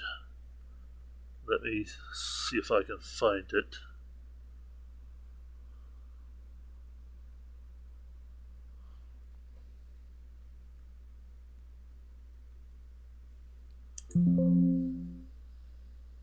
Okay.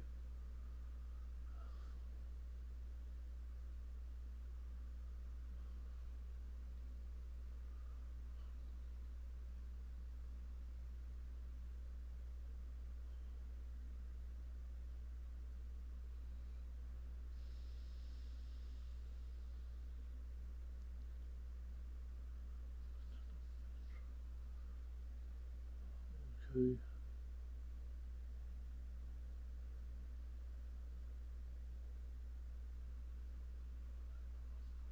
Huh. Okay, let's do it a little different. Let's do that a little different. Now, Bible.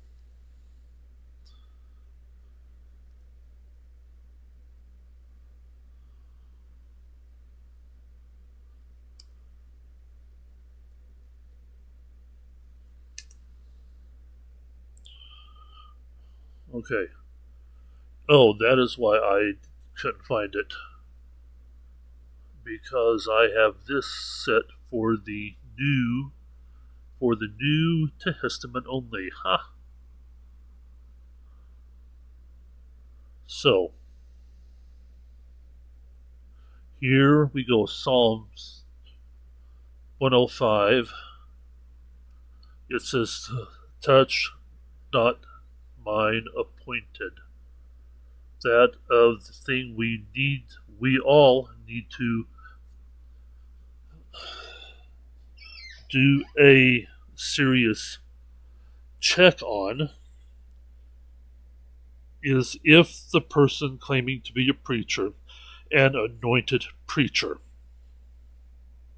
That is why we are called to test.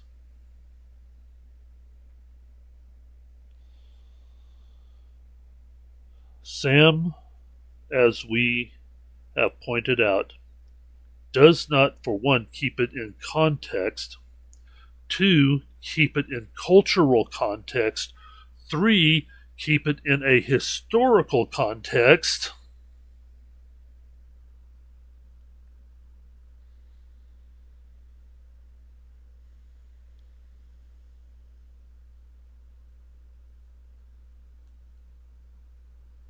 he just wants to give you what he wants you to know. I have learned about 5 years before I knew Sam and also David Wood was doing their thing. to double check what I'm told, especially if I don't know it all that well. I will double check what I don't know. Because guess what? Believing the wrong beliefs will not get you into heaven. Satan believed and knew God, Theos, but he was still kicked out. Why? Because he wanted to be the Most High. Ouch.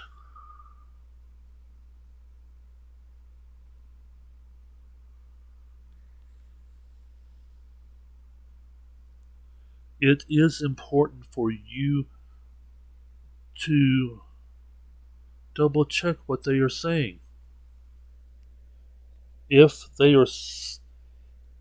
what they are posting is saying what they are trying to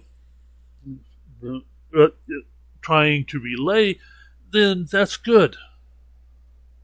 But you find out who the false teachers are by checking yourself to see if what they are trying to say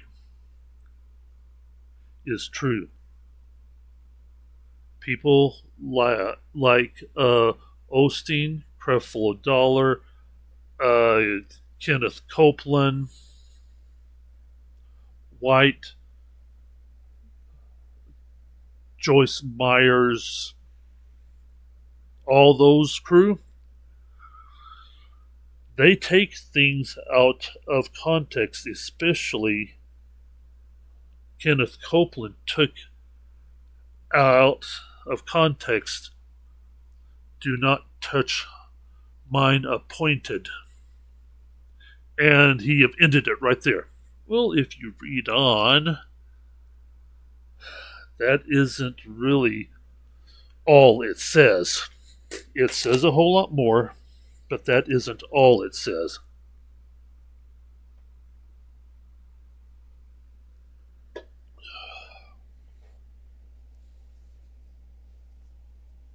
Read and study for yourself. Yes, it may take longer,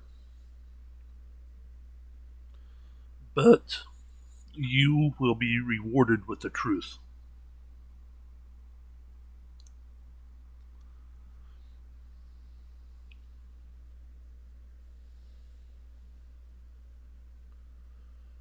This is why God did this.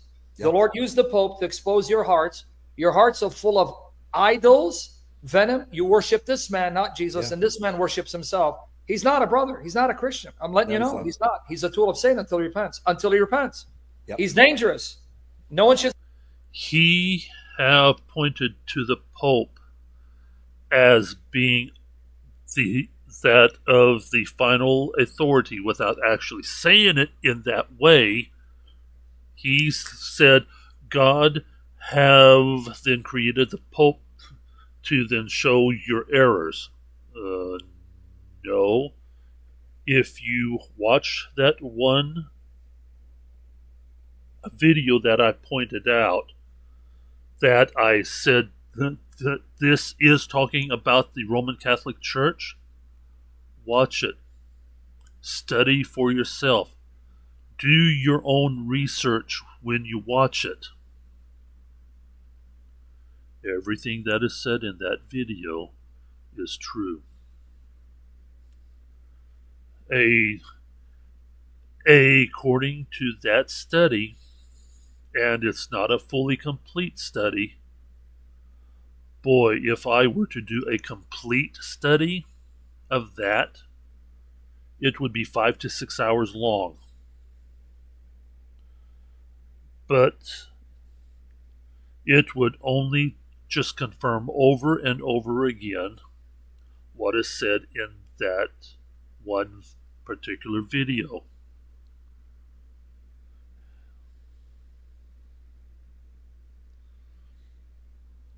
it's a tough item for us Roman Catholics because I was an ex, or I was at one time a Roman Catholic for about 10 years. So sometimes it's hard for us to accept the truth. I meet a lot of Roman Catholics and I talk to them about this, and about 10% that I talk to leaves the Roman Catholic Church. The other 90 is so blinded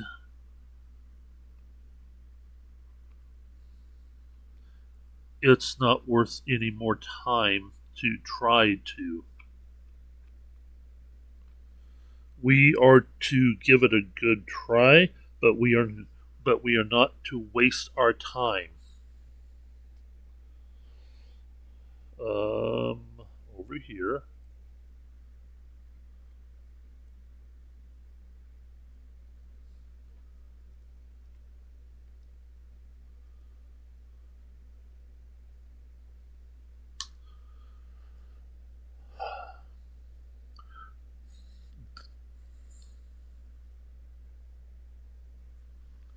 Okay.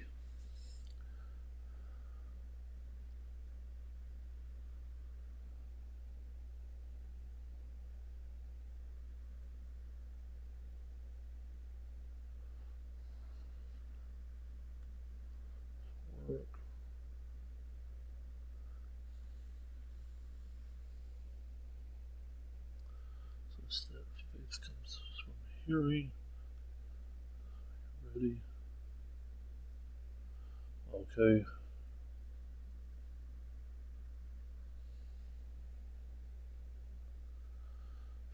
There is a verse that talks about do not waste time on someone that does not believe. Let me see if I change.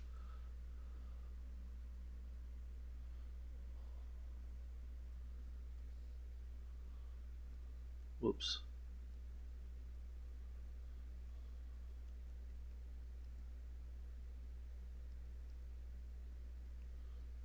Let me change that.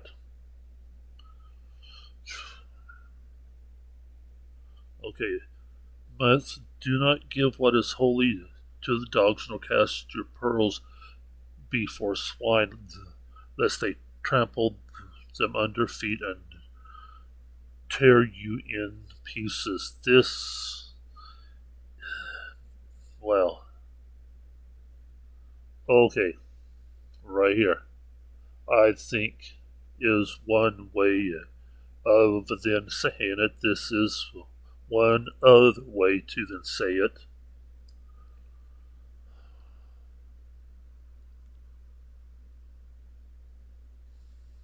All right. So when you do your whenever you do your evangelism, or if you donate to others, that then does it for you in because you have then donated money that is going to count for you. But if you do a major and minor major and minor evangelism, because we are supposed to live a Christian life, and so that in itself is a form of evangelism. People will see God work in you, and they may want it. They may be interested and eventually come and ask you about it. So live that Christian life, and that is a form of evangelism. I have done that, and people have come to me after months and wanted to know why I am so special. I am only special because I am an adopted son of Theos. And I thank him for that. I thank him for adopting me.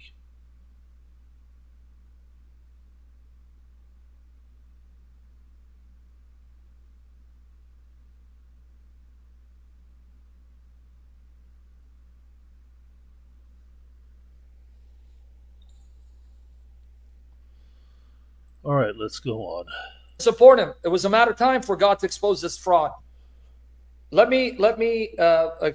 you coward. He's been using it as an excuse, you coward, whereas we show our faces and are willing to be killed for Jesus. So that tells you what a fake coward he is, you son of Satan. Now let me show you how stupid you are, Abby. I just quoted Joshua 7:6. I just quoted to you Joshua 7:6. Joshua and the elders fell before the Ark of the Covenant. You see how stupid you are? Wow. I just quoted it. Secondly, I didn't quote to you 1 Samuel, 2 Samuel chapter 6, I should say, where it says David and the Israelites danced in worshipful procession before the ark. Yep. Okay, let me repeat again. 2 Samuel 6, David. Listen to that. Before the ark. So they were not doing it to the ark. What was happening, according to my understanding, David and the others went ahead of the ark and danced and did their thing, while the Ark of the Covenant came at the end. Something like, and I hate to the news this one prime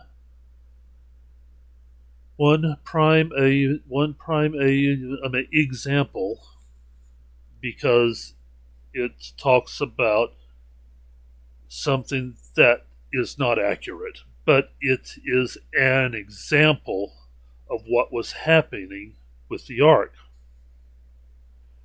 When on December 25th, when we turn on the TV and watch the Macy's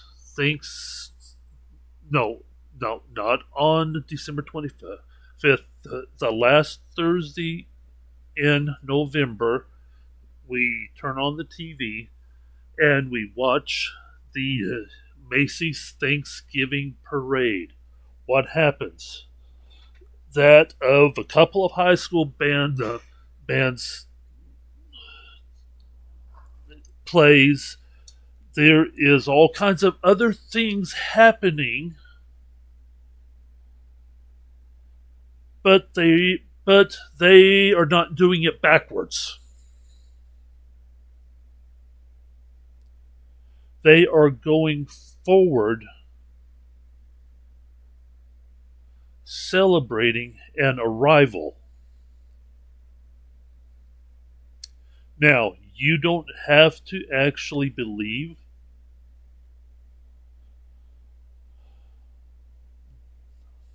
this way that I am saying it, but the way the passage is said, this is how it is happening. That all of the other stuff is happening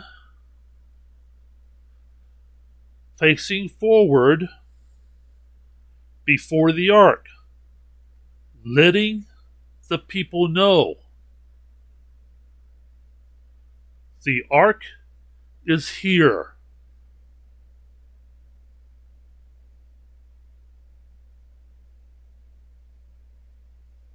The ark is here. And at the end of the Macy's Thanksgiving Day Parade, who comes at the end? When you see him, it signals the parade is over. You see someone dressed up as St. Nicholas, or in other words, Santa Claus. When you see him at the end of the parade, it's over. And I am presuming, therefore, oh, listen to me, I am presuming, because of the way it is worded, Macy's Thanksgiving Day Parade took its model right from the Bible, from this particular spot that he have just pointed out.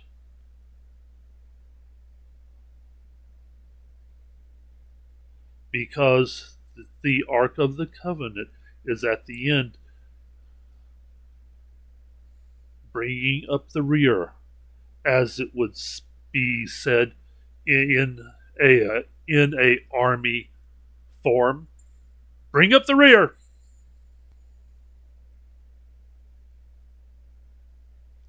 That does not mean to then lift your butt.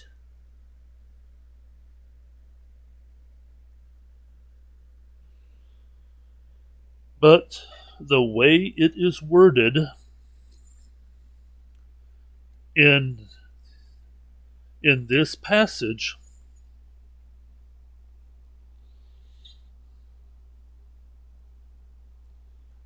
that is how I am seeing it in my head. Something like a Macy's Thanksgiving Day Parade format with this passage. The parade wasn't worshiping, it was announcing the arrival.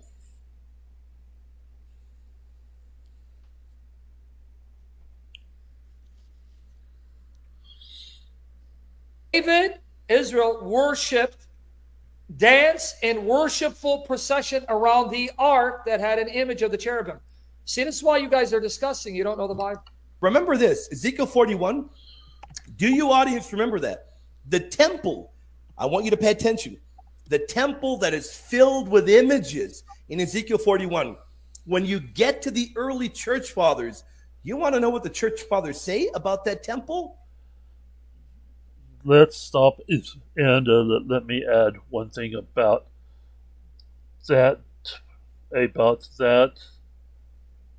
door to the temple. If it was done that way, it was in the inner court.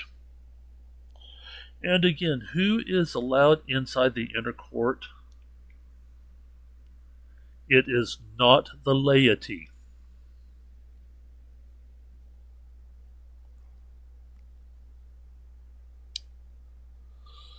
Here is an idea that have just occurred to me.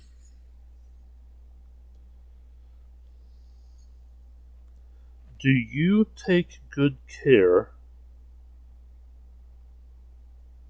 of expensive clothing and not so good care of the cheap clothing?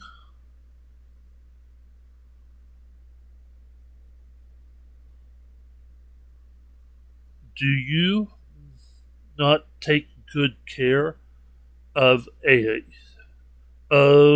well manicured lawn and not really care about just a regular lawn?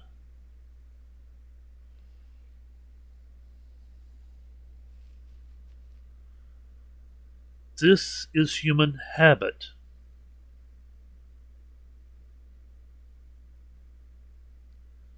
We take better care of things when it looks nice.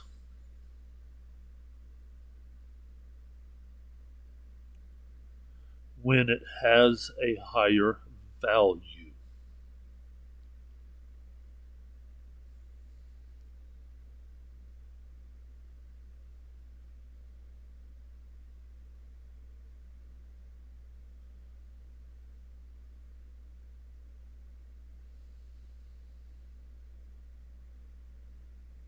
Think about that, because I know about 90% of the people that is going to be watching this will say, yes, I take better care of something that looks nice or is expensive.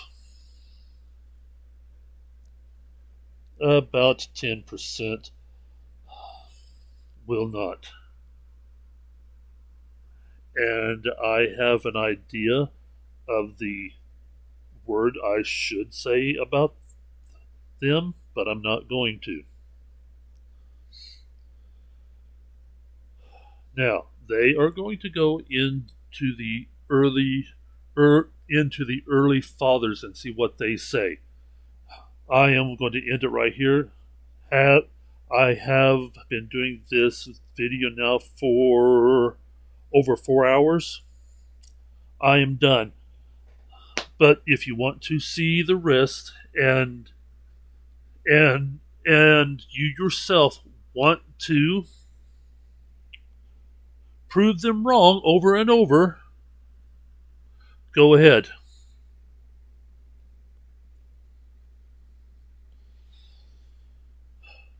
But I am through here with this last one statement about this particular early father.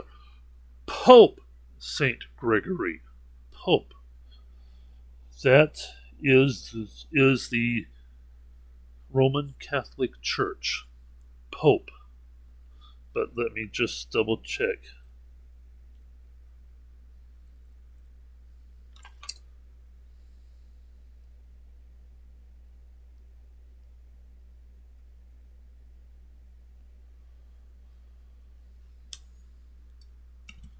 Okay. Yes. Definitely for sure.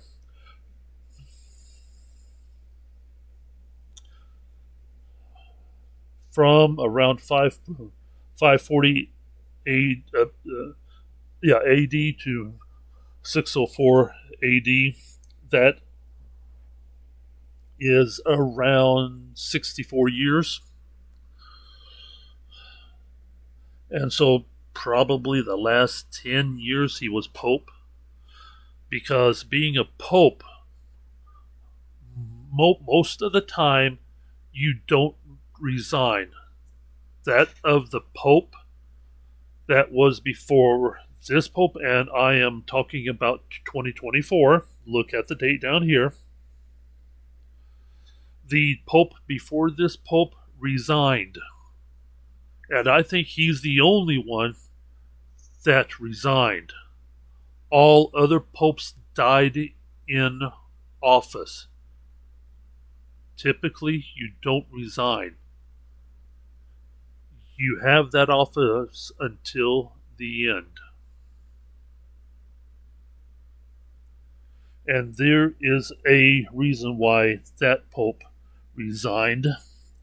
And he lives only at, well, the last I heard, he lives only at the Vatican. And if he steps out of that, he could be arrested and brought up on charges, if at all they haven't already been, and a trial taking place. As long as he stays in the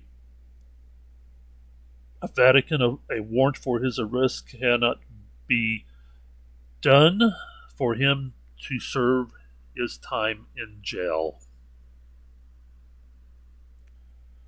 That is what I understand of it all. He had to resign because he could not leave the Vatican. Also think of this. If the Roman Catholic Church is like what that of the Triple Crown Tiara, I think it's on there, says, nope, it isn't. It is inside that of the Catechism of the Catholic Church. It says, I know, at least 3 times. Nope, at least twice. It might be 3 times or more, but at least twice. It says that the Pope is infallible. They treat the Pope as infallible.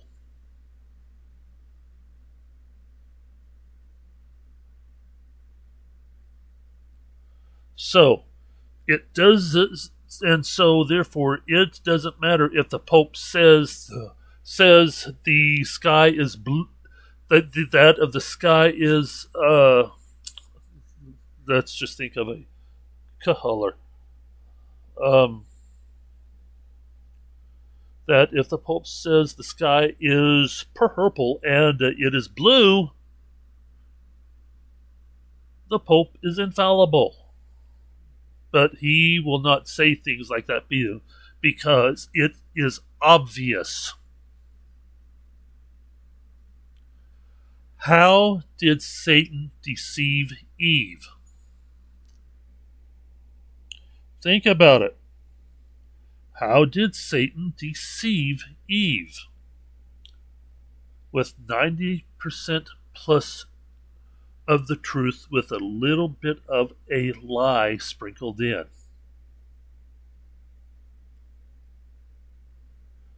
Yea, did God not say, of every tree ye shall eat?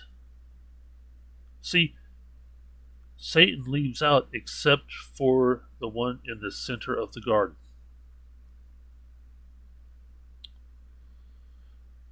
Yea, ye shall not die, ye shall be like God. That is very tempting. See, again, he points out that God is wrong, that ye shall not die. Ye shall be like God. And well, in one sense, we all are like God, knowing good from evil if we look hard enough. That is the problem. People don't look hard enough. I have started to say something earlier and I forgot. So I forgot to go ahead and finish it. But Dr. David Wood basically said, out of 100 people, if you are in authority of some sort, people will believe you.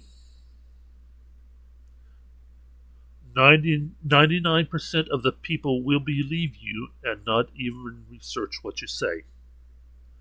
Only 1% will research what you say. Let's make that a bigger number. Let's research. You have found out. And we are just a little bit over half done. Almost 20 minutes in, and I have proven them wrong over and over again by just putting it back in context. In that of the biblical context, historical context, the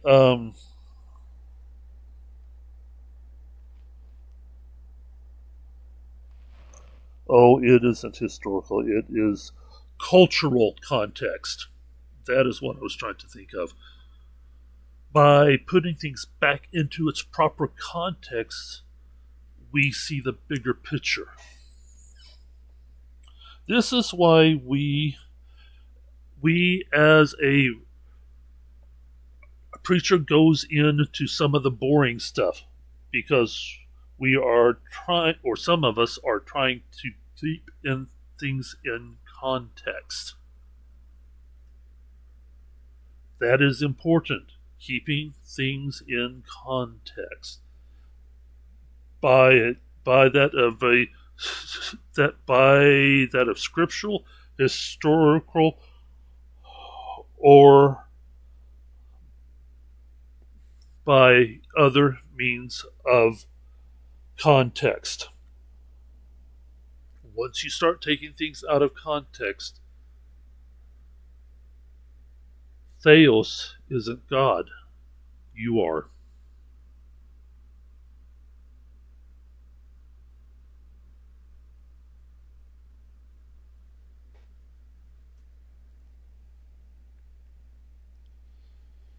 Think about that. When you take things out of context, Theos is no longer God. You are. That is why when someone says we are saved by grace through faith, with that of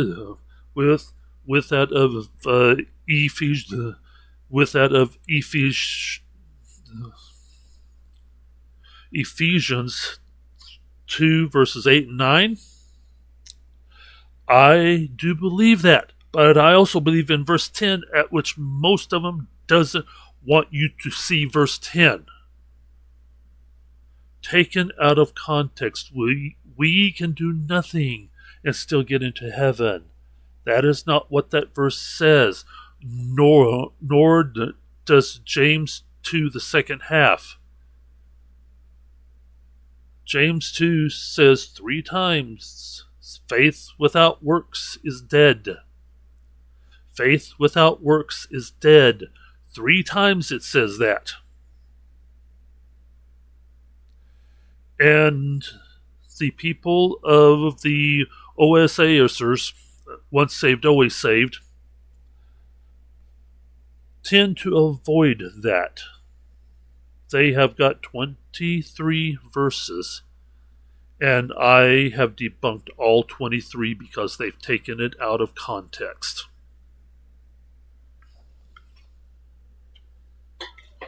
Oops.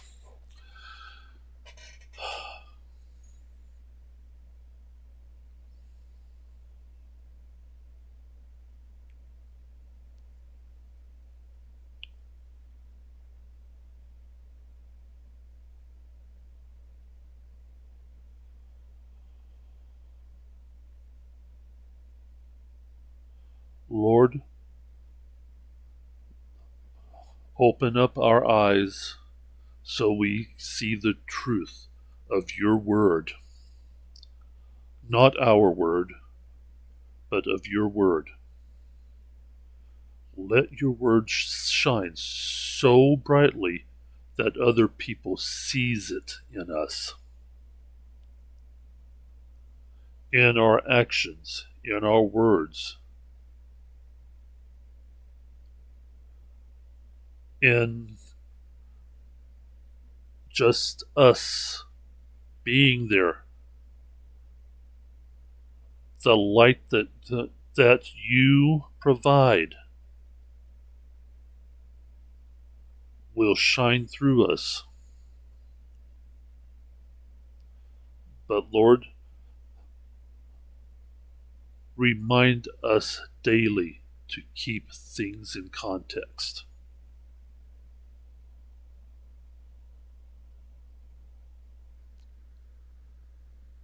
For anyone that has not watched any of my vids, I have at least one time pointed out that I do not say amen at the end of a prayer, because what we symbolically do when we say amen, we hang up the phone. And yes, I am talking metaphorically. We do all the talking and then hang up the phone. Bye. Click. But one of the verses says, walk in your prayer.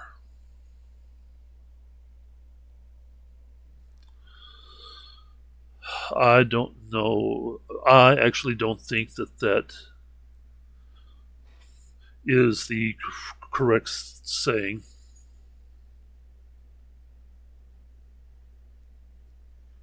So let's take a look at it.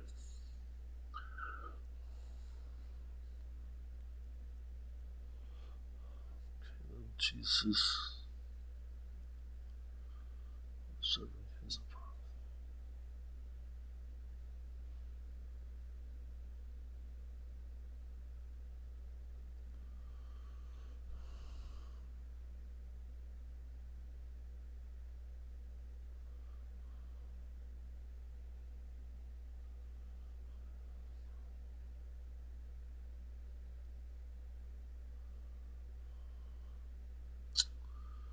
Okay, that doesn't help out any. Let's go over here.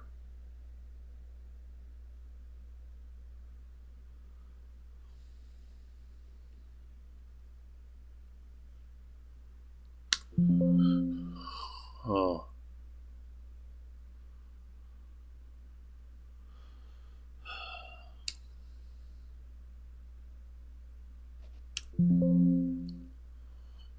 Okay, prayer.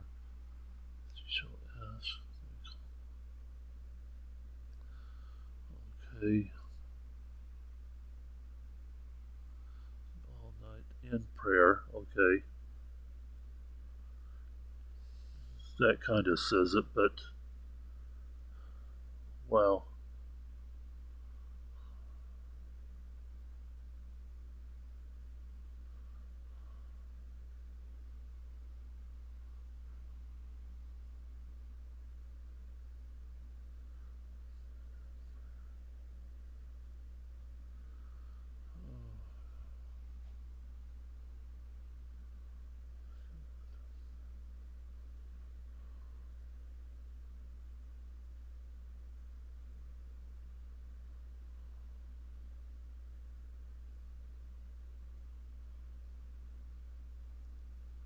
Huh. Let's try something else.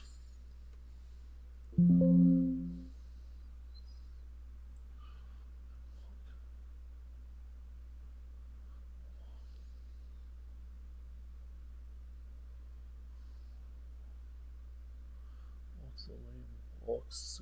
Dun, dun, dun, dun.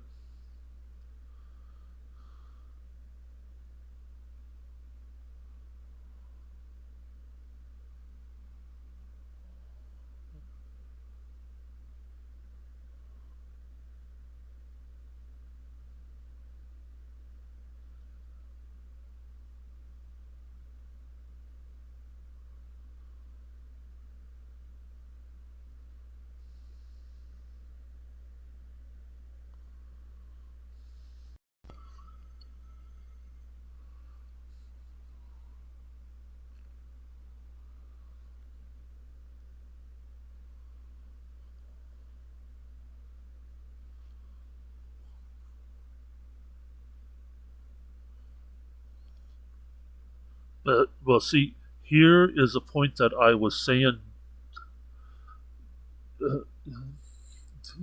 Christ Jesus, who walked not after the flesh, but after the Spirit.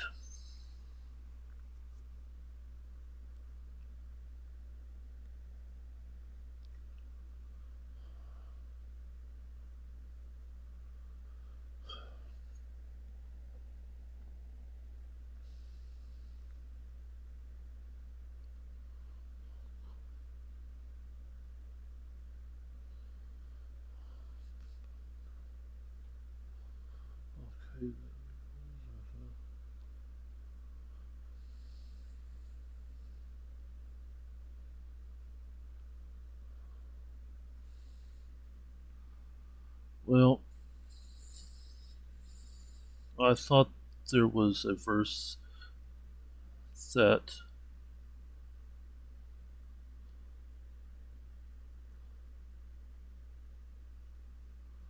uh,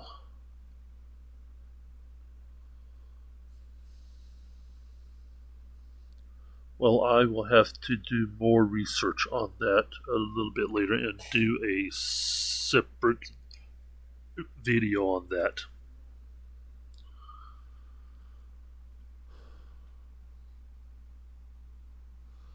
But